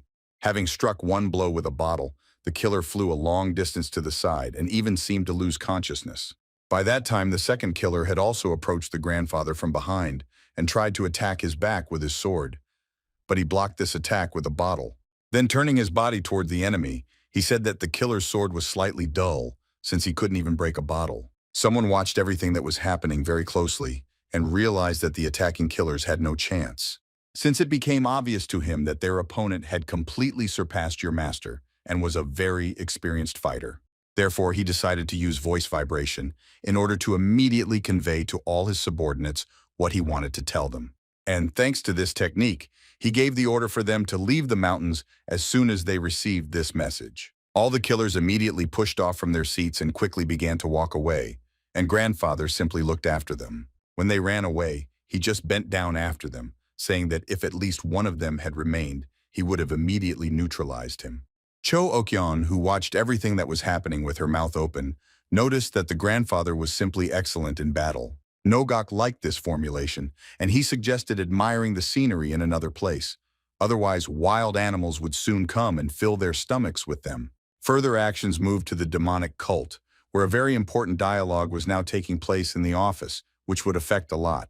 Two men were sitting at the table, one of whom was surprised that a talented hermit was opposing them. The man in the green robe, to whom this information was conveyed, made the assumption that perhaps their leader was going to confront this grandfather. Well then, the interlocutor answered him that the target was nowhere to be found, and even in the Kunlun tavern it was not found. The man thought about it. because maybe he was defeated and killed by that beggar and hundreds of swords. Although this was unlikely, since no one is able to defeat a leader who has completed closed training. For this reason, he asked his subordinate who else knows about this besides him, and he replied that no one except the pursuit squad would ever know this. The man began to think, because if the truth is distorted, people will think that the leader is dead, and then the struggle of influential people will get out of control. The struggle for power is becoming more and more fierce, and the question was that some kind of leader needed to be found. And within the walls of the demonic clan, this man's subordinate said that he had one thought. To do this, you need to return the pursuit squad and announce to the cult that you have found the leader. Then it will be necessary to say that he gave an order, and the order must be very grandiose and incredible. The subordinate said that the best tactic would be to order the western Murim to subjugate. Murim is not only the central plain. In the west of Murima, relatively close to the borders of the demonic cult, there are such powerful forces as the Temple of the Myriad Blood Curses and the Temple of the Great Thunder. The idea was to transfer the struggle of influential people to the outside world, and even if blood was shed, it would become a fulcrum for all factions. As soon as the sun rose, it was decided to give the leader's order and say that the person who made the greatest contribution to the outbreak of war was the junior leader. Further action shifted again and now took place in the inn itself, where Cho Ok-young was able to return. Cloud Dragon went up to Grandma to greet her and say that he was always glad to see her in this tavern. She answered him that he would have to learn a lot, so he needed to approach this very responsibly. Just a few minutes passed, and the chief cook of the Yellow Crane was already standing on the street, and it was clear from her eyes that she was very surprised. All because there was an incredibly sized boar lying right there on the floor which had lost consciousness. And right at the top of this boar sat Chung Sam, and it was clear from his face that he was pleased with his work. When he noticed his grandmother's surprised face, he asked her if one boar of that size would be enough for her. But she told the hero in a quiet voice that she had asked for some pork, and that it was the first time she had seen such a huge boar. Meanwhile, something was happening in the Namgong clan that would seem strange to many.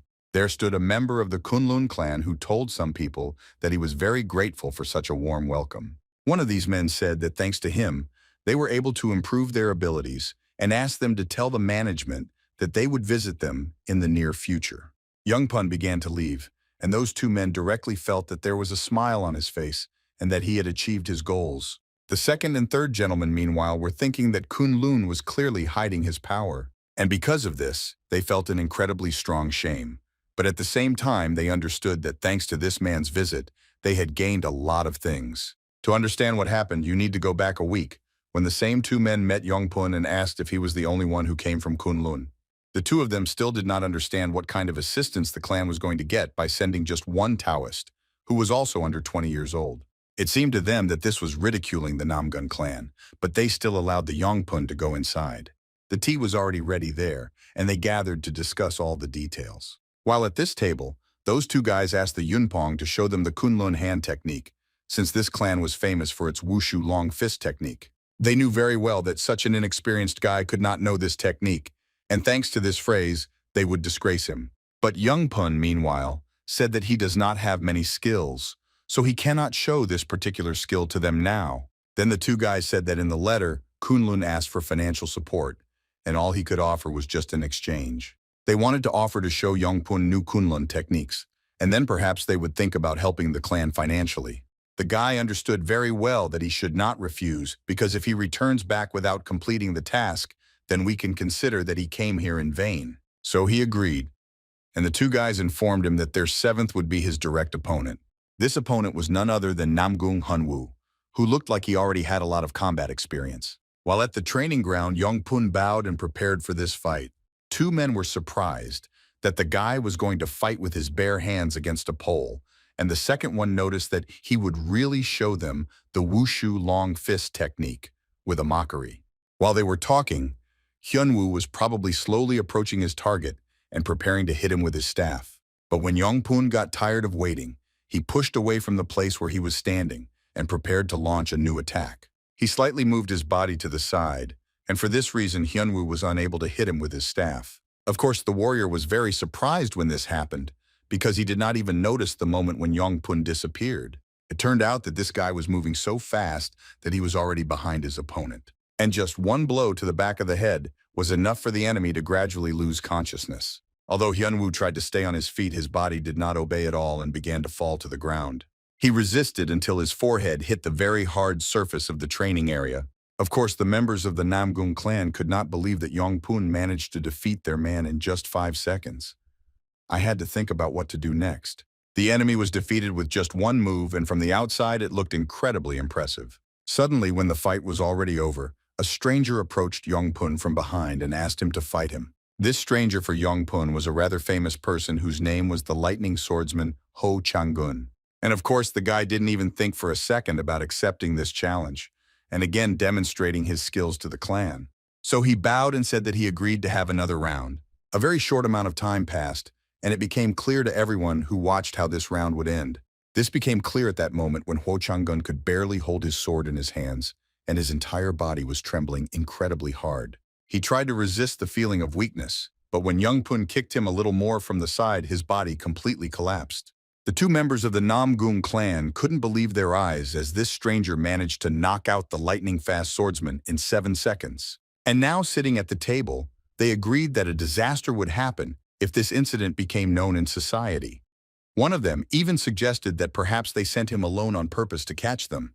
The two men were angry, and when one said that he would have to tell his brother and father about everything when they returned, the second became even angrier. He said that their clan could become an object of ridicule, and for this they need to compensate for this shame with some other action. They both agreed that the best tactic for this would be to follow Kunlun in order to somehow rectify the situation. It was not clear whether they would be able to carry out this plan, but the action had already moved to the tavern. By that time, 20 days had already passed since the first distribution of leaflets, which was quite a significant time. The girl analyzed everything and realized that after the end of the promotion, the number of guests decreased, but there were still twice as many of them as before. But the positive changes were that Beck began to practice more often and already knew how to cook a large number of dishes. At one point, Seomyeon approached the owner of the establishment to tell her that it was time to try a different method of promotion. This method was that now it would work through people and not through paper leaflets. His idea was good because he thought that a celebrity should always come, and then the effect of attracting ordinary people would work. The method of writing an invitation to a famous person is not important, since the main thing is simply to get a celebrity, and the more famous the person is, the better the effect will be. The grandfather, who was sitting at the table nearby and overheard the conversation, asked if Seomyeon had someone on his mind, and he shook his head positively. This man was associated with the Zhug clan, and of course Seomyeon was confident that this man would not refuse his invitation. Just a few days later, an invitation came to his own father, who realized that they were going to promote the tavern through him. But when Seomyeon's mother saw this letter, you were very happy, even at the very fact that she received some news. Sunryong told her husband that they had to leave immediately, since they simply had no other option.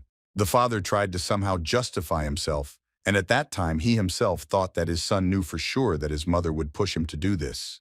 And of course his wife started screaming that the father kicked out his son while she was away, and she doesn't sleep at night because she's worried about him. Therefore, after a few hours, they were in the carriage heading towards the tavern, the address of which was also well described in the letter. At some point during their movement, one of the subordinates opened the doors to the carriage to say that they would soon arrive at the point.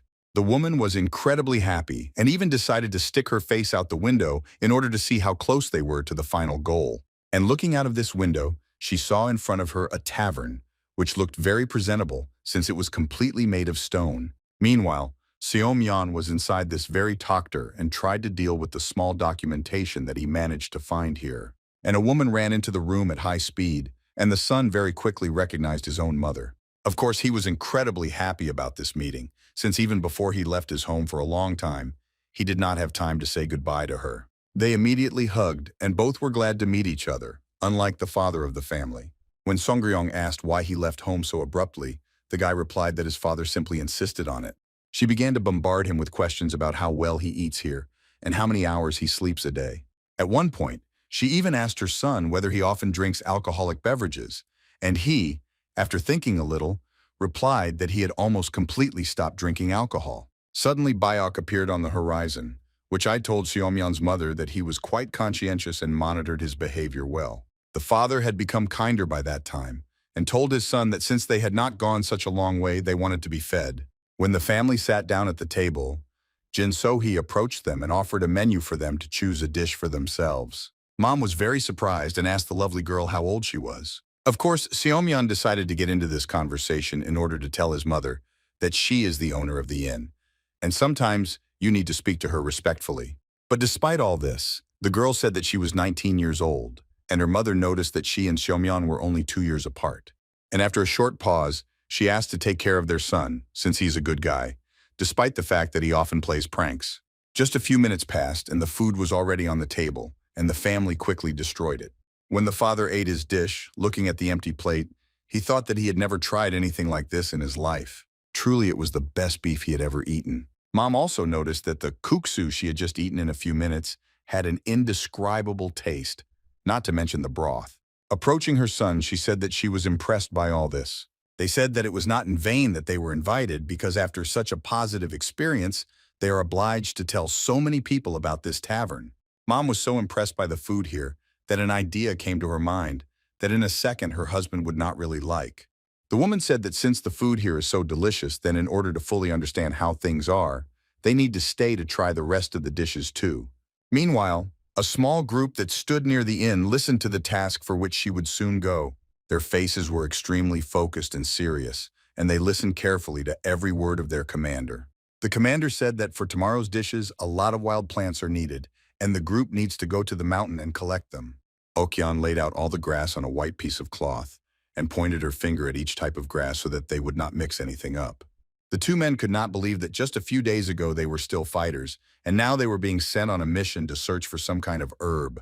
And when they saw Nung Sobong raise his hand to say something, they began to have hope. One of them even thought that most likely their friend now wants to say something, and clearly he will not like the layout of these matters. But instead he asked how many herbs needed to be collected, and the commander replied that the more herbs the better. So their group went into the forest and looked around very closely to find every type of grass. To make everything more efficient, Chung Sam approached Neng from behind and told him that no matter how hard he tried, he still wouldn't collect more than that.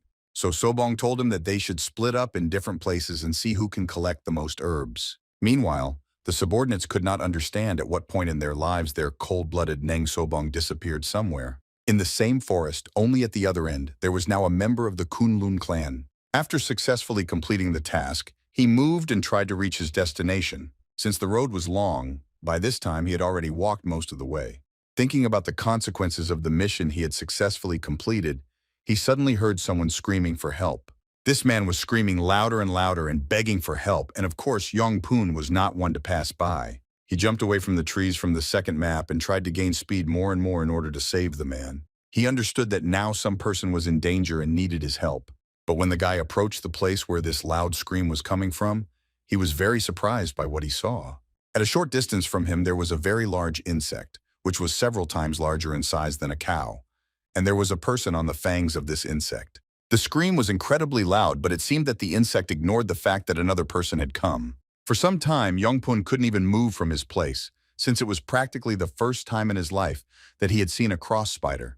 Once, a long time ago, he spoke with other Kunlun members about a similar spider.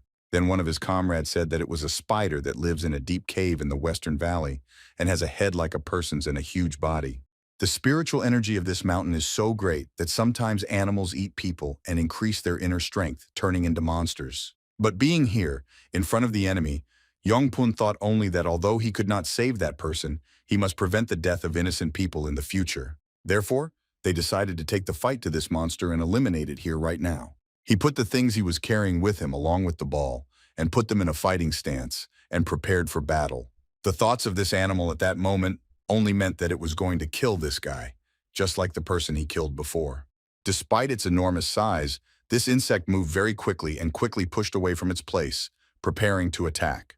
The guy, meanwhile, understood that he needed to increase the power of his internal strength, which he trained with the help of the 8 elements of cloud dragons.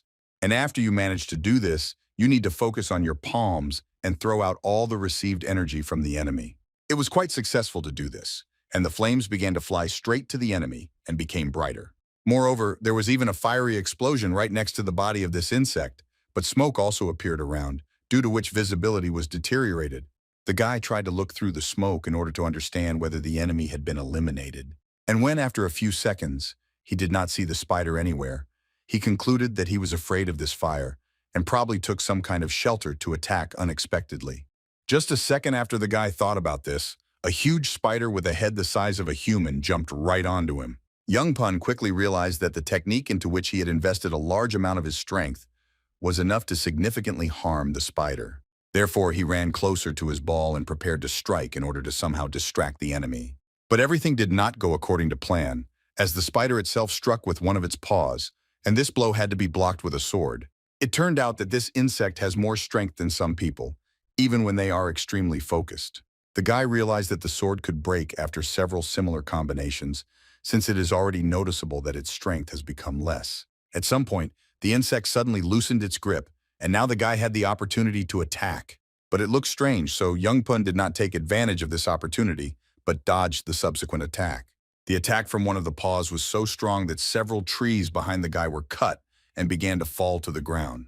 When these trees touched the ground, there was a splash of dust again, and it was difficult for the insect to understand where its enemy was. It looked around and tried to figure out where the boy was, who was barely able to block one attack. And at one moment, the spider felt danger behind its back, and because of this, it became very frightened. There were reasons for this, since now Young Pun was behind him, and from the energy around his body, one could understand that he was determined. While still in flight, he understood that if he didn't roll with the ball, he would need to use his fist to attack. For this reason, with one movement of his hand, he created an energy output, which immediately began to spread towards the enemy. The opponent received some amount of damage, but was still able to stand on his paws and did not seem to have received any serious damage. Young Pun. It was difficult to realize this, since he had just released all his inner energy, and this spider was still enduring. Moreover, the insect still had enough strength to remain conscious and coordinated in space. This creature thought that he had just been very unpleasant from the attack that this person had made, and so she decided to finish him off once and for all. That is why literally a second later, a portion of poisonous liquid poured out of the insect's mouth and flew straight towards the guy. He bent his body a little, and the liquid flew over his head and stopped on the stone that was hitting behind his back. This liquid was bright green, and this color itself was enough to understand that it was dangerous. The guy turned his head slightly towards that stone, and this allowed him to draw several conclusions at once. He realized that jokes with this insect are bad, since the spider has a lot of stamina, as well as cutting power and poison that can melt stones. But while Young Pun was trying to analyze this, he suddenly saw that the enemy standing right in front of him began to change his shape. This could mean that he was just poisoned, and very dangerous poisons are gradually spreading through his body that could kill him. Therefore, he took a special position and realized that he needed to splash out the true goal and get rid of the poison as soon as possible. This had to be done until the enemy realized that he had an advantage and launched an attack. But now, for some reason, the spider simply stood still and looked at the victim, trying to listen to something. Young Pun was not afraid of death, but he really wanted to kill this monster, due to the fact that a very large number of people could suffer because of him. For some reason, the insect suddenly turned around and began to walk in the opposite direction, as if it had seen a new target. Very close to us stood a man already familiar to us named Chung Sam, who, looking around, concluded that there were only weeds here, and there were no traces of useful herbs. When Young Pun saw it, he immediately started shouting for it to run away, since this insect is very dangerous. Moreover, in his cry, he also said that there was a cross spider here, and therefore you need to run as quickly and far as possible. But the man did not particularly react to these words, since there was no instinct of self-preservation and, in principle, fear in him. The insect moved closer to this man and began to look at him from the side, because she thought that perhaps at least this man would not order resistance. But Chung Sam, looking at him, only said that this freak has a face like a human, and a lab even larger than that of an ordinary spider. Suddenly, the insect began its attack and tried to impale the newly arrived man with its paw. It was simply beyond words how scared Young Pun was at that moment. He really couldn't believe that another person would get hurt. It was even more scary to see that this stranger was doing absolutely nothing, but simply continued to stand still and do nothing. The paw could not penetrate his body, and the spider could not believe that there was no cut on the victim's body. Another thing for the country was to watch how this man, as if nothing had happened, raised his hand and swung at the spider. Just one movement of this hand was enough to cut off the paw that tried to harm him. Then the spider jumped into the air in order to attack from above and eliminate the enemy as quickly as possible. Despite the severe pain due to the cut-off paw, he spat out another portion of poison, which this time flew more accurately to the target. But only one kick was enough for Chun-Sam to turn this portion of poison into small drops that scattered to the sides. Although it was difficult for the spider to show its emotions, now from the outside it was clearly obvious that it was scared. It was incredible to hear a man speak like such a strong opponent and ask if he was ashamed. In fact, Chung-Sam himself said that spitting everywhere is an indicator of poor manners. By that time, the insect no longer rose up with whom it was fighting, a man or some kind of deity. Well, everything was coming to its logical conclusion when the man swung his fist with all his might and prepared to deliver the finishing blow. This blow was so strong that they even honestly scattered in different directions, and it landed right on the opponent's forehead. The insect began to fall to the ground, and the man ran up to it in order to deliver the finishing blow. And as he moved, as I approached, he stopped turning more and more purple due to an excess of energy in his body. The final blow was no less enchanting, and pieces of this insect scattered over a radius of several hundred meters. Yong-Pun, who was watching everything from the side, thought that he even saw part of this spider, which flies away to one of the tree branches. It was hard to believe my eyes, but the feeling of the stench after the end of the battle was very obvious. Chung-Samai looked at the defeated enemy and knew that he was finally able to demonstrate his strength to himself once again. Looking around, he suddenly noticed an object that, along with everything else, remained lying on the ground after the battle. Picking it up, he asked himself what it was and why it looked so interesting. Yong-Pun came closer to him and said that most likely it was Nedan. Nedan are crystals created by storing energy in the bodies of animals that live for 1,000 years and become spirits. Taking the opportunity, the guy bowed and thanked his savior for what he did for him. He also asked the stranger how to repay him for having just saved his life. Without thinking twice, Chung-Sam began to smile.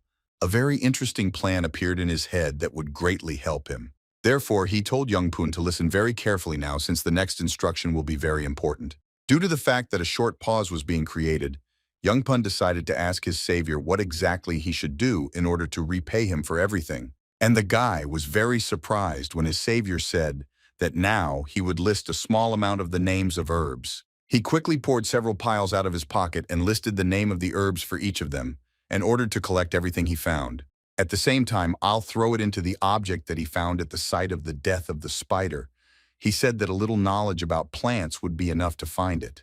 The guy caught this artifact in flight before it even touched the earth. And when Chung-Sam was already leaving, he asked him if it was possible to throw away Nadan, just like that, to which he replied that, let him deal with this artifact himself. After that, he took a few steps and began to look intently at everything that was left of the spider, and thought that the spider's meat looked slightly appetizing. Some time passed, and all the action had already moved straight to the tavern, where a small competition was now taking place. The first of the men, who was a member of the Nen team, laid out all the grass that he managed to collect on a special cloth, and then the second man did this. Their captain approached them and said that they were great, and they had indeed collected quite a large amount of herbs. But then he began to pour out all the grass that was in his bag, and the guys noticed that this was quite a large amount. A smile appeared on their faces, and they, like children, were truly sincerely glad that they managed to get such a large amount of grass. They shouted to each other and rejoiced, despite the fact that Nan asked them not to be jealous, because after all, he is the captain. But at some point, Sobong heard a voice behind him that asked if he was kidding or if he really wanted to brag about it. Chung-Sam appeared right next to this group, threw a large bag onto the cloth, and said that this is the number of injuries that a real man should collect. Against this background, for some reason, no argument began, and Nan only said that he was really impressed by the amount of grass that he managed to pick. Only at that moment did Yong-Pun realize that the one who saved him not so long ago in the forest was most likely an employee of the inn. At that moment, Biok was also on the street, who was very happy to see the man whom he had seen for the first time in the tavern a long time ago. They headed inside and had a new topic to talk about, so Cloud Dragon made some tea. The guy told him the whole story about the spider, and even the part where the inn employee makes sure that Yong-Pun remains alive. He repeated several times that he was glad that he ended up there, but still decided to ask where his master and mentor was now. The hero replied that they were entrusted with a task, and therefore they left, and after returning, he would let them go back. Now that Yong-Pun had all his questions answered, he wanted to ask the hero for one permission. All he wanted now was to ask the hero if he could tell his brothers about the 8 elements of the Cloud Dragon. It took Bok some time to think about this proposal, and in order not to solve new problems if something happened. Well, just a few seconds later, he told the guy that he still received this knowledge from Kunlun, so he wouldn't mind returning it. The guy was very happy that he received permission, so he bowed and said that in that case it was time for him to go. When this guy left, Beck felt that he had not done everything he should, looking at this guy's back, and he thought that perhaps he should make up for lost time. In a short time, Young Pun was already right on the road to his goal, smiling constantly due to the fact that he had finally received permission. He thought that if he told about this, then their clan could easily revive Kunlun, and then, without much effort, they will be able to overcome the Namgong clan. But at some point, the guy felt someone's presence nearby, and he even became a little scared, and he grabbed the hilt of the sword more tightly. An elder appeared in front of him who seriously frightened the guy, but at the same time calmed him down. Beck once here said that there was one item that he wanted to give to the guy. He explained that during his rejuvenation, he thought he had forgotten everything about Kunlun martial arts. But over time, memories of the master slowly returned to him. In order to show that he remembered, he asked the guy to give him his sword to demonstrate everything. Heavenly Spirit Mastery, 24-Hand Fallen Flower Mastery, Cloud Mastery, Plum Blossom Sword. All of these arts contain the essence of fencing. He needs to be saved and returned to Kunlun in order to return the former glory to the clan, which once helped the guy a lot. The guy understood that now he needed to listen very carefully to what would happen next, since this knowledge is really worth its weight in gold. Meanwhile, Beck began training and said that the beginning of the world is a cherished desire. There is a meaning and an image, a way to understand each other's thoughts and feel each other without words. Well, everything important exists in the invisible, and this is called deep meaning, and the path of any weapon follows it. The air follows the sword of the elder and obeys all the actions that the elder does, for everything that is in this world must be subject to it. It was incredible, wonderful, and scary at the same time. Young Pun once again caught himself thinking that he needed to concentrate so as not to lose sight of the master. The master said that the center of a huge typhoon is calm. It does not move, since in the depths of the ocean there is not the slightest movement either. There is an invisible force in the movement of the sun and moon, and it is truly limitless.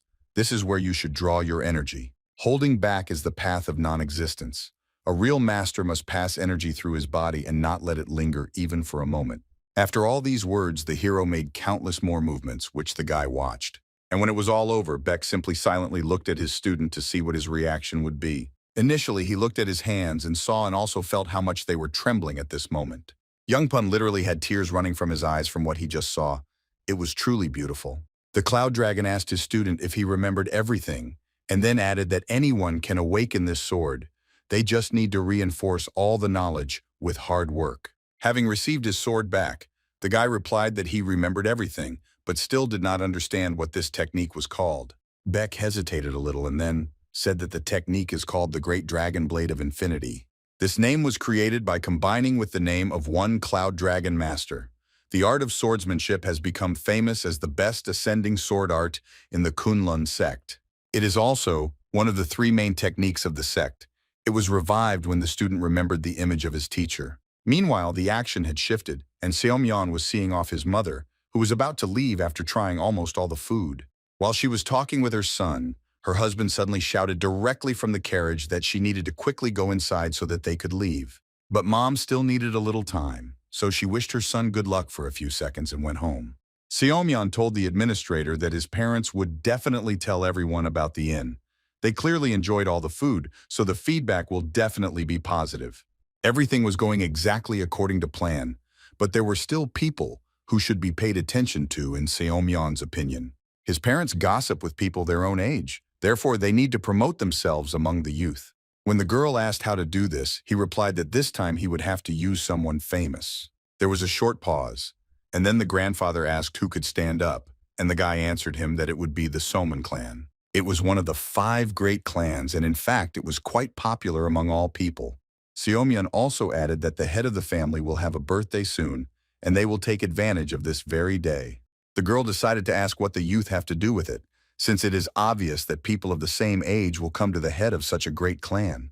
The guy explained that the Soman clan has an only daughter, and there are many who want to become her husband. The idea was that you need to be more attentive to the chief's daughter, and it also became known that she was accustomed to food. So after she tried all the food in the inn, rumors would fly away in an instant. Grandfather said that since he is free, he can bring Madame here, since he has several tricks.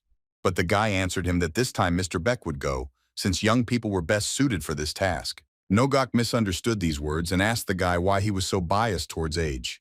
But Okyeon suddenly stopped him, saying that this is not how mature and wise people behave. The girl decided to ask the guy who will be in the kitchen all this time, while Bayok completes this task. Okyeon, I don't think so. Not for a second did she say that she could take care of all the problems in the kitchen herself. Everyone began to distribute their responsibilities, and at some point Bayok went to Chungsam's table to say that he would go with him. There was still the question of who would guard the inn all this time. Grandfather wanted to somehow participate in these actions and therefore said that he would make sure that there was order here. Moreover, he said that since they were friends, he would of course agree. Okyeong couldn't get used to the fact that they were friends. That day the sky was incredibly clear, and the sun warmed everything around very well. Bayok and Chungsam left the inn, and under the words of the girl who wished them a good journey, they went to uncharted lands to complete an incredibly important task. Further actions moved to the place where the Ming Empire's Goods Escort Bureau was now located, which was located in Hefei. Now there was a dialogue between the head of the bureau named Yu Qinggol and his subordinate, who was just checking the number of people in their group. After all the checks were completed, the person who was responsible for moving the group gave a signal. And when they began their movement, the subordinates asked the head of the bureau whether he really wanted to present all the herbs and silk to the Soman clan. The head of the bureau had his own reasons for this, and moreover he said that the main reason was his son, who was also a candidate for husband. This man was his only son, and even though he had a little trouble, he still loved him and wanted him to marry Soman's daughter. But in fact, it wasn't even about the wedding negotiations, since the problem was that a clan like the Soman clan might not like the gifts. But this reason was voiced by the assistant, and therefore the head of which was the head of the bureau, ordered him not to worry and just follow orders. There was some truth in this phrase, and the head of the bureau realized that he had not thought about the assistant's words initially, since hope was still lurking. Since he had in his hands the tyrant's sword, which was one of the 10 treasures of Murim, it is unlikely that the leader of the Soman clan will refuse such a gift on his birthday. The bureau chief did not need this sword, since it was bad at martial arts anyway, and therefore there was no reason to keep it, and it would be better to sell it. At some point during these reflections, the head heard a characteristic whistle in the sky that was getting closer and closer. A few moments later, a small portion of arrows pierced the bodies of the guards who were supposed to accompany the group. Another group of guards at the same second took their shields into their hands to protect themselves from the arrows, and it became obvious to them that they were being attacked by the robbers. The commander of all these troops shouted, asking about the attackers, who dared to attack the escort bureau. Then all the attackers came out of their hiding places and were now at a completely insignificant distance from their targets. These opponents also had their own commander, who ordered the bureau to leave everything here and leave if life was dear to them. But the commander of the bureau troops did not agree with this and gave the order to his troops to attack, despite the fact that there were approximately 100 of them. At that moment, they still did not know that the opponents they now met were incredibly strong, but they were very close to this realization. One of the mercenaries who were dressed in dark clothes came closer to his opponent and struck with his sword directly on his shield. This blow shattered his shield in half, and he and his allies were able to easily deal with everyone. The head of the bureau watched everything that was happening from the side, and he was frightened by the number of victims that had already accumulated by that second. Suddenly, behind his back, the boss heard a voice asking whether he really couldn't defeat those who stood across the road. It turned out that it was Bach, who stood with his comrade and condemned the head of the bureau for his inaction. The robbers, who had just almost completely eliminated all the guards, were surprised that 2 more people suddenly appeared on the horizon. They gave them the order to walk away from here and forget about what they saw here, because they didn't really want to kill young people now. But of course, all these robbers could not even imagine how fast one of these strangers they met would be. With one movement of his hand, he was able to deliver an incredibly strong blow to the enemy, so that even a small amount of purple energy began to spread to the side. Of course, the enemy could not have expected this, and he was incredibly surprised that this actually happened. The battle continued, and meanwhile events moved slightly to a different place. This place was hidden from the eyes of ordinary people, and very few knew about what was here. The man approached the statue, which was located right in the forest, and which was visually unremarkable. By using a special technique and channeling a large amount of his profound power into this statue, his body began to glow red. When this happened, the statue suddenly began to tremble a little and react to the energy that it absorbed into itself. Now the sculpture turned its other side towards the person who used the technique, and a small passage opened. The man, without thinking twice, began to go down the steps that were now in front of him, and it became clear that this was not the first time he had done this. When he finally overcame all the steps, a man appeared in front of him, who was there to see the guest. These men were none other than the white monster named Yun Jongbo. And I met him in this secret hideout Chan Ligan, a mysterious man who coveted the 10 treasures of Murim, behind which stands a powerful organization. And when Chan heard the information that the Dark Sword was dead, he was incredibly surprised, since this was not the news he wanted to hear about. Moreover, with the very next sentence, Yun Jongbo said that the escort bureau was the easiest target according to the information he had. Of Ligan's subordinates, the 5th monster, the 7th bouncer, and the 10th sword, the weakest was the last one, but he thought that they could go out into the world and become great masters. It was hard for him to believe that the wars of the escort bureau were so strong, but all that the white monster could say now was that the investigation was ongoing. In addition, he managed to get a response from observers who had been watching the Namgon clan for a long time. Namely, he learned that the eldest son of the Namgun family would come to the banquet of the Sunmun clan. And moreover, information also appeared that the royal sword belongs to the eldest son of this clan. This meant that the royal sword, which is considered the most difficult to remove, ended up in the hands of the eldest son of the head of the Namgon clan. And he wants to give it to the daughter of the Soman clan, which was interesting in its own way. All this leads to information that 3 great treasures, namely the tyrant's sword, dragon scales, and the royal sword, will be collected together. And of course, Ligan considered this an incredible and excellent chance for himself. He needed to entrust this important mission to someone, but in fact, he had already decided in advance who would be responsible for this task. A moment later, as he said this, the old man jumped from the ceiling and nimbly landed on his feet. He then told his commander that he would do his best if the task was assigned to him. It was a poisonous monster named Sokchun. He has mastered thousands of poisons, including a poisonous substance that destroys internal energy. It was rumored that he had never failed a task. Therefore, without thinking twice, Chan gave this mission to him, and the subordinate replied that he would not let him down. A moment later, with the help of his technique and a very long rope, he climbed onto the ceiling of the shelter and began to move further along it. Yun Jongbo watched this in silence, and when he was already tired, he asked Zhang why he was walking around like that, as if it was his hobby. But now, Ligan was ready to listen to any nonsense from anyone, since in his head there was the thought that he would very soon have 8 bloods, and he would receive those 3 more. Meanwhile, all the most interesting things began to happen in the Soman clan.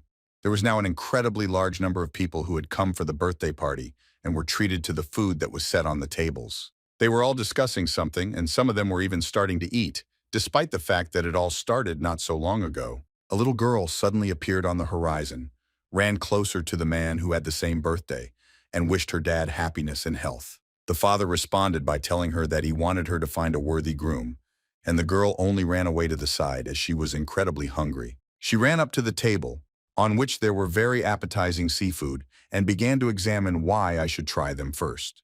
What she liked most was the plate with large shrimp on it, and she immediately reached out to take them with her chopsticks. But at the very last moment, some unknown man took the shrimp with his chopsticks, and the girl could not eat because of this. She didn't say anything to this stranger, but in her head she thought that this guest was incredibly rude if he acted like that. The girl once again reached for the shrimp, despite the fact that she was a little offended by this man. She felt even worse at the moment when for the second time he grabbed exactly the same shrimp that the girl was reaching for. Chung Sam was approached by Bayok, who informed him that giant shrimp are caught from the ocean, so it is good to eat them if possible. At that moment, the girl did not yet understand what these 2 men were and why they acted this way, but she was very interested. Chung Sam admitted that these shrimps were very tasty, but he did this at the moment when he had already eaten an unpleasantly large amount of this food. The girl, meanwhile, had already realized that this guy was incredibly disgusting, and she didn't like him at all. Then she turned her gaze to the plate and noticed that there was only 1 shrimp left, which she had just planned to eat. But at the very last moment, the guy took this shrimp too, without leaving even one thing for the girl. She was incredibly angry when this happened, because after she congratulated her father on the holiday, she never tried a single shrimp. So she shouted to the stranger about why he was constantly grabbing what the girl herself was going to eat. After thinking a little, Chung Sam only told her that in order to eat the food you want, you need to eat it faster. This girl seemed strange to him, and he turned away after saying what he had planned to say from the very beginning. And after walking a short distance, he again began to eat all the food he could see on the table. Well, by that time, the girl was already incredibly angry and raised her fist to hit this guy hard. Well, of course, Chung-sam was not one of those who would allow himself to be hit so easily. So with the movement of his wooden sticks, he stopped her palm. Looking her straight in the eyes, he remained silent. But because of that look, the girl understood that the guy was serious, and there was no point in making him angry just like that. She felt scared, and she already regretted that she had even planned to hit this man. But the situation was resolved at the moment when Bach, who had been standing a short distance from the scene all this time, ordered his employee to calm down. The guy immediately began to move away and told the girl that he would go and look for something else tasty on another table. The girl felt bad when this happened, and her body began to tremble for some unknown reason. After a few more moments, she began to cry and felt really bad, despite the fact that she simply could not eat the shrimp she was thinking about. Further actions moved to a special training camp, where training was now in full swing. Or rather, it was more like the stronger opponent was showing his superiority over the weaker one. The participants in this training were none other than a man named So Moonbyuk, whom everyone who was nearby knew very well. All due to the fact that he was the head of the Soman clan, and with just one blow of his hand, he was able to neutralize the enemy. And when the person with whom he trained lost, he simply stood in an even position and waited for what would happen next. In response, that man stood up and thanked the head of the clan for today's training. In response, the head only laughed and said that he never ceases to be amazed at the courage of his enemies, and noted that most likely, a promising future awaits this opponent. When he was already leaving, he heard the words of the head that he was watching him because of his new beginnings. The rest of the people who were also waiting for training with the head of the clan were surprised by such warm words towards a guy unknown to them. They began to talk among themselves about the need to praise the head because he likes it, and if this is not done, they will take away points. Another stranger suddenly appeared in the queue, who asked everyone to go forward, and seeing him, everyone who was in the queue for some reason wanted to let him pass. A second later, this stranger was already right in front of So Moonbyuk's face. That's why he was surprised, to put it mildly. Of course, he admitted that he was seeing this man for the first time, and for this reason he asked him where he was from. Without thinking twice, Beck replied that he was from the Kunlun Tavern, and after the head heard this, he thought that perhaps he had heard it. Therefore he asked to ask again, and then the guy again said that he was a cook at a Kunlun inn. It was truly incredibly strange, and the head of the clan found it difficult to believe that such a person would come to a rather difficult training session. A second later, Bayok gave the head of the Soman clan a roll of some paper in which something was written. Then the head realized that this was a gift to him personally, and immediately took it in his hands and began to read. This gift came with an invitation in which Beck wrote that they would like to see the great head of the clan in their inn, and added that they would be grateful if they tasted and appreciated their dishes with their daughter. Reading this was no less strange than seeing an ordinary cook in training Azal. But despite all this, the head of the clan was confused, and this feeling bordered on anger, due to the fact that he realized that this person was really interactive. Moreover, he was a very ordinary cook and not even a security guard of some establishment. Another person appeared behind Bayok and said that he was an employee whose name was Chung-sam. The kind of obscenity that was now radiating from Bayok was difficult to put into words, and the head of the Soman clan absorbed all the disrespect. But still, he tried to keep a calm face, especially when Bayok said that they promised to treat the head of the clan with various dishes. Well then, an idea came to Moonbyuk's head, and he asked the guys if they wanted to learn something since they came to this training ground. Beg said that he did not mind, and it was at that moment that the head of the Soman clan thought that he was not a tenant after making this decision. But despite the fact that the guy agreed, he also added that he had one small condition that he had just come up with. It lies in the fact that if he wins in 3 moves, then the head of the clan will visit their tavern tomorrow. Moreover, he added that if this happened, the head of the clan would have to come there with his daughter. This made Moonbyuk think very seriously about who these 2 people thought he was, but he decided that he would show them his intentions. Therefore, they took a few steps forward, and the battle could already be called begun. Since today was a holiday, the head of the clan decided that he should allocate as much as 20% of his internal energy to carry out the attack. He swung his fist and prepared to deliver a crushing blow to the body of Bayok, who at that moment was simply standing motionless. And when the fist had almost reached his body, he simply put his right hand in front of him, thereby grabbing his enemy's fist with his palm. Moonbyuk was very surprised when this happened because despite the fact that he allocated only 20%, it is still a very impressive figure. This was already the first technique, and the cook from the Kunlun Inn was able to withstand this attack without much effort. Having retreated a little, the head of the Soman clan said that it seems that his opponent is learning quickly, but he will also find counteraction to this action. Energy began to focus around his body, and the people standing around realized that at that moment, he was going to use 40% of his internal energy. This blow was also an enhanced punch, which Beck was able to block by putting his hand forward. The people standing around couldn't believe their eyes as they saw the amount of energy Moonbyuk put into this attack.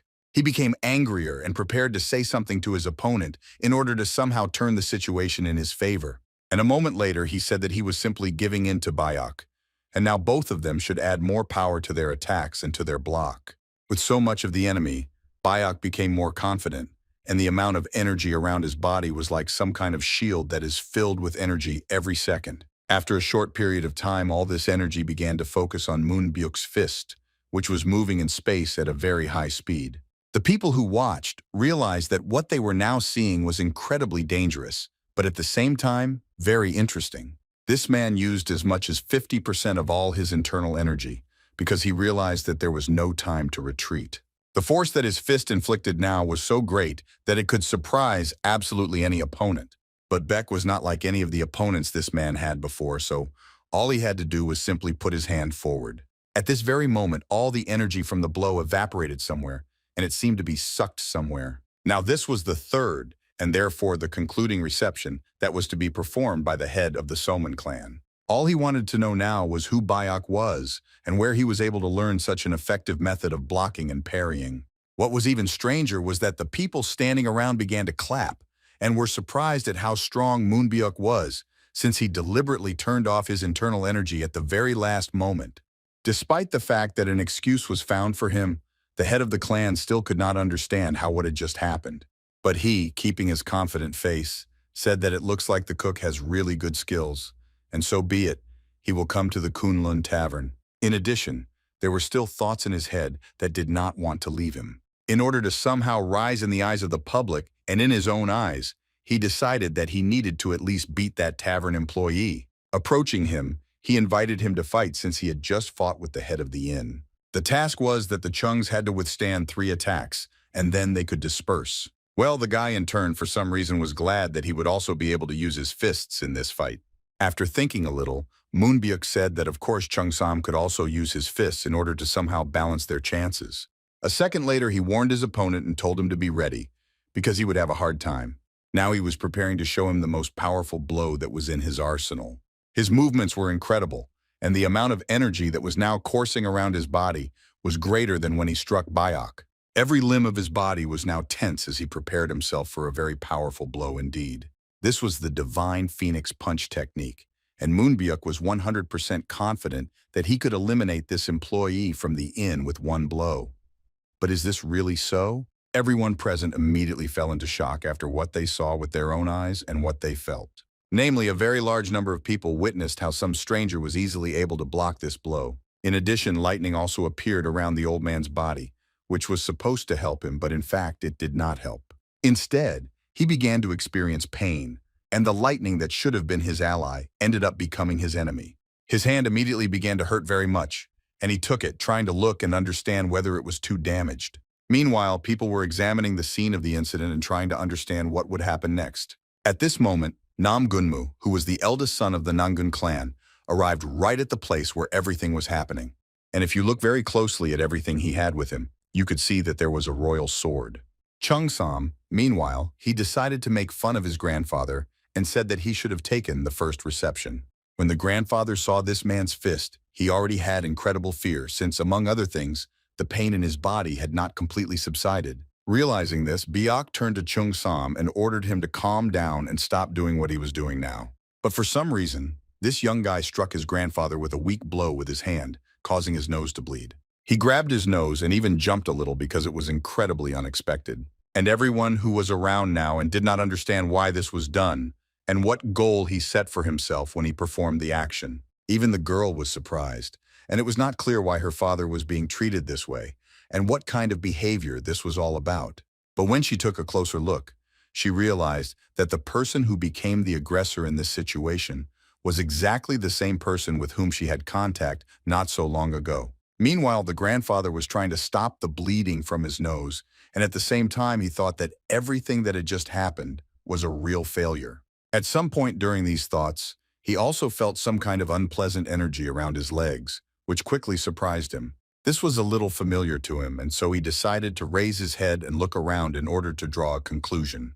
But even before he raised his head, he saw that a man had fallen to the ground and froze in one position. Raising his head, he finally saw a very large number of spectators who either ran to the side and fell, or fell immediately on the spot. Even his daughter could not resist, and little by little she began to sway from side to side. All this happened until she finally lost her balance and fell to the ground, immobilized.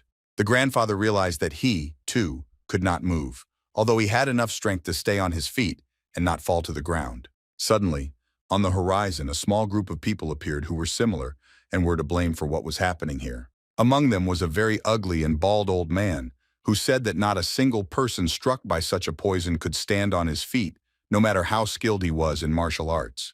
But there are complications in poisoning, and 2 hours after consuming the poison of mental pain, you need to inhale the Makian poison. This is grandfather. Together with his people, he began to approach Nam Gunmu and said that he was surprised that he was holding on, and said that most likely he succeeded only thanks to his luck. Feeling an advantage in this situation, he began to touch the face of the immobilized guy and added that it was immediately clear that he was lucky, just like his father. The grandfather had a plan prepared in advance, and he prepared to carry it out in life, and grabbed the precious sword that was on the young guy's belt. Examining it from all sides, he added that he did not expect the royal sword to look like this, and in his memory, it was a little different. It was at this moment that the young guy gained strength and screamed because he understood that he could not give this precious artifact to anyone. That ugly villain looked at the guy as if he were his victim, and at that moment his eyes glowed bright red. Immediately, the guy realized that perhaps he shouldn't have shouted about it, since he instantly felt even worse. A second later, he spat out a very large amount of blood from his mouth, and the ugly villain watched this with pleasure. The guy fell to the ground, because after this happened, his body lost absolutely all internal energy. This villain began to walk around the square until he finally approached So Moonbyuk. When this happened, the grandfather did not answer him, despite the fact that he had the opportunity, and he wanted to stop the pain that he was now feeling. One of the subordinate villains asked why his nose was bleeding, since poisoning with Makian poison should not have such a side effect. Of course, there were no answers to this.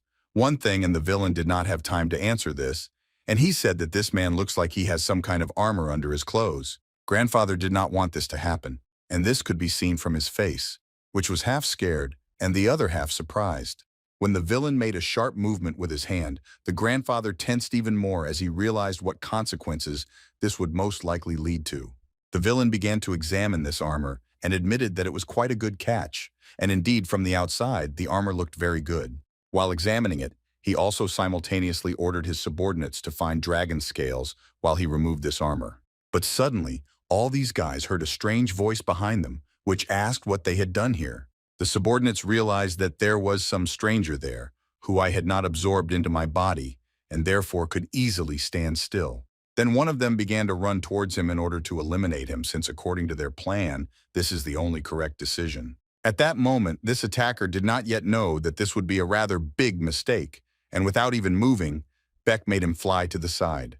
Besides this, he didn't even have to move his body, and the enemy was already lying on the floor and could not get up for some time. The rest of the subordinate atrocities could understand how this happened, since they did not even see one of Bayok's movements. Then the Cloud Dragon analyzed the situation, and when he remembered that a similar strange smell emanated from the food, he realized that it was the poison of mental pain. Then the villain said that the smell has neither smell nor taste, and therefore it is difficult to detect, and very soon Bayok will not even be able to move with this poison in his body.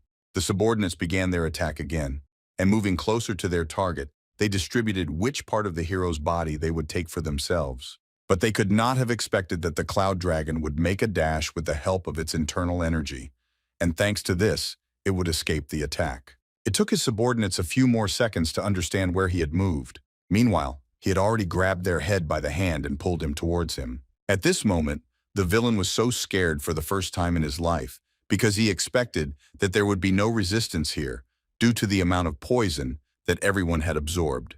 But in reality, when Beck grabbed his hand, he only ordered the antidote to be given right now. In fact, this villain had a 5-poison destruction technique, so it was better to catch such a master and lose his hand. Immediately, he began to use this technique, and his right hand, which was held hostage by Bayok, began to glow. Of course, Cloud Dragon initially did not understand what was happening, but this did not mean that he should let go of his hand. Instead, he continued to hide his emotions. He just looked, but that's all, and did not take any action. The villain began to laugh hysterically and talk about how this is a powerful poison that is stronger than any other sealed in his vessels. Now something had to be done, and for this reason the Cloud Dragon began to inhale more and more strongly. And when he had enough of these incredibly poisonous fumes in his mouth, he simply exhaled. At that moment, the villain thought that perhaps the enemy he was dealing with now was not a person.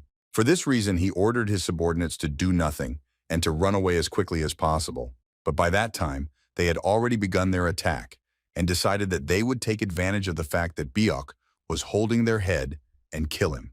But at this moment, Chung Sam appeared on their way, which will become a big problem for them to achieve their goal. This man did not stand on ceremony and take someone hostage, but immediately stood up to inflict strong blows on the enemy. Blood flew in all directions and their teeth littered the entire floor. 2 lifeless bodies flew to the side, and now they definitely do not have enough strength to launch a new attack. The villain who used such a powerful spell had his hand disappear, but despite all this, the Cloud Dragon once again ordered him to give the antidote.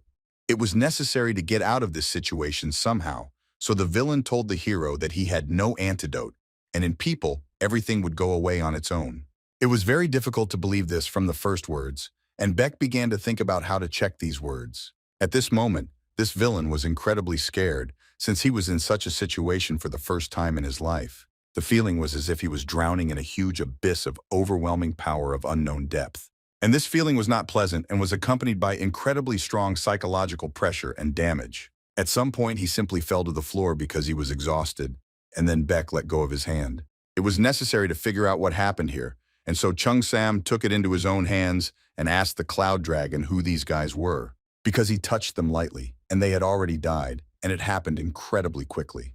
Cloud Dragon explained to him that he had heard that assassins hide a small capsule of poison in their mouths, and therefore could easily commit suicide at any time. The head of the Soman clan, meanwhile, realized that the people who had just saved them were powerful masters. And even the guy who was paralyzed realized that he had never seen such a level of martial arts proficiency. Some time passed, and indeed all the people who were in this square gradually lost the effect that this poison had inflicted on them. After even the head of the clan had recovered from the effects of the poison, he approached the hero to ask how to thank him. He replied that he didn't need anything, and so didn't have to worry about this issue.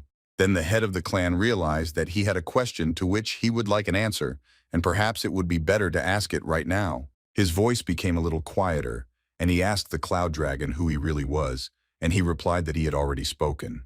And there really was no lie in these words, since the two of them were the staff of the Kunlun Inn. The head realized that he had to believe in these words from the very beginning, since he really seems to be a cook, but clearly a difficult one.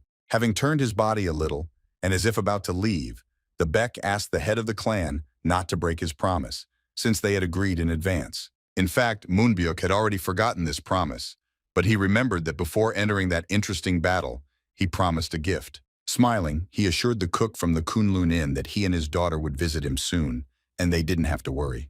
Besides this, it seems that Bayok had one more request that he wanted to voice. He remembered this request because he listened carefully to Seomyeon's words about spreading rumors. Therefore, he asked the head of the clan to spread these rumors for him. Night fell, and all the people had completely recovered from the effects of the poison and slowly began to go home after the shock. Night turned into day, and the events also moved to a completely different place. It was hidden from the eyes of strangers, and not a single passerby could get there. This was the same dungeon where one man told his leader that a poisonous monster had failed during a task. Although he did not die, he still said that he was captured by the Soman clan, and all his subordinates committed suicide. This information was a real shock, since the poisonous monster is the best he knew and who had unsurpassed skills. Moreover, his subordinates were at the peak of their skill and were better than the warriors of any sect. The subordinate decided to explain himself and said that they say that at the time of what happened in the square, there were 2 young masters there. For some unknown reason, they were not poisoned even by the Makyan poison and were able to fight back. But of course, this subordinate man did not know who they were, since this information is very difficult to obtain. In addition, he said that both he also have information that the head of the clan and his daughter went to the place that the masters told them about. It was a Kunlun inn, and after that the head was so surprised that it was literally written on his face. It was strange that they were going to go through all the Kunlun mountains for lunch, but this meant that this inn was somehow connected with the sect, and perhaps they were planning something there. The subordinate began to add information and say that the poisonous monster would not give them up, and perhaps this was a trap to lure them out.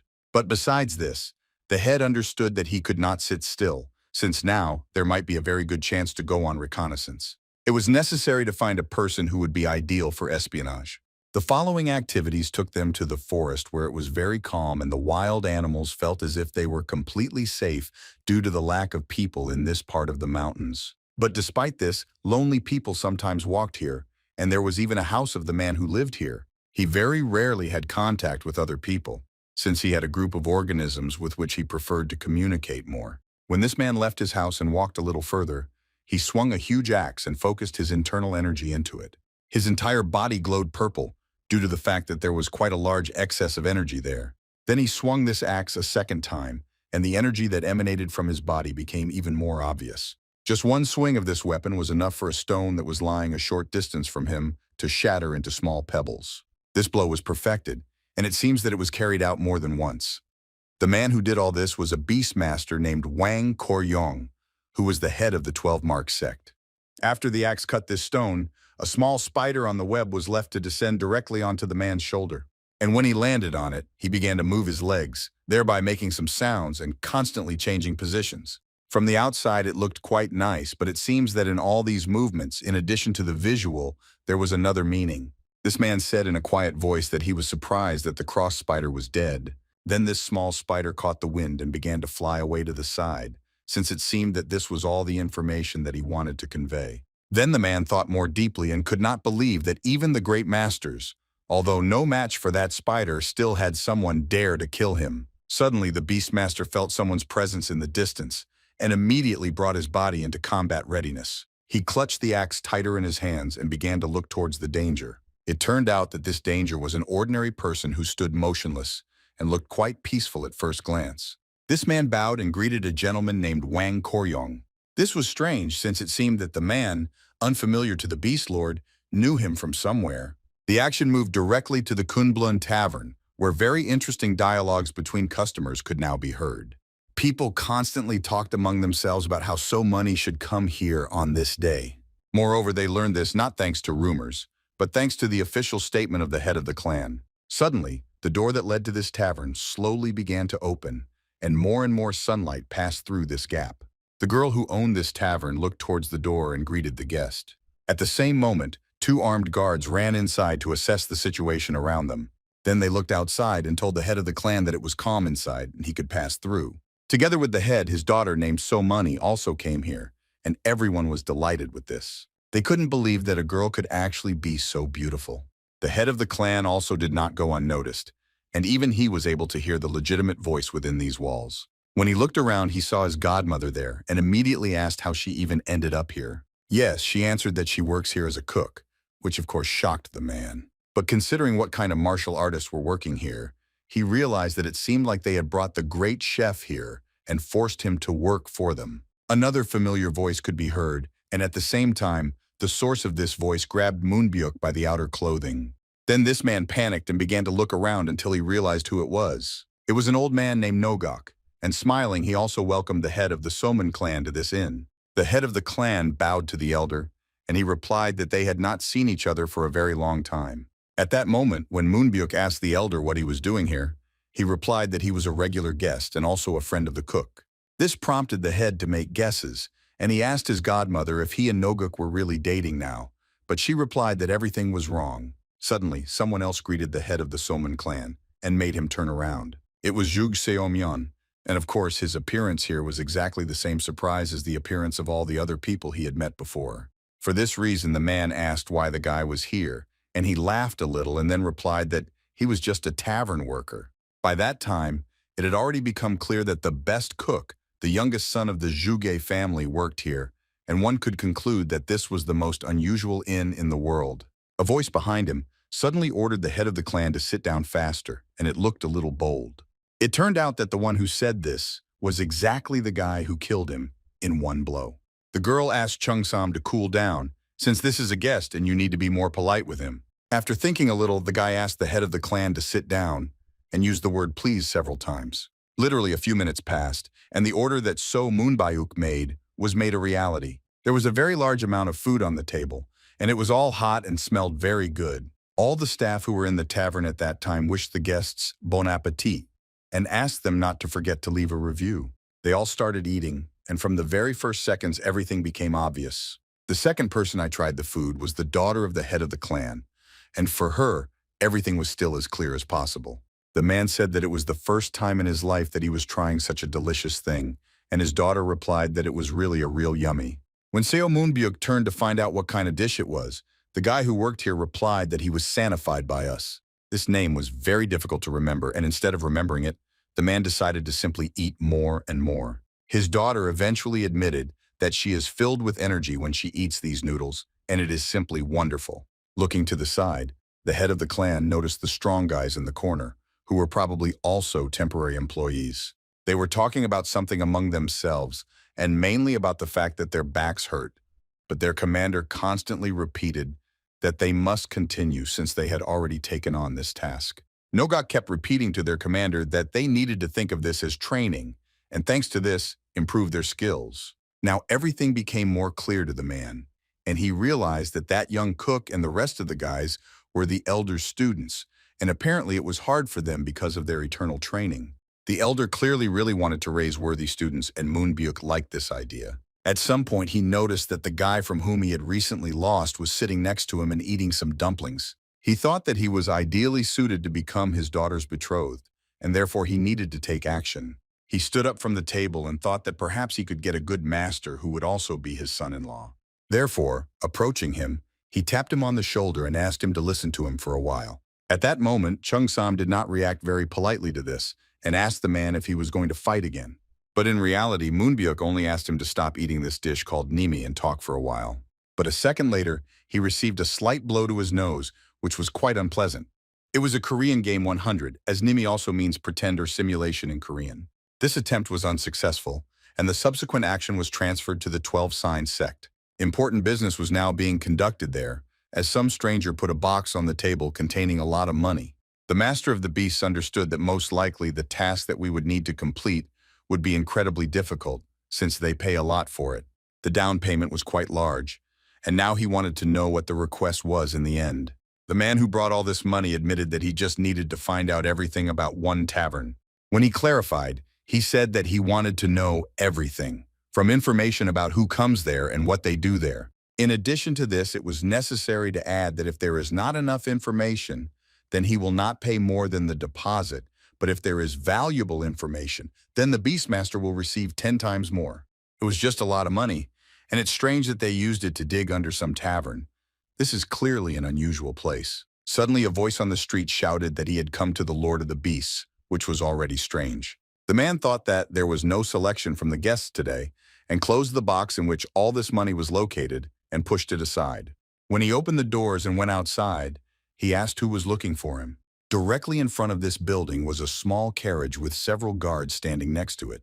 Just a few seconds later, someone came out of this carriage, and it looked like it was a very important person. And this man greeted the head of the sect and said that his name was Sama Zhongyi, and he was from the heavenly cult. They talked a little, and the master realized that for that kind of money, he must begin completing the task as soon as possible. Therefore, after a short time, he was jumping from side to side with an axe in his hand and thus moved further and further. At some point, he flew into the ground at very high speed, and at that moment he gathered himself and blocked his body with his hands. When his body touched the ground, a small energy explosion occurred. The guy flew at very high speed through the ground and fell into some cave that was located underneath it. The lighting here was very poor and made it extremely difficult to see anything. But if you looked into the darkness for a few seconds, you could see a large number of red eyes there. He grabbed his axe very hard, and over time it began to slightly change its appearance. Namely, it began to glow and illuminate the entire cave, which was strewn with rats. Now that this lighting was sufficient, It could be seen that there were countless of them here. Then the man asked where Sovan was, but the rats did not answer him. Instead, another pair of red eyes could be seen in the darkness, moving closer and closer to the man. When we now made a leap forward, she became visible, and she began to growl very loudly. At that moment, the Beast Lord did not like this very much, and he took a few steps towards this mouse. Having accelerated, he hit her in the face with his fist and asked what those rat sounds were. The blow was not very strong, but it was very painful, and Sovan even began to cry a little. The Lord explained that he came here to give the mouse a very important task. The place where you need to complete this task is an inn, and in fact, this task is not very difficult. It consists in the fact that you need to track everyone who comes and leaves there for 5 days. Then Sovan screamed even louder, but this time it didn't sound like a roar. Just a second later, a huge number of mice began to scatter in different directions, and the speed of their movement was truly impressive. The Beastmaster jumped off the ground and flew out through the hole through which he had flown in. Most of all, you smiled, since he received 2 requests from the Kunlun Tavern and decided that he needed to visit there himself. Now the actions were transferred directly to this tavern, where there were not many customers now. One of the mice was able to sneak inside unnoticed in order to begin collecting information. She made her way near the walls and knew that it would be harder to notice her if she moved in dark areas. In addition, she also used open doors and flew when they were opened in order to get deeper. Thus, she was quickly able to enter the kitchen where the most famous chef was now. This grandmother, Beck commanded, said that green onions should be added to the dish. But it was not reliably clear whether the villains, thanks to information from this mouse, would be able to eliminate the cloud dragon. But the problem was that this rat did not manage to collect information for very long, since it was very quickly noticed by the owner of the inn. Of course, the process of eliminating the rat was very loud and was able to attract Beck's attention. When he went into the kitchen and asked what was going on, the girl replied that this was the 3rd rat today, and in general this was a bit too much, since usually there weren't any here at all. You have employees who were not even official employees in this tavern. They said that their owner is poor and is trying very hard to ensure that there are no rats in the establishment. Then their leader appeared on the horizon and said that right now they must destroy all the rats. And of course they listened to Sobong. They began to run after these rats, and armed with small sticks, they eliminated them left and right every minute.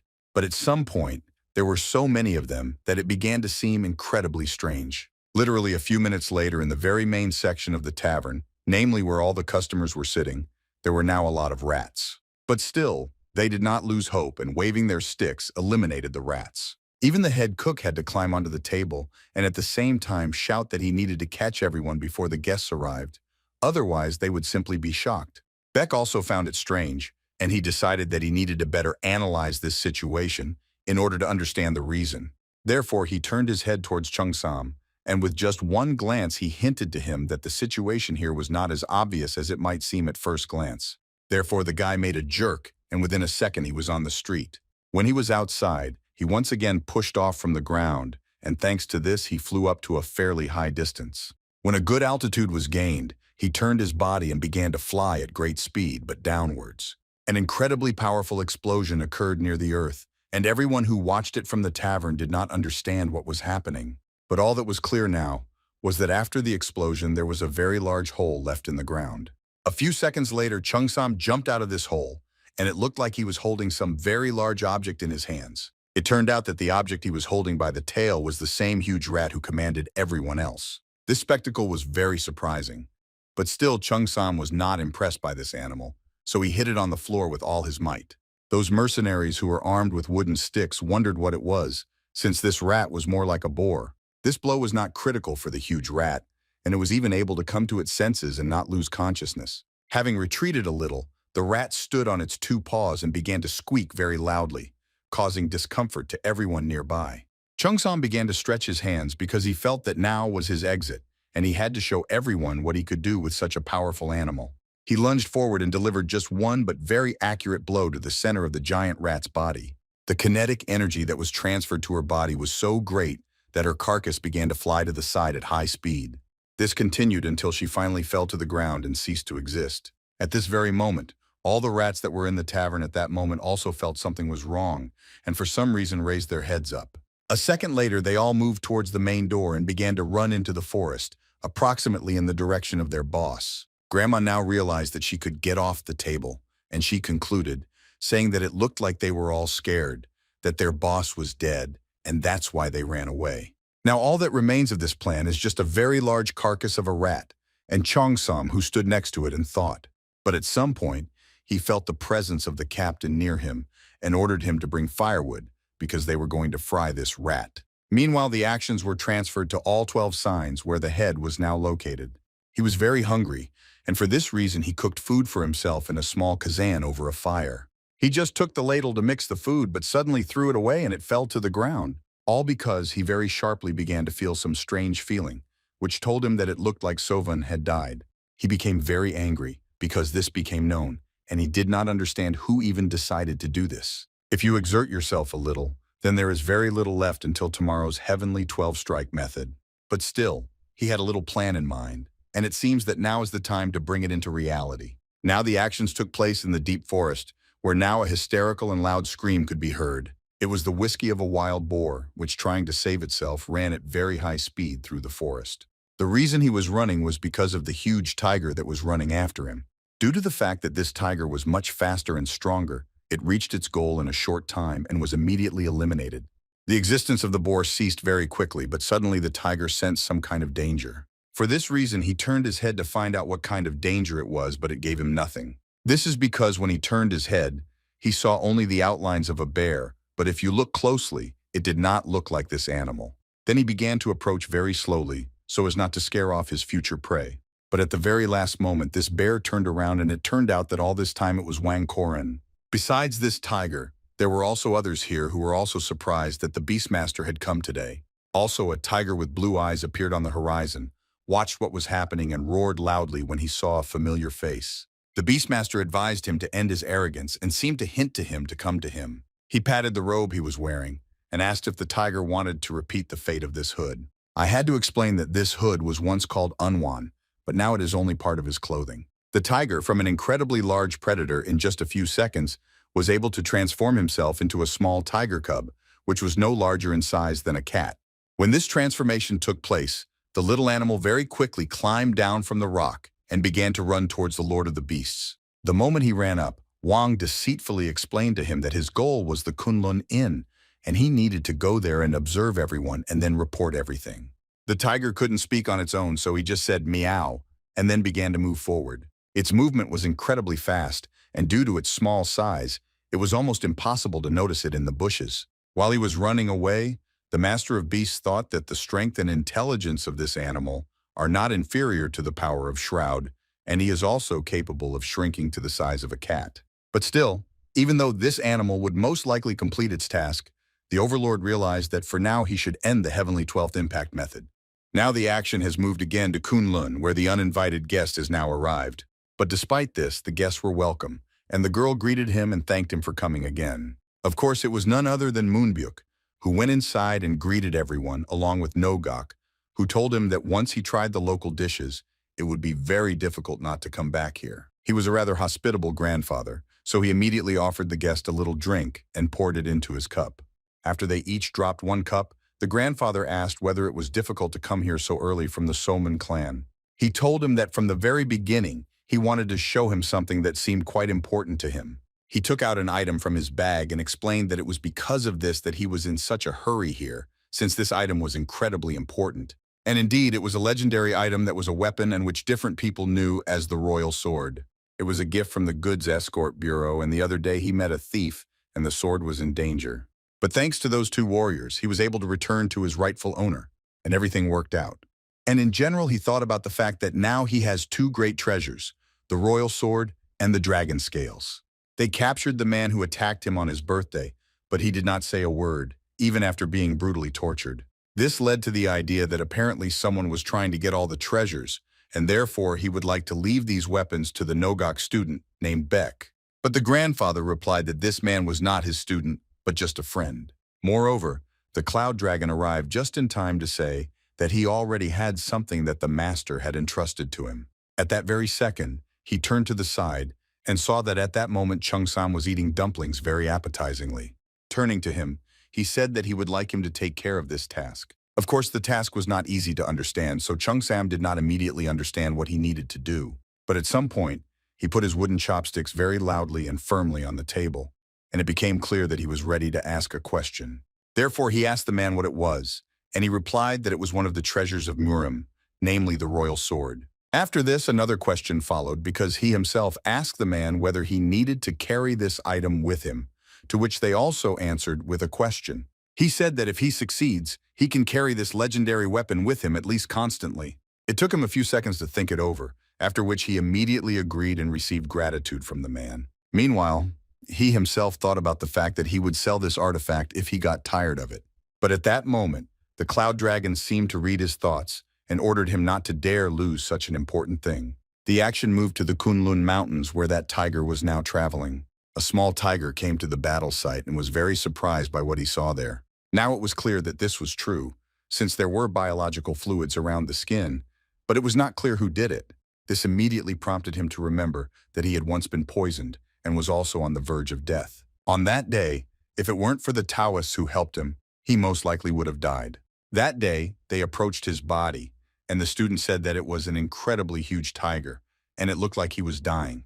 The student's master said that he had been poisoned, and at the same time he took out a small vial from his inner pocket. He explained to him that this is a kind of antidote, but it's not yet known whether it can help in this situation. All that could be done in that situation was to rely on luck and do what was possible. Fortunately, the antidote actually saved the tiger's life, and he wanted to repay them for their help, but he never met them during all this time. And looking at the bloody body of the spider, he realized that it looked like that Taoist had also died, like his master. But still, now there was no time to remember the past. So the tiger jumped away from the place where it was standing and began to move deeper and deeper through the forest towards the inn. That day it was a day off at the tavern, and because of this there were not a very large number of people. Some came, but when they noticed the sign, they immediately turned around and went to their home. The mercenaries, meanwhile, were very happy because they now had internal energy. This was completely different from how they fought before, and because of this they were happy. Their captain thought that they were very lucky that Nidan really existed. This story began when they roasted the body of a rat and began to talk near this fire. They said that this stew tasted better than the previous wild boar and tasted completely different from rat. But when they were dismantling the body, the Chukansam suddenly noticed some kind of bead, which he decided to show to the rest of the mercenaries. Those guys were incredibly surprised when they saw her, and the captain shouted that this was the same Nidan who improves internal energy. They advised him to try it because it was interesting, and he wondered how it would affect his body. But he replied that he did not want to eat something that looked like something inedible, so he gave the artifact to them. And after they divided it into 3, their internal energy really increased. Chung-sam, I just had time to think that these are some funny guys who don't look ordinary. He then said that now they should try the monster spider, which had a human head. This was completely unbelievable, since it was difficult to believe that such a monster had ever existed. But at that moment, when the remains of this spider appeared near their feet, they changed their minds about the fact that it was just a myth. One of them asked where the head of this monster was, and the second was wondering how they managed to catch it in general. He answered them that he beat this opponent so hard that there was nothing left of his head, and he simply threw it aside. After that, he gave them permission to eat him, since there were already 3 of them. It turned out that all this time this dialogue was being watched by a little tiger cub, who got scared when he felt the power of Chung-sam and heard how he hit that spider hard. Therefore, he slowly began to move back and think about the need to run away from here as quickly as possible. But the guy who had just allowed the mercenaries to eat the spider suddenly heard danger. The mercenaries at that very second could not understand why he was looking in that direction, and in general why he looked so suspicious. Well, of course, Chung-sam was not one to explain his actions and therefore made a dash toward the little tiger. Today, with a movement of his hand, he grabbed it, and it was not clear what he would do with this animal next. Now, when the action arrived at the tavern, the grandmother could be heard saying that she could not stand rats and that she hated them more than snakes. She told the owner a story about what she experienced during the procession of these animals, and only from this did she begin to tremble. While this story was being told, suddenly someone came inside, and it was clear that it was Chung-sam. Entering here, he asked if it was possible to leave this animal here, and when the owner asked what kind of animal it was, he replied that it was a cat. Although they initially really thought that it was a cat, the girl immediately asked why he had so many spots in that case. At that moment, the animal had only one thought in his head, and that was whether it was worth killing the girl in order to try to get out of this trap. But all he could do now was just constantly meow and try to get out of Chung-sam's hands. The guy handed the tiger cub to the girl, who was very happy with such a gift and said that he was incredibly cute. When they started petting him, she also said that now not a single rat would get to them after this. The tiger cub was petted and he felt calm until he felt a very familiar smell approaching from the side. This smell was exactly the person who saved him from death several years ago by giving him an antidote. And by an incredible coincidence, of course, this person was the Cloud Dragon. But Won Koryong's training was now in full swing, and from his scream one could understand that he was as serious as possible about the result. He moved his hand forward, and the energy that passed from his weapon forward was able to destroy a huge stone that was a short distance from his body. After this, an incredible explosion occurred, which with its energy was able to scatter small pieces of stone in different directions. At the place where the explosion occurred, there was a very large crater, which was created here in literally 1 second. Looking at the result, the Beastmaster thought that after performing the Heavenly 12-strike method, he had completed the hellish mineral category, and it seemed that his body was so ingenious. He laughed and inquired about how soon he would be named the King of Sichuan, since this is an incredibly great majesty. Well, at some point, his lust suddenly stopped and his face became more serious, all because the thought came to his mind about where Hovan was now and why he had not yet appeared. Now further actions took place in the tavern, where it was now very peaceful and some guests passed by. They were immediately greeted by a girl who greeted them and asked how she could be of assistance. The father of the family replied that he had recently learned about this place and asked if they provided free food here. The girls were uncomfortable saying this, but she had to say that the free period was over, and now the food was paid. But then, Baek appeared behind her, and I told Mupyeong that he could sit down, and in the meantime he began to come closer. The boy was incredibly happy to see a familiar face and even began to laugh. At that moment, when the Cloud Dragon approached the boy, he explained to him that she feeds everyone for free, as promised. But the father did not agree with this, and explained that since the free period was over, he, as the father of the family, would pay for the food. Moreover, he added that he came to thank Baek since his son told him everything. Somehow there was no point in contradicting this, so the area, not the dragon, agreed. But suddenly something very terrible happened, and someone came into the tavern and who looked quite angry. It was the Lord of the Beasts, who, having gone inside, asked the first person he came across if this was a Kunlun Inn. Of course, there was no answer, so the man asked again if this was the Kunlun Inn. He didn't like it all very much, and he began to more closely examine everyone who was here. Besides this, it seemed strange to him that no one even deigned to answer him, and everyone was actually very surprised. But the peak of strangeness came at the moment when he saw Kovan in the arms of a girl who was also stroking him. It was very difficult to understand why this animal was here now, but obviously Hovan didn't want to know, and turned his head towards the wall. A second later, he jumped to the ground, and the owner of the inn greeted the new guest. She said that he could sit at any table he wanted, but he immediately asked the girl if she really thought that he came to this provincial tavern for the sake of food. He explained this by saying that he was here for the sake of a showdown, and that as he saw, they only treat guests well. It was strange that there were both masters and ordinary people in this place, but since he considered himself the king of beasts, he understood that he did not have time for all this garbage. So he shouted, ordering absolutely everyone to kneel before the great beast lord right now. The family who came here to eat for free was very scared. Most of all, of course, they were scared for their own son. Then the man took one step forward and asked everyone else to stay, since he himself was about to kneel. But at the very last moment, he was stopped by Nogok, who explained that there was no need for this. And when he said this, the master of the beasts immediately shouted and said that he had already counted and shouted very loudly, 1. A second later, at an incredibly high speed, he knocked out the doors to the tavern with him and flew out into the street. The blow was so strong that despite the fact that this man clearly weighed more than 150 kilograms, he still flew away from here like a small pebble. In addition, it almost seemed to him that he had lost consciousness as his head began to spin. Cheong-sam appeared on the horizon, who was precisely the person who dealt this strong blow. The Beastmaster immediately jumped to his feet, and his eyes showed how angry he was that he had just been practically mocked. Cheong-sam said that he was surprised that his opponent had quite good stamina and that he was able to stand up. By this point, a small number of people had gone out into the street, and the mercenaries even thought about the possibility of getting involved, but agreed that they would simply be on guard for now.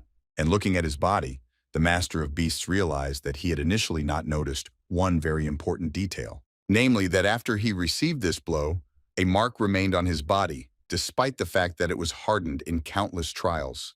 While he was examining his body, Chung-sam caught him by the neck with his hand and began to squeeze him harder and harder every second. And then he began to lift it until he raised it several centimeters above ground level. He used this moment to ask what the Beastmaster was muttering there, since it was just the beginning. But of course, Wang Koryong is not the easiest opponent, so even in this position, he was still able to use the celestial 20-hit method technique. This technique was quite powerful and could eliminate anyone who was at such a distance from the enemy. He even forced Chung-sam to step back, and the attacker himself also jumped back in the opposite direction.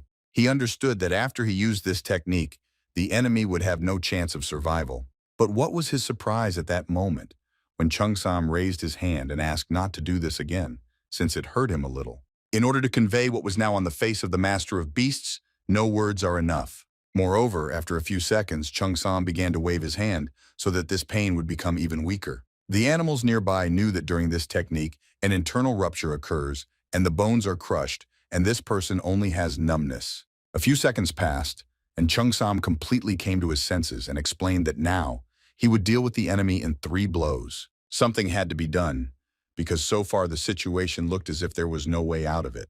It was clear that maximum tactics needed to be used, and he decided to use the hellish minerals method. But still, even though Chung-sam was scared, he still remained on alert. The enemy focused a very large amount of energy in his body and prepared to strike. All this indicated that the Kanga's energy would now be used, but the captain was not sure of this. And the villain shouted that they were all non-entities who were not able to understand why this power was called the achievement of harmony.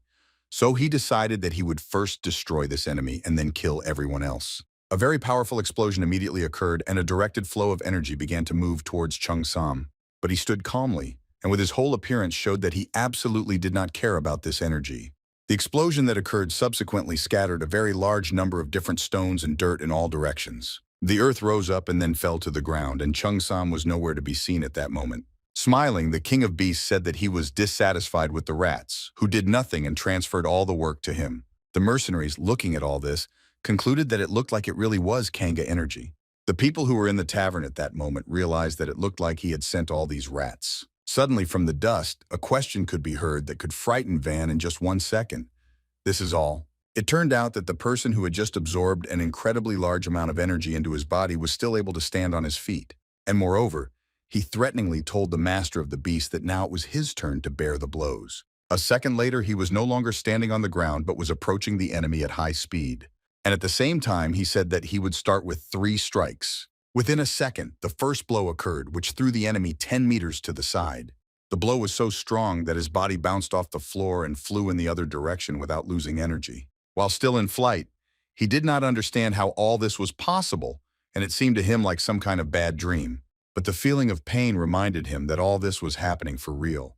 The enemy flew up to him again, and even while in flight, he was still able to calmly strike him. Chung-sam had a smile on his face and constantly called his opponent a narcissistic idiot. After the second blow, he was already lying on the ground, and with just his body, he was able to create an incredibly large crack there. A second later, Chung-sam grabbed him and asked if he liked the way he prepared. With his hand, the Beastmaster tried to stop him, but it seemed that this was no longer possible. After the subsequent blow, his body began to fly to the side, and he completely lost consciousness. Everything that followed began to continue in the tavern, where the family thanked the owner for the delicious food and promised that they would come once a year. Beck, turning to the little boy, asked him to come again, and in the meantime he said goodbye. And then, the heroes turned to their father and said that he hopes that he will grow up to be a worthy man who goes towards his goal. When they finished speaking, everything was transferred to the forest, which was not so far from the tavern. Near this forest, there was a small area where no trees grew, where the ruler now lay. At some point, he suddenly woke up and at the same time experienced an incredibly strong panic. It was also very difficult for him to breathe, so he tried to get up and remember what had just happened.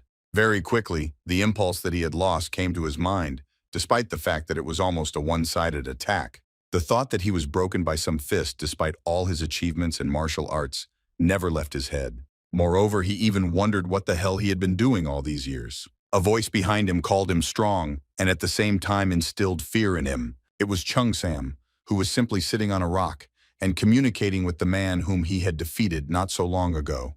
Come to the tavern. A short amount of time passed, and the Beastmaster actually came to the inn and stood in front of Beck. He knelt down and listened to the cloud dragon talk about how despite his martial arts, he acted recklessly. So now he has two options. He had to choose between two really very difficult paths that would decide his life in advance. This man had to choose between death or the destruction of his own fighting skills. The Beast Lord wondered if this guy standing in front of him really wanted to destroy his skills. He thought that he was a greenhorn and incapable of anything.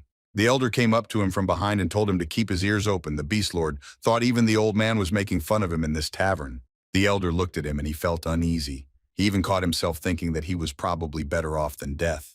The Beast Lord thought that the elder's enormous inner strength could be felt even through his gaze.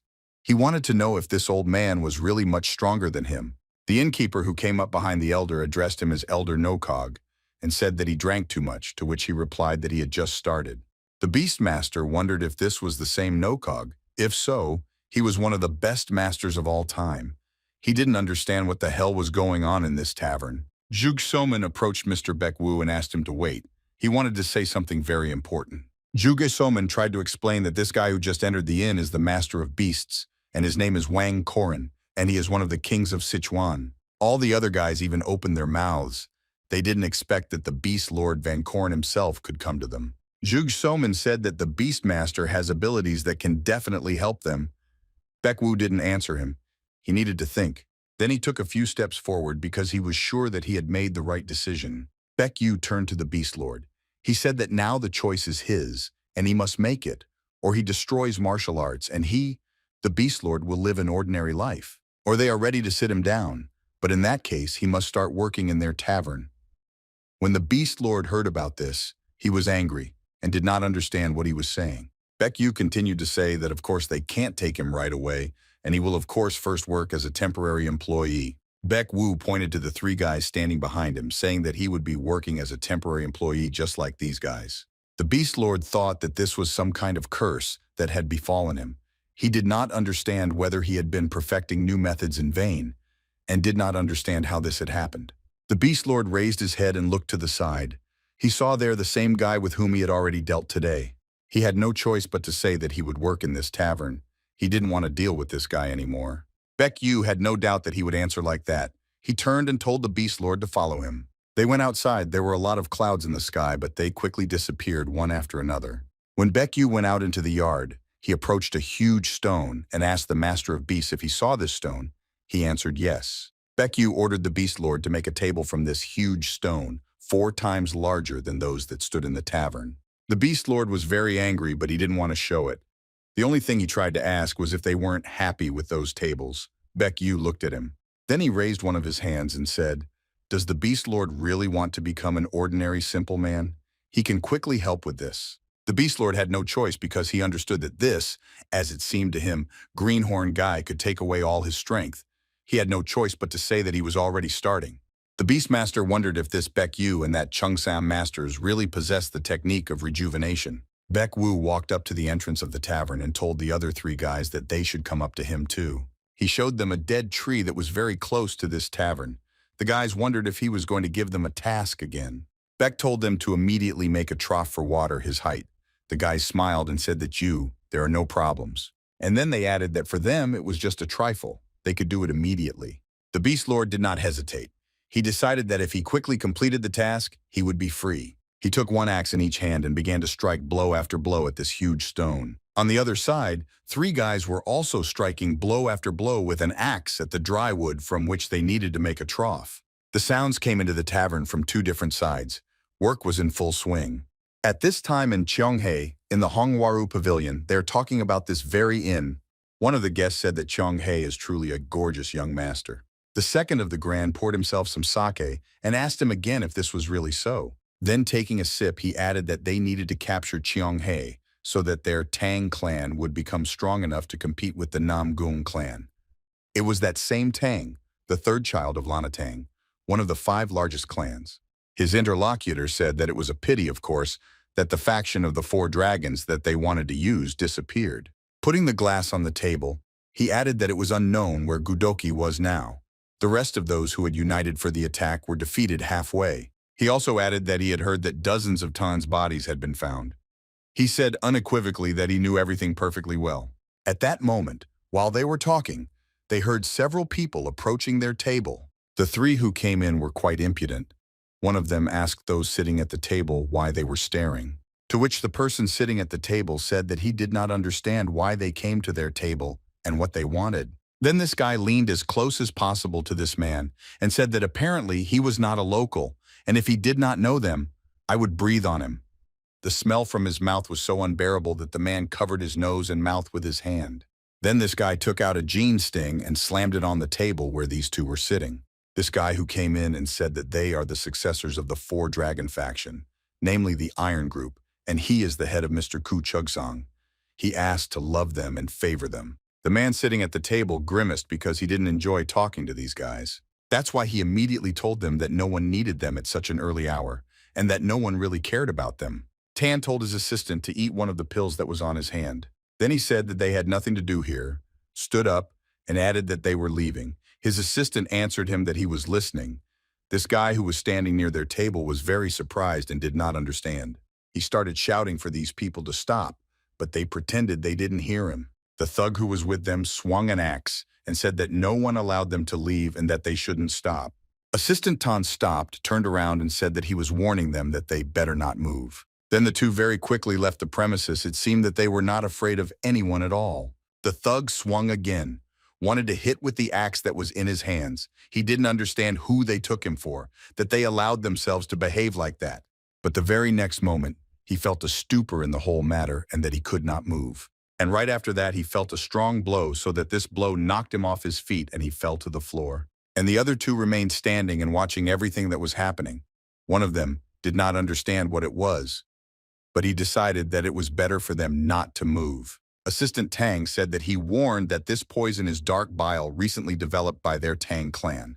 One can die at any moment if one mixes internal energy with colorless and tasteless poison, and they, unlike these guys, ate antidotes. Tan and his assistant left this establishment, and without looking back, they went forward. They heard only some screams from behind. At the same time, in another part where the tavern was located, work was in full swing. Three guys who were given the task of cutting down a tree and making a trough the size of a man from this tree coped with this task.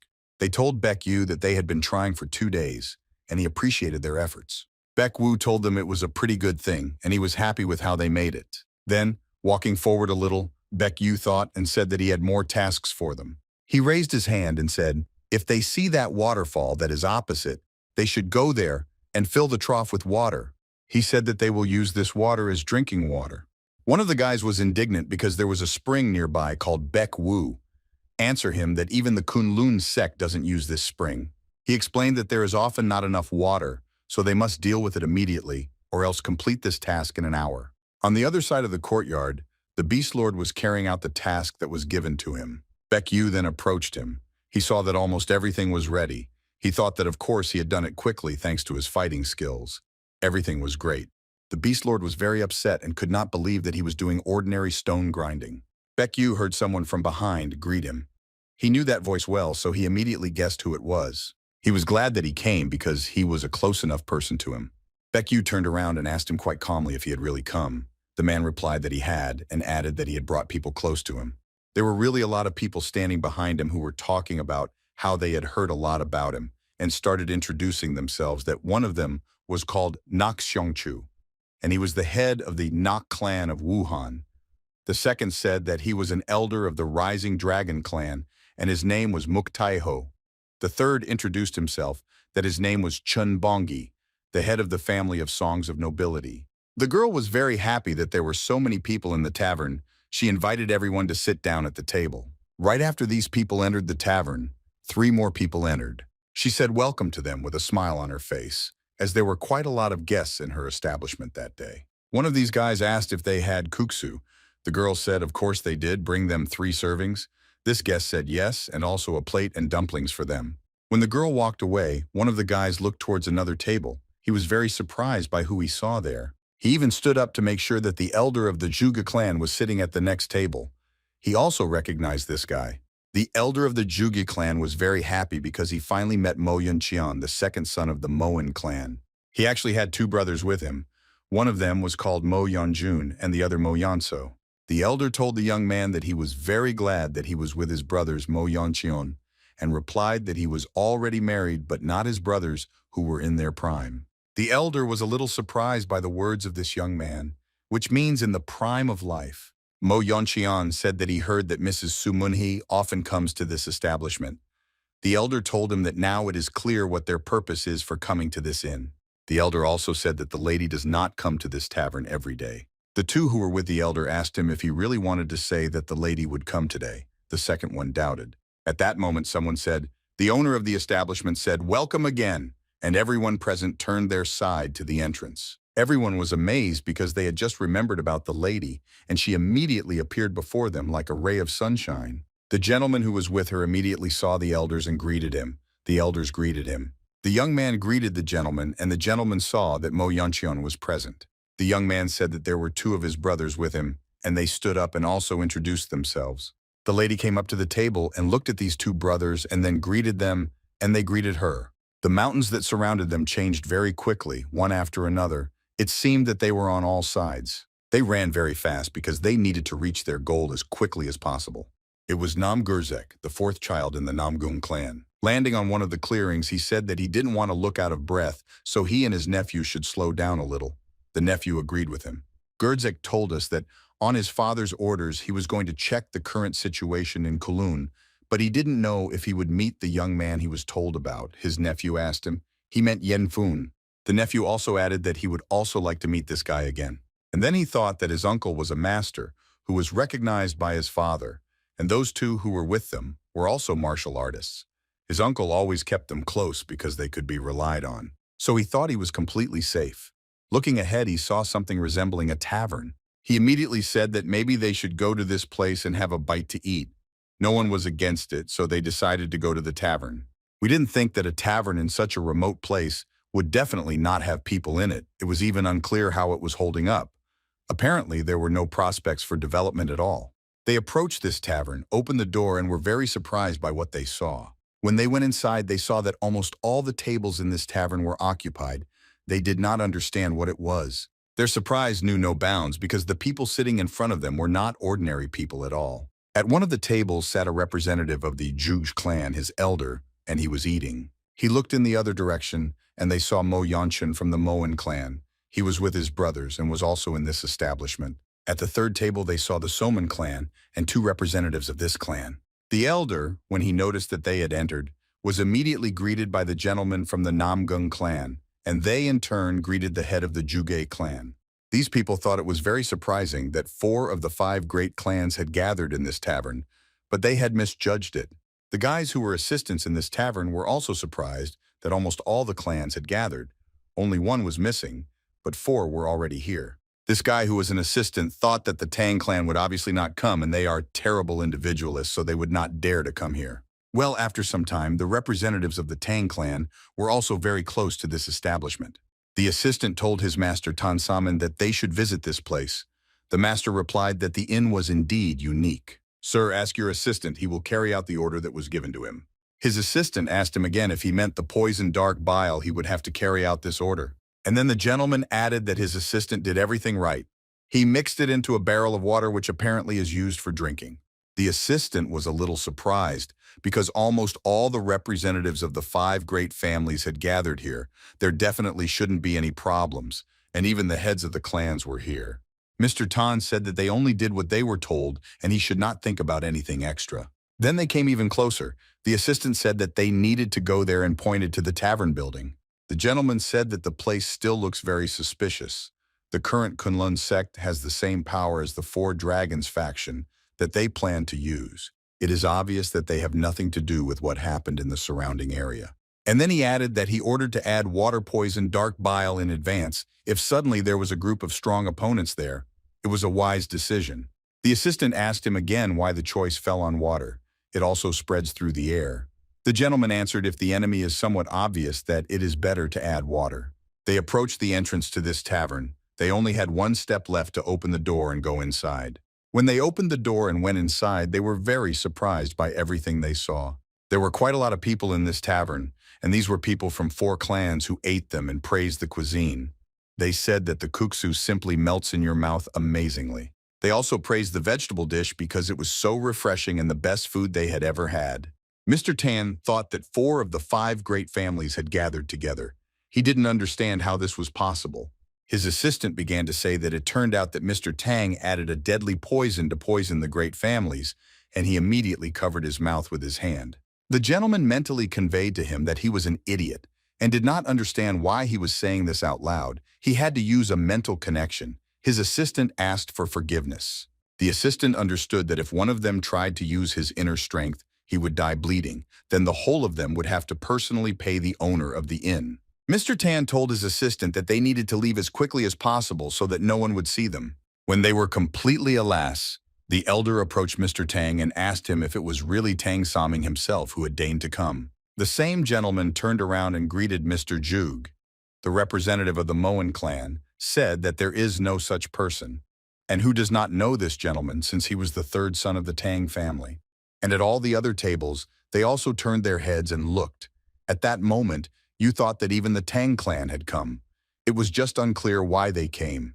The elder asked them what brought them here. Mr. Tan answered him that he was here only because there were rumors. The elder then asked him if he was here only because the daughter of the Soman clan came here. At that moment, her father thought about how many people were aiming to be his sons-in-law, and he would like to resolve this issue as soon as possible.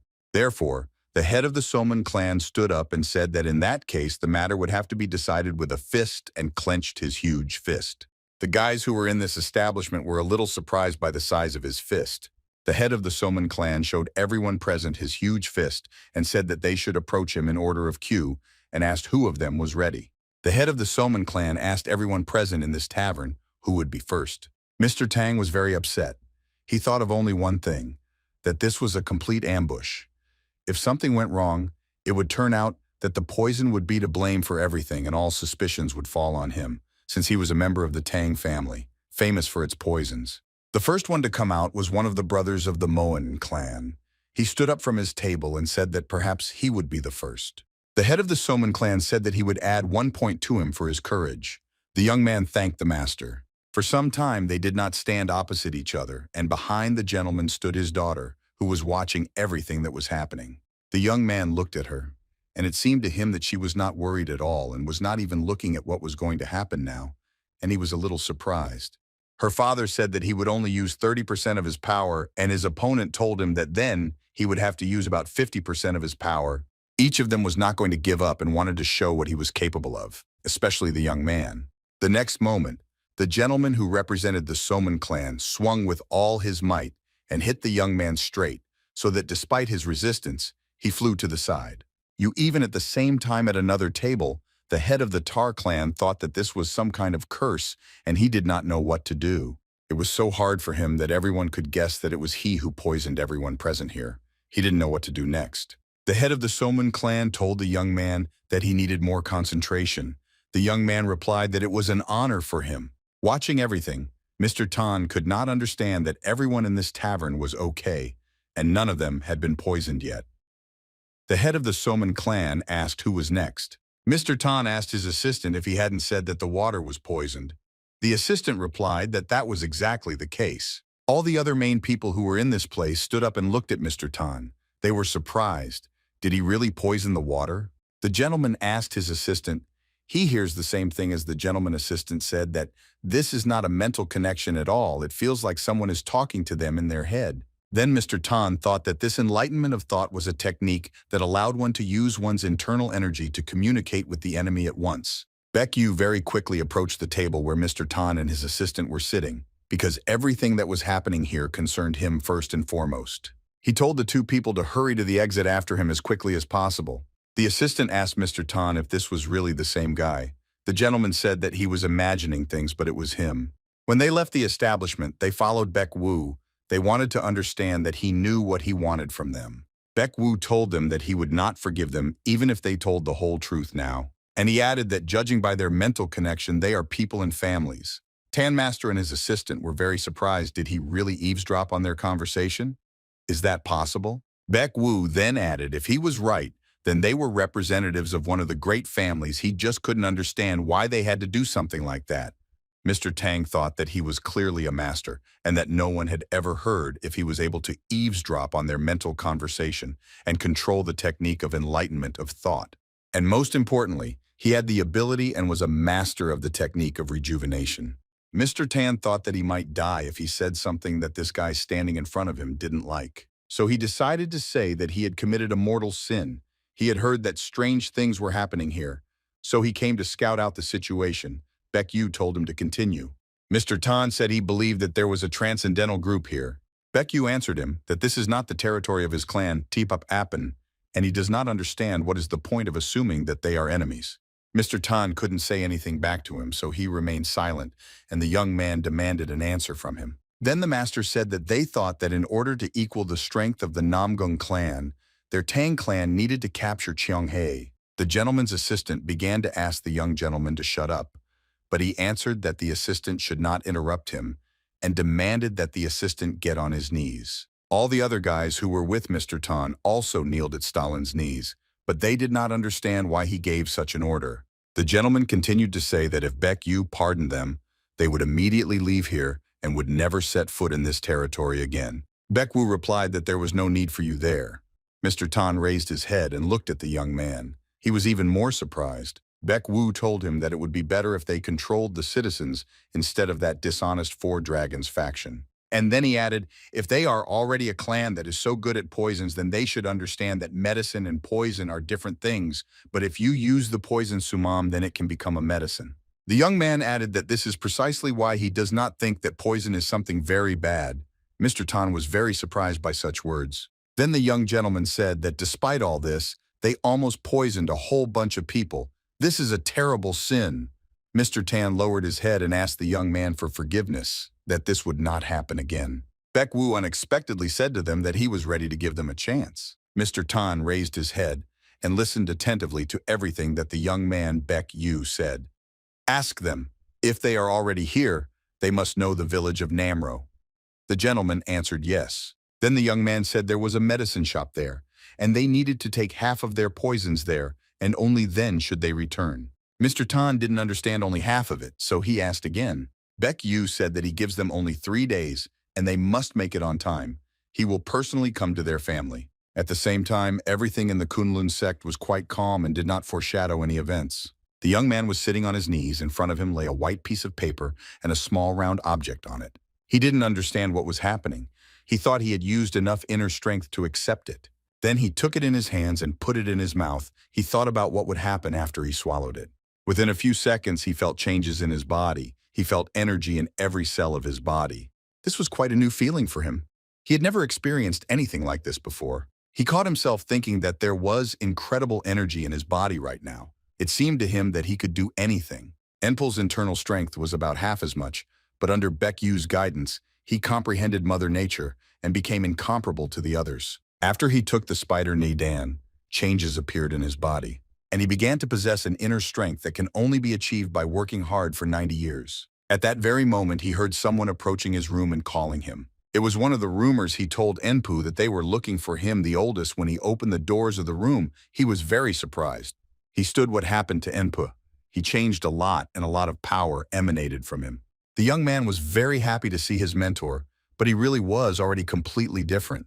After some time, he went to that Kunlun, to the Palace of Great Frequency, where they were waiting for him. Going inside, he asked if the elder had called him. If so, then he came at their request. One of the elders told him to answer only the truth and nothing but the truth.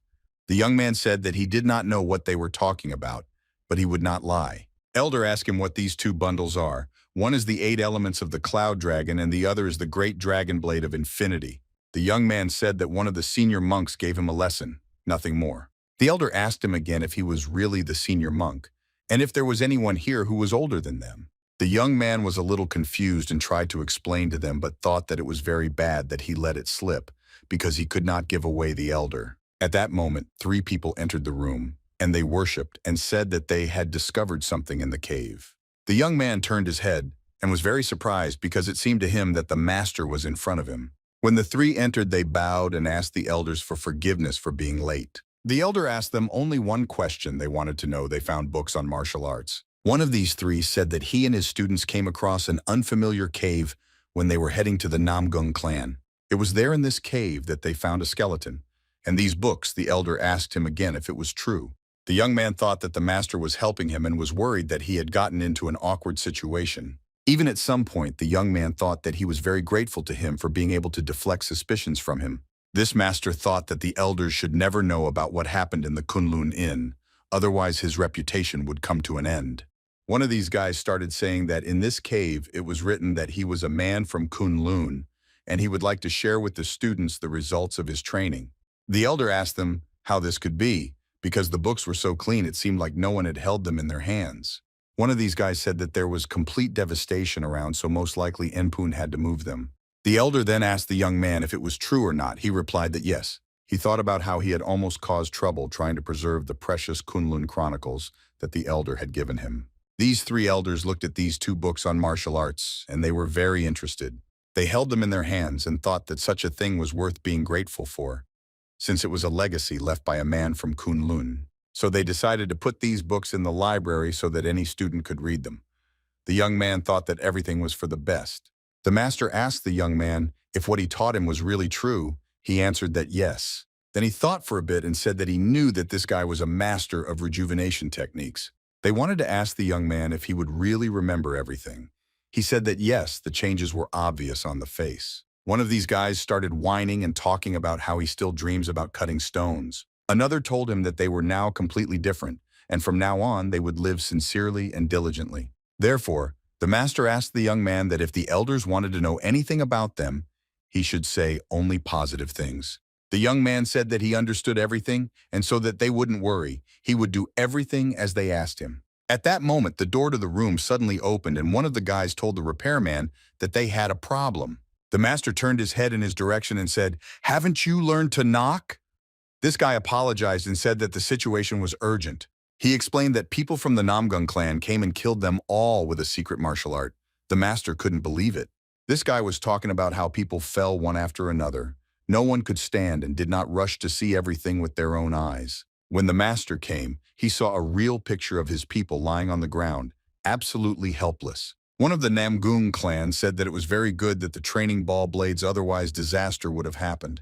The head of this clan laughed and said that he knew that the Namgung clan was incredible and thanked them for sharing their martial arts. The elder told the clan leader that they now needed to talk about the alliance between the Kunlun sect and the Namgung clan.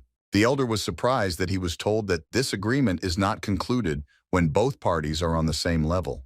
If this happens now, it will no longer be an alliance, but simply receiving aid unilaterally. The elder was not ready to hear from the head of another clan that he doubted that they were losing on purpose, so he told him that under no circumstances. The head of another clan offered him to prove it, and a person from their side had to fight with a fighter from their clan. When they saw this fighter, they were very surprised and no one was ready to fight him. They stood among themselves and talked about the fact that this was the same Koval. Those who didn't know asked why he was so famous and who he was. This Koval was from Guangdong province and was one of the top 10 swordsmen, and he joined the Namgun clan. Koval took a step forward and then said that he had long heard that the people from the Kunlun sect were excellent at handling the ball. So they had to prove it to him. The guys who were standing had their heads down. Each of them didn't want to be chosen. The head of the Namgun clan, when he saw the faces of the fighters, he even smiled at some point. He understood that they were ready to surrender without a fight. The elder became very angry and thought what a disdainful attitude towards their sect. The blacksmith stood for a while, but no one from the sect was ready to fight him. He said that it seemed that they had come here for a reason. The head of the Namgung clan said that then there could be no talk of an alliance between his clan and the Kunlun sect. Unexpectedly for everyone, a brave man came along who told them not to make such a conclusion and to wait. Everyone turned their heads and saw that same master in front of them. He said that he was the fourth elder of the Kunlun sect, and his name was Baekwan. The guest asked him if he wanted to participate. Then the master replied that if there was a need for this, the head of the clan was a little surprised by such words. The master said that first they needed to try to distance his student and pointed his hand at the young man. The guy lowered his head, greeted him and said that his name was Enpun. His opponent looked at this guy and was a little confused. Koval, looking at this guy and at the power, thought that it seems he was not mistaken. Indeed, in Kunlun there is such a master who can resist him, and this master is still very young. The master's assistant asked him if the guy could handle this Koval. Then the master told his assistant that the young man had told him something. Enpun recently told him that not long ago, he had taken a cross spider and asked permission to help if we suddenly find ourselves in a difficult situation. It was clear that the young guy didn't care, but he lacked practical experience despite the fact that he had strength. Kaval video of the young man thought that he would achieve victory. Due to the speed of the ball, he was the first to attack. Enpun saw that his opponent was approaching. He focused his attention on his opponents and was ready to fight him off. When his opponent ran up very close and swung to strike, the young man instantly parried the blow. The first thing his opponent felt was a sharp pain piercing his wrist. Enpun moved very quickly and his opponent could not control where he was. It seemed that despite the fact that this guy was completely inexperienced, he instantly repelled his blow after blow. Koval caught herself thinking that he felt as if he had encountered the power of a dragon. So he thought for a bit and decided to respond with his sharpest ball and prepared for another attack. Having made a jump forward, he decided that he would use the white snake sword from this blow, and no one has ever escaped from this technique. It seemed that his opponent was already disarmed and the young man had to surrender, but at the last moment, he also began to attack. With one blow, he knocked the sword out of his opponent's hands so that the sword turned over several times in the air. And then he struck his opponent so that no one would have any doubts anymore. The members of the Namgung clan were very surprised by this turn of events. They certainly did not expect it. They could not even imagine that they could lose. But not only they were surprised, but the master and his assistants were also surprised because they did not think that the master's student could win this fight. Koval lowered his head down in front of the young man and said that he had lost. Immediately after these words, applause began to pour out in honor of the young man. You could hear everyone around him shouting his name. He was very pleased. He was proud of himself. Many thought that this couldn't be. He defeated Koval in a few seconds, who was impossible to defeat even in 100 moves. Others couldn't believe their eyes. Was there really such a person in Kunlun? The master looked at the head of the clan and asked him if they had now proven that they were worth something too. The head of the clan couldn't say this before, but now he had to agree with it. The master immediately exhaled and lowered his head down. He also did not expect that his student would cope so quickly. The elder laughed and asked the head of the clan that was with him if he was happy with what had just happened. Then she told the elder that they should go inside and discuss the details of the alliance. The clan leader agreed. They went inside and began to have a cup of tea while they were discussing the alliance. The young man remained standing and watching the elder walk by, he thanked him. The room was very dark. A gray-haired man was sitting at the table. Only one torch was burning. I went out into a nondescript room. Someone came in and greeted the gentleman who was sitting at the table. It was Mr. Chong Ligan. What came in was of enormous size. It resembled a dark, enormous force. Chong Ligan told him that his inner strength had become much stronger during the time they had not seen each other. It was a dark monster, and he thanked the master. The dark monster said that he had one more task, but as soon as he heard the master's order to return, he immediately dropped everything, and the master rushed over and said that first he needed to sit down. The dark monster wanted to know what happened and why he was called so quickly. The gentleman said that on the slope of Kunlun Mountain there is an inn with the same name. The dark monster listened very carefully. The gentleman continued to say that 5 great clans had gathered in this place. At this moment, the gentleman was a little scared. It seemed that he felt that these 5 clans were plotting something. The gentleman added that there was even a beast lord in this tavern. The dark monster couldn't believe it. It seemed to him that it was impossible that they were all together.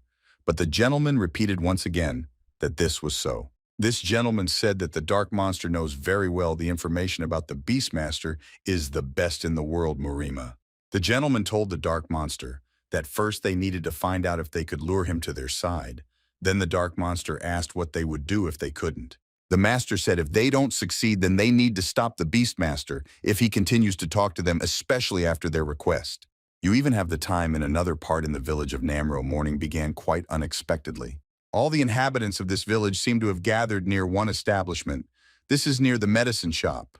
The queue was quite long. It seemed that there was not a single resident of this village who did not come to this medicine shop.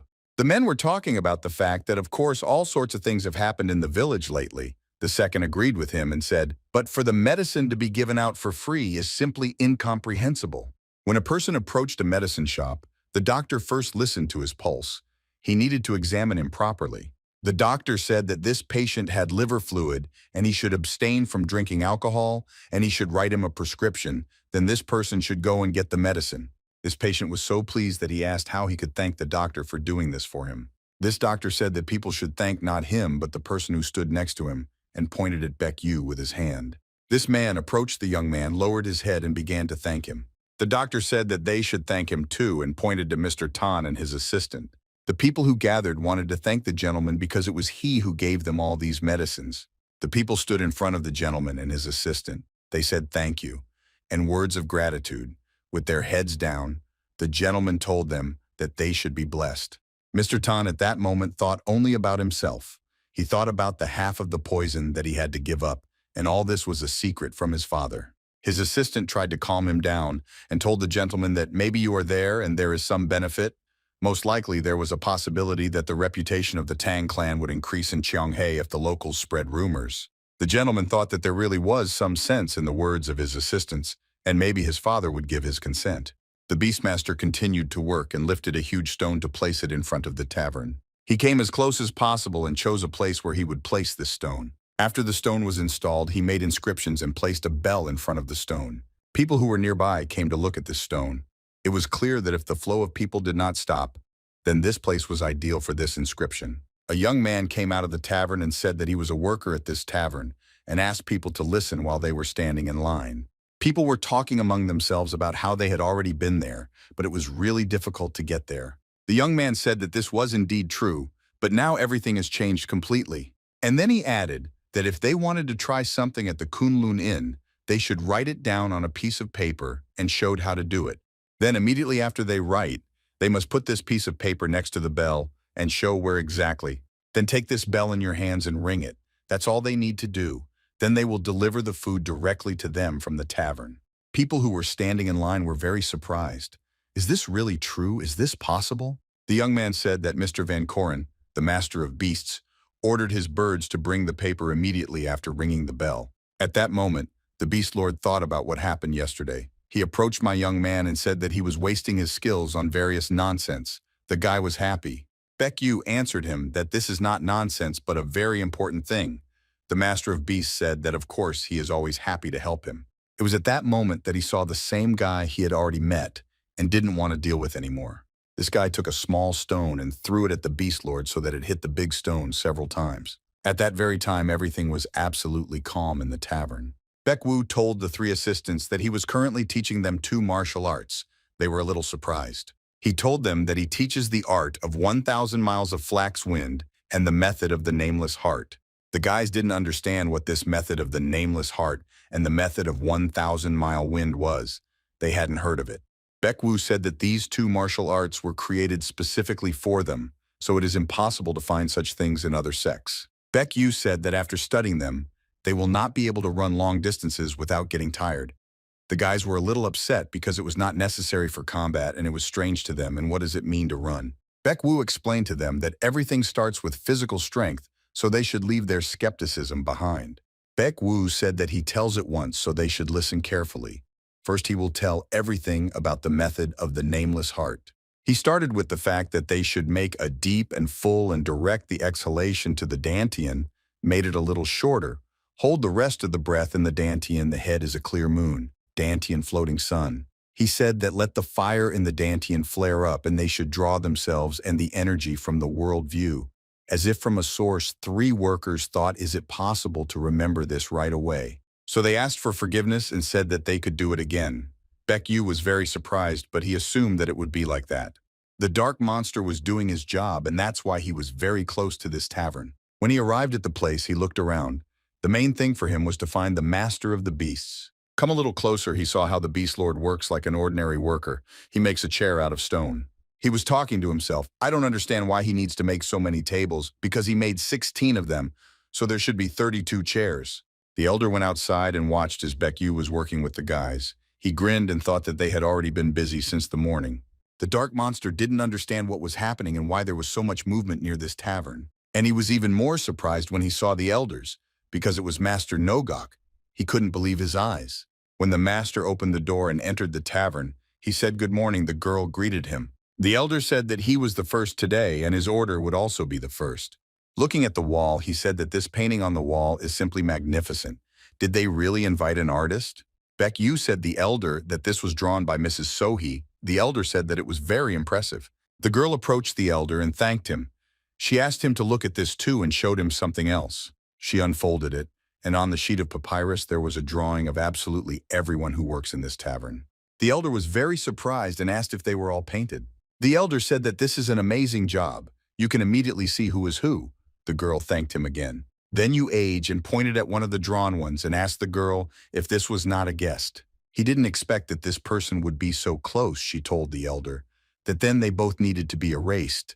The elder said that he wasn't talking about that at all, especially since she looks much prettier in the picture. His interlocutor became very angry and asked if the elder really wanted to say that he was much scarier in life. The elder did not continue this conversation, spat, and said that he needed to go and have a drink. Well, what did she say to leave him, let him raise sails? The girl objected. It was still so early. She came closer to this painting, looked at it, and said that she had the feeling that there were a lot of empty spaces in this painting. The girl asked. Then it was clear what she was talking about. Then she added that they already knew exactly how many people there would be in their family. It would be a shame if they didn't have enough space.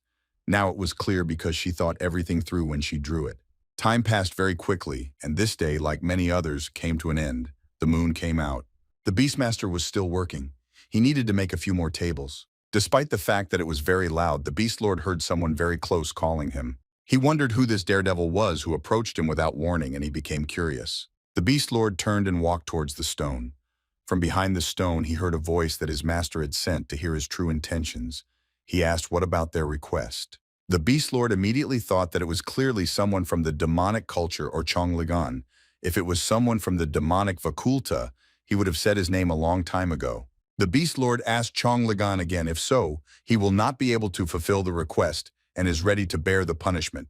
A voice from the darkness asked him if it really meant that he was one of those. At this moment, the Beast Lord could not stand it any longer and took a few steps forward. He ordered the dark monster to immediately come to him. When the Lord approached the place from where he felt the energy coming and from where he heard the voice coming, he stopped and thought that it was from this place that I renewed the spirit of life and that someone had been in this place quite recently. The Beast Lord heard that voice again, but he was already behind him. That voice said that he couldn't believe that the Beast Lord had ignored their request and acted in concert with the Orthodox faction. He would be punished at the cost of his life. The Beast Lord stood frozen. Chains flew around him. There were a very large number of them. 2 of these chains had sharp scythes at the ends, which the cloud immediately cut down 2 trees in front of the Beast Lords. The dark monster wanted to send these logs that he had beaten straight to the Beast Lord so as to destroy him. But before that, he struck one of the hooks that was on the end of one of the chains right into the shoulder of the Beast Lord. Then the second sharp hook passed straight through his body, hitting and causing a deep wound. The dark monster said that even the Beast Lord is powerless against his chain scythe that destroys everything in its path. The dark monster said that if he refuses, he will have to take the head of the Beast Lord. At that moment, the Beast Lord smiled at him. These words did not even seem like a threat. Because he was able to grab one chain, he told the dark monster that he had caught him, and then he grabbed the second chain. The dark monster did not expect such a turn of events. He was not ready to fight the Beast Lord. The Beast Lord pulled 2 chains and ordered the dark monster to come towards him. After he pulled these 2 chains once, he immediately hit the ground with these chains a second time. The dark monster saw what the Beast Lord did and said, "Does he really want to say that he has the art of defense?" The Beast Lord said that he does not possess the art of protecting his body knee, thanks to mountain training and Nidan's son from the tiger's skeleton that now flows in all his veins. The dark monster was very surprised. Did he really have the skeleton of a tiger? He didn't expect that. The Beast Lord stepped forward to strike the monster and said that it was his time to die. Then the Beast Lord swung his fist and hit the dark monster straight in the face. After one blow that the Beast Lord dealt, he continued to deal blow after blow. When he was about to strike again, he said that it was too late to regret what had happened. But she one blow after another. He felt some strange sensation. It seemed that the dark monster had the power of protection. The Beast Lord was very surprised that his blows were quite strong, but they were some countries. Did this monster really have a method of armoring the Chi Gate? The Beast Lord managed to turn his head as he noticed that this was from the monster. He was able to rush from this place very quickly. It was already evening outside, and there were few people in the tavern either. The guys who were sitting in the tavern watched as Mr. Chun ate himself at the table. As usual, he ate dumplings because he loved them so much. One of these guys told the others that he thought he wouldn't leave here. The other guys agreed with him because they couldn't do it because of the kuksu. It was very tasty. This guy finished his portion. He was talking about how they would definitely get paid as soon as things started going well, so they had nothing to worry about. At that moment, someone put 2 scrolls on their table. It was Beck's hand. They knew it well. The guy turned around and looked at Mr. Beck Yu. He wanted to know what it was. Beck Wu told him that they often forget the rules, so he wrote them down and brought them for them to study. This guy thought that he really took such a troublesome job for them. Beck Yu understood that this was the only way to make them all work. When Beck Yu was leaving these guys, he met the Beast Lord at one of the tables, who began to tell him what happened to him today. The young man asked who it was. At that moment, the Beast Lord caught himself thinking that this guy knew everything. He just didn't understand how he could do it. Beck Yu told him if he doesn't tell himself, then he will still be able to find out everything without him. The Beastmaster said that he didn't know exactly who it was, and Beck Yu wanted him to tell him in detail. The Beastmaster said that in truth he came here because he was asked to get information about the Kunlun Inn. The Beastmaster continued to tell that such a request came from two places at once. The first place was a demonic cult, the second from a mysterious person named Chong Ligan. At that moment, the young man thought that it was incredible that because of Chunsam, there were members of a demonic cult hanging around here, and then there was a possibility that Chong Ligan's people were some of those they met in the Soman clan. It was clear that the person who came today, this man Chong Ligan, most likely did not want to force the Beastmaster to pay for the fact that he could not fulfill the request. The Beastmaster continued to talk about how these were very dangerous people, so if they didn't mind, he would go, and once he got information about them, he thought that this was better than cutting stones. The young man said that there is no need for you there. The Beast Lord was very surprised and asked him again if he really thought this was right. After all, in that case, a crowd of murderers could come here. They need to be prepared for that. Beck Yu suddenly told him that these people who will come here, and they will also be guests. And then he added that they could be taught a lesson if they suddenly made some noise, but nothing more. Beck Yu told the Beast Lord not to worry here and to make tables as they agreed. The Beast Lord said that he obeyed. You even time in another part where there was always complete darkness where there was never sun. The dark monster reported to his master that the Beast Lord had betrayed them. The master asked why punishment could not be applied to him. The dark monster said that his martial arts were much stronger than he expected. The gentleman asked the dark monster again if he was better than him. The dark monster answered him that he could not say everything with certainty. The gentleman then added that this is the most underestimated king of Sichuan. Did he really increase his power on his own? The dark monster added that, by the way, the great master was also with them in this tavern. The gentleman could not even imagine that the great master was with them. Now he realized that the picture was emerging. The Orthodox faction was building up its forces around the great master. Everything was clear to him. The dark monster interrupted the gentleman and said that he had something else he wanted to say. The gentleman was very surprised by what the dark monster said about them having a royal sword. The gentleman asked the dark monster again if he really wanted to say that the great master owns the royal ball. The dark monster said no. The gentleman asked him again, how come then? The dark monster said that the royal sword was carried by someone who looked like a worker. The gentleman was very surprised how this could be. On a worker, dark monster added based on what he found out. The important person there is not the great master, but a young man in white clothes. And then he added that the young man in white and the worker with the royal ball, judging by their appearance, they were involved in the last two incidents of the Goods Escort Bureau and the Soman clan. Then he added that the name of the young man in white was Beck Wu, if he remembered correctly. And this guy in white was giving some order to the Beast Lord. And the great master communicated not with an elder, but as with a bosom friend, and this was also very surprising. The gentleman thought that it was impossible to make hasty decisions. There was something incomprehensible in all this, something he did not know. The dark monster told the gentleman that he was right. Then the gentleman asked him again what he did in this situation. The monster told him to inform his superiors and agree on cooperation. The gentleman said that this is exactly what he wanted to do. It was as if he had read his thoughts. The monster asked the gentleman again if he was really going to visit the Black Gorge. The gentleman replied that yes. Then he added that it was necessary to come to the earth of the God of Heaven and ask for help. He simply had no other choice. The next morning, everything was calm in the tavern. It seemed that it would be like that all day long. But after some time, the carrier pigeon opened the window and flew in with the news. The girl took this letter and began to read it. She said that it was a lot of delivery of 35 kuksu and 20 plates of dumplings to the village of Puno to the Tin family. The young man entered the tavern and heard her reading the order out loud. He was surprised that now people from the village of Puno were ordering from them too. Beck Yu, when I found out about this order, he was very happy. He said that it was a good start. After some time, all the dishes were ready and they had to be sent. The guys who trained each of them in the hall, quite a large number of orders, and they went to deliver this order. One of the guys told the others that if they spilled even one drop of soup, they would be finished. One of the guys answered him that they knew everything perfectly well and they were already used to it. And the second one asked Soban if he spilled it, it would be the end for him too. He turned around and said that he had shut up. After which they very quickly sent this order to the address. Thanks to the training they had been doing lately, they were able to move very quickly and not get tired.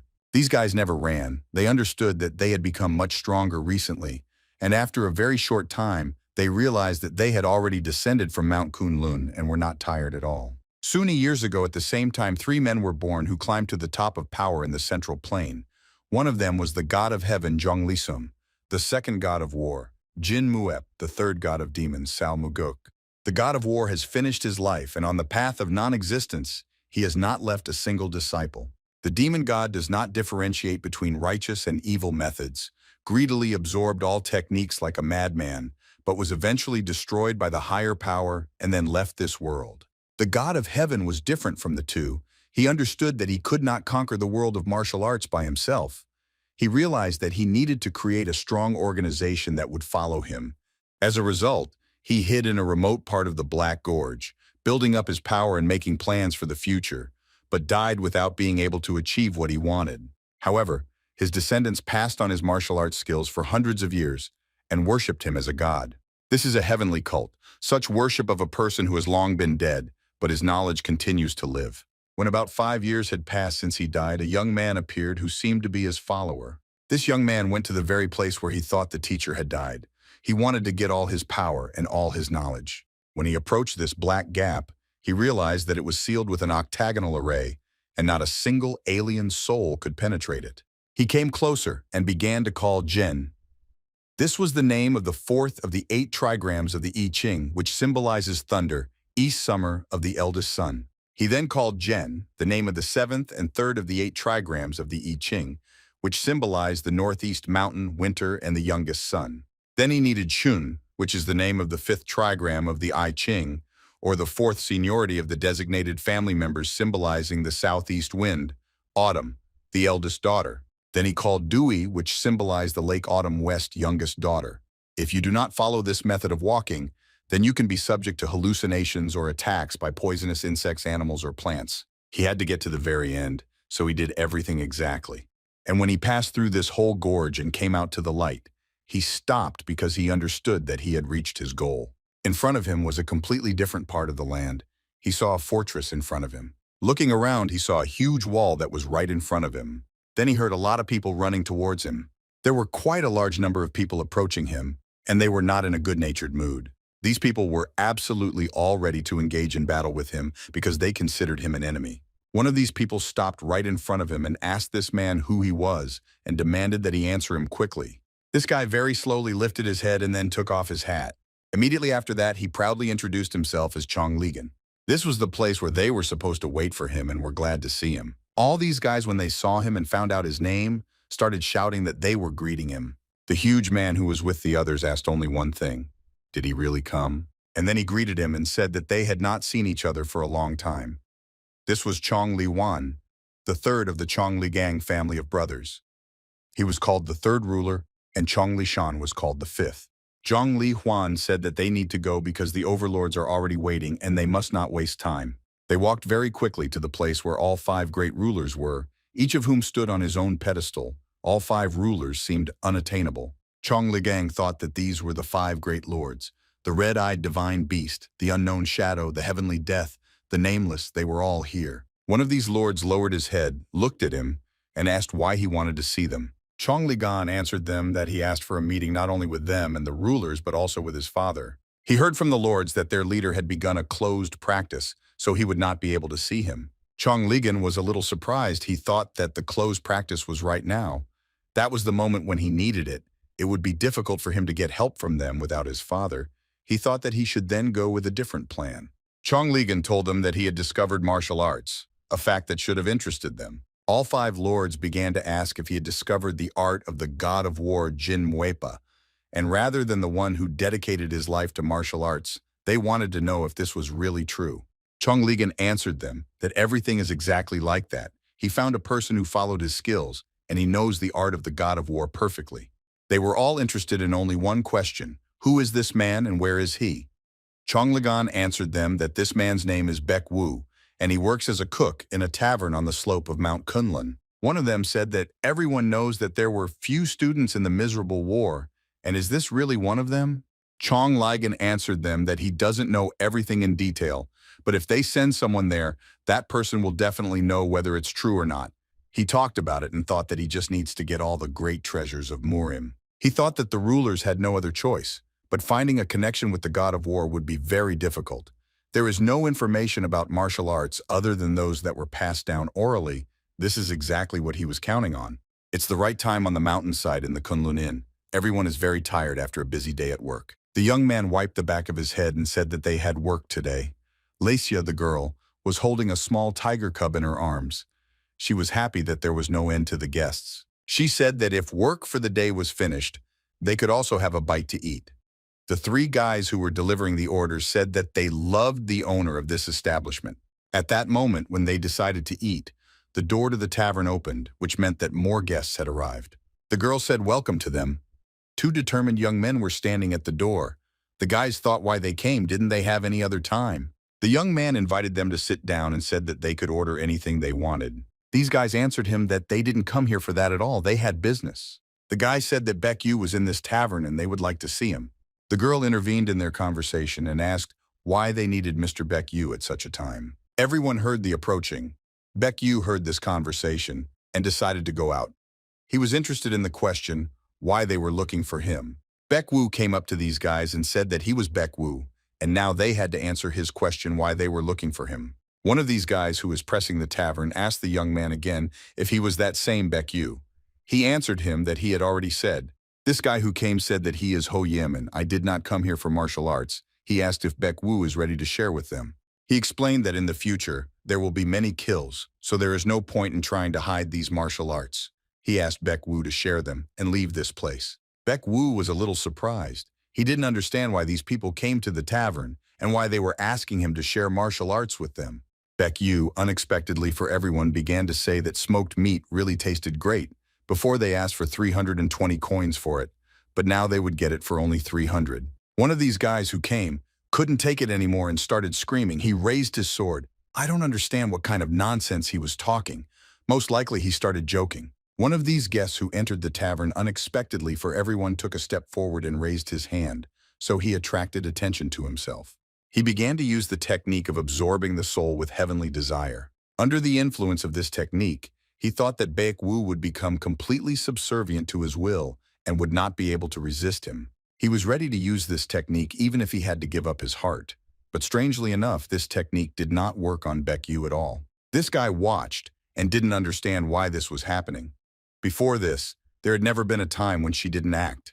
But the next moment he felt his body sinking into the water and going to the bottom. He concentrated and started trying to swim out, but he only thought about what was happening to him. When this guy took it out and started breathing with all his chest, he saw that he was in the water and it was raining heavily. When he raised his head, he saw that lightning had struck right in front of him and the amulet became even stronger. The waves covered him from all sides. He tried with all his might to stay on the surface so as not to sink to the bottom. The next moment, he opened his eyes and saw that he was again in the same tavern where he had been before. The only thing that came to his mind was that this guy standing in front of him was just a monster. So he ordered his assistants to sit silently. They did not understand why they had to do this. The guy once again told them to sit down quickly and shut up, and they all answered him in one voice that they were listening. This guy, without raising his head, very politely said that please they want to order some meat dish. Baek Wu turned around and told them to wait a bit because he would now prepare and serve them 4 portions. The guy sitting at the table did not understand what he was going to report to the red-eyed ruler. The door of the tavern opened again. It was clear that more guests would come. This time, many more guys came. The one who was the main one among them asked who was in this tavern, Baek Yu. The guy who was sitting at the table turned his head. He was very surprised because he was not the only one looking for this Baek Yu. And he was also surprised because these were the people of the Lord of the Divine Beast, and they came here for the same purpose as he did. The young man turned around and said that he was Baek Yu, the head of the Divine Beast people told the young man to give as long as he asked him nicely. Baek Yu didn't understand what he should give. Then this leader started shouting that he should give the same martial arts. Baek Yu very calmly answered him that they should sit down and eat while they were talking nicely. This guy who came here was not a fly to calm down, because he was answered like that. He started to get indignant about why he was pointing at him and was ready to pounce on him with his fists. Baek Yu asked these guys what to serve them smoked meat, or they have other preferences. The guys were very surprised. At the same time, in another part where the Somun clan was located, everything seemed calm, but this was only at first glance. The princess and her attendants decided to go for a walk. After a while, one of the attendants approached the gate. He ran so fast that the guards didn't understand what was happening. This guy ran up to the guard, fell to his knees and put his head down. He couldn't catch his breath. At the same time, the head of the Somun clan was conducting training. He was demonstrating the martial arts that he possessed. This time he showed one of the martial arts combinations and wanted to teach it to his subordinates. The head of the clan heard footsteps approaching him. He could not understand what was happening. He turned his head and saw that one of the guards was approaching him, and he was surprised.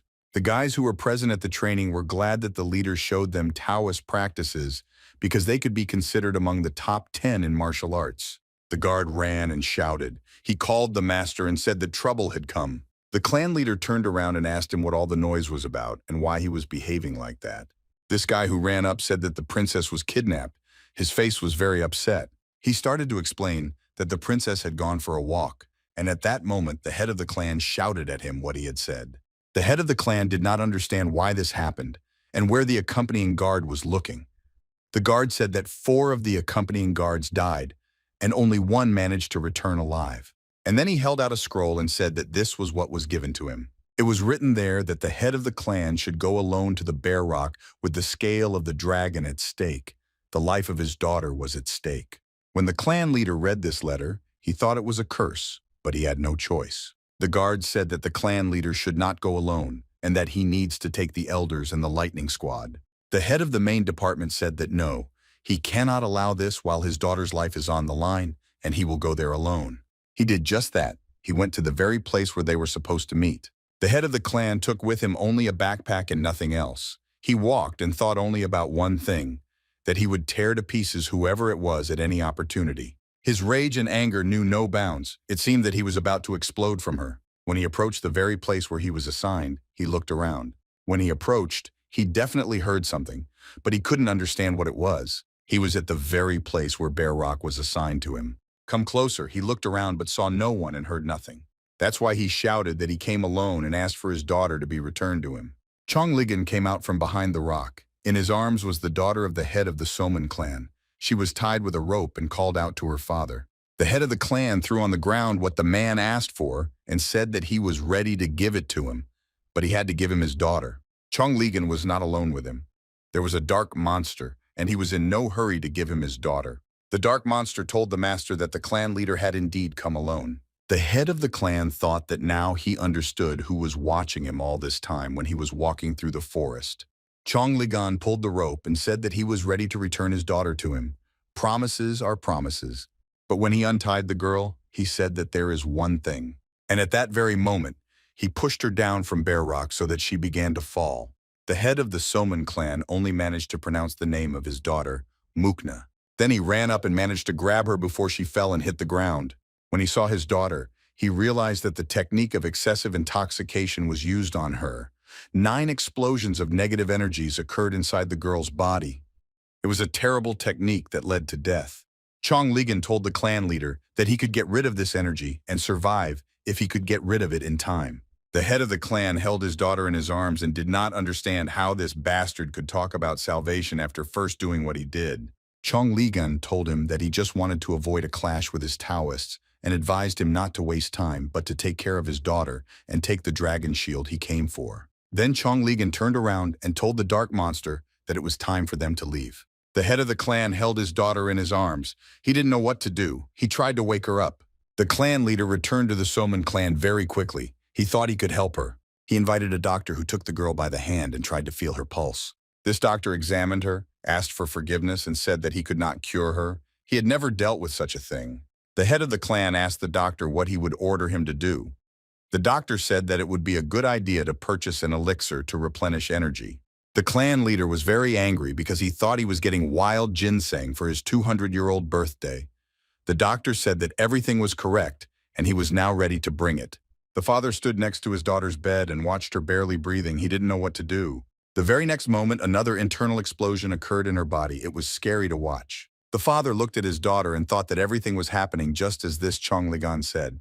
That's the very time in another part where the tavern was located. There were quite a lot of people.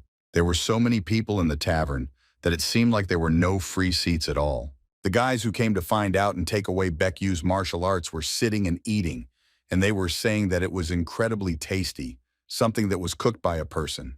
This was indeed the case because the assassins who were sent by each lord were stuffing their bellies without restraint. The door of the tavern suddenly opened and several more guys entered the hall demanding to see Baek Yu. What a surprise it was, because 5 killers of the indestructible fist entered the tavern. It was a master of fist fighting under the command of a nameless lord. Assistant Baek Yu thought that there were quite a lot of people in the tavern, and it would be completely different with these guys. He stood up and walked up to the guys who had burst into the tavern and were ready to start a fight. The guy said that the tavern was full of people and there was no room for them, so they had to leave. These 5 kill do not crush the fist could not calm down. They asked the guy, "He Baek Yu." The guy absolutely calmly answered them again that he said that they should go out and they would eat outside.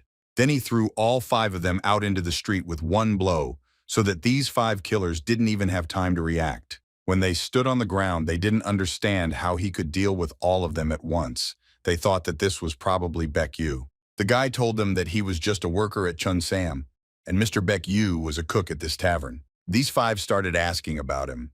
Does he really want to say that he is not Baek Yu, but the guy who is not being looked for? He is a cook. One of the killers told him to get out of the way then because they don't need him at all. The killer swung and tried to hit the guy, but his attack was unsuccessful because he received a counterblow, after which he grabbed his neck because he couldn't breathe from the force of the blow.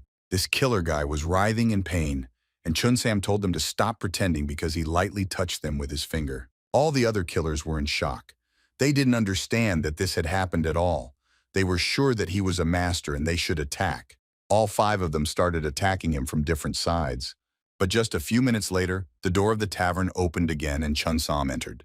The guy said that we needed 3 more plates of pelmeni and 5 kuksu for the table that was outside. This day was coming to an end. There were a lot of people in the tavern today and they managed to serve them all. Baek Wu gathered everyone at the inn and thanked them all for their work today. His assistant said the number of guests and requests for deliveries continue to grow, and this is a good sign. The owner of this establishment said that now she would be able to give them all their salaries. Everyone was happy. She said that the salary for workers was 3 nannies. For temporary employees, it was 2. This was, of course, not much, but in the future, as their tavern grows, they will not be able to pay much more. The guys who were responsible for serving the food shouted a big thank you. They were happy that they had received their salary. And the owner also said that previous periods were also taken into account and they would receive additional payment for these periods. The guys were overjoyed. Oh, that was a completely different time. And in the organization, the principle of tyranny, everything was completely different. They defeated the Huangbo family in the battle for control of Jinan. This triumph cemented their position as one of the major forces in the dark world. The Huangbo family was once one of the 5 largest after the all-out war with the principle of tyranny organization. They were on the verge of collapse. The guys were sitting on the steps near the entrance to the room. 2 guys, one tall, the other short, with a huge suitcase, came up to them. The one who was tall, he said that they were here to see the owner and told the guards to report to the owner that the twins had arrived. The one who was tall was the skinny monster Huang Hul, and the one who was short and fat was the obese monster Huan Yuk. One of the guys who was sitting asked them again what they were saying. The second added, "Do they know that there is a very prestigious faction here?" Another said that apparently they have no idea, and the third added that they had no right to mention the owner. And then he told the fat man to quickly open the box he was holding in his hands. Visoki said that they had an appointment with the owner, so they should report to them. The guards shouted at them to open the box because the owner was forbidden to bring in unknown things and pointed his sword at them. The fat man couldn't help but push away to explain to those guys who they were dealing with. He tried to explain to them how they dared to point a sword at them. He rubbed his hands, understanding that now he would show them everything. The guys who were on guard were surprised by what they saw. They couldn't even imagine it. This little fat guy was turning over in the air very quickly and striking so that the guards' blood was spraying in all directions. This fat guy moved so fast that they couldn't even keep up with him. He would fly up and hit one guard and then hit the next one. The guys who were on guard realized that they were dealing with bad monsters. As soon as he managed to say this, The same guy got his hand in the face so that he couldn't say anything else. Another guard felt like someone's hand was squeezing his neck and it was unbearable for him to breathe. The next thing he felt was a kick to the head with all his might, and he couldn't resist. This little fat man took out 3 guards with one move. None of them could resist him. His brother Gemini the Tall stood and watched what was happening. He told his brother that they came here just to give the grass, and then this happened. The fat man asked his brother to remove these guys for him. His brother had not yet had time to answer when they heard that at that moment, someone was coming down the stairs towards them. It was the owner. He asked for forgiveness. He said that apparently the guys didn't have time to pass on to the shift that they should come. The owner greeted his guests. He was really glad to see them. Long said that the owner calls him the Tiger of Shandong Province and the person responsible for the kings of the Black Island. He really was famous. The owner said that he is not worth praising and they can't just pass. The owner told his guards that they should hand over their shifts to each other on time later, or else they will get punished. The owner thought it was incredible that one of these twins was able to take out all his guards with one blow. The owner took out 2 bracelets and said that these were priceless treasures, bloody jade bracelets. The twins said that they didn't come empty-handed either, and opened the suitcase they came with. In this suitcase there was a herbal elixir that increases strength by 1.5 times and also the herbs that they promised him. The owner said that now he needed the elixir much more than the jade bracelets, but he was very curious, so he decided to ask. He asked these guys for what purpose the owner collects 10 treasures of Murim. The fat man replied that the 10 treasures of Murim, and this is not an easy catch. They are the key to opening the seal. Then he asked them again if the owner was really going to open the seal. Long replied that they didn't know anything more about it. Everything they knew they had already said. Having taken 2 bracelets, they said that it was time for them to get what they came for. Long took 2 bracelets that didn't unfold. He told his brother that it was time for them to leave. The owner thought that Chong Ligan was not so simple, and if he was collecting 10 treasures of Murin, then most likely he had touched something. But he did not yet understand what exactly needed to be sorted out.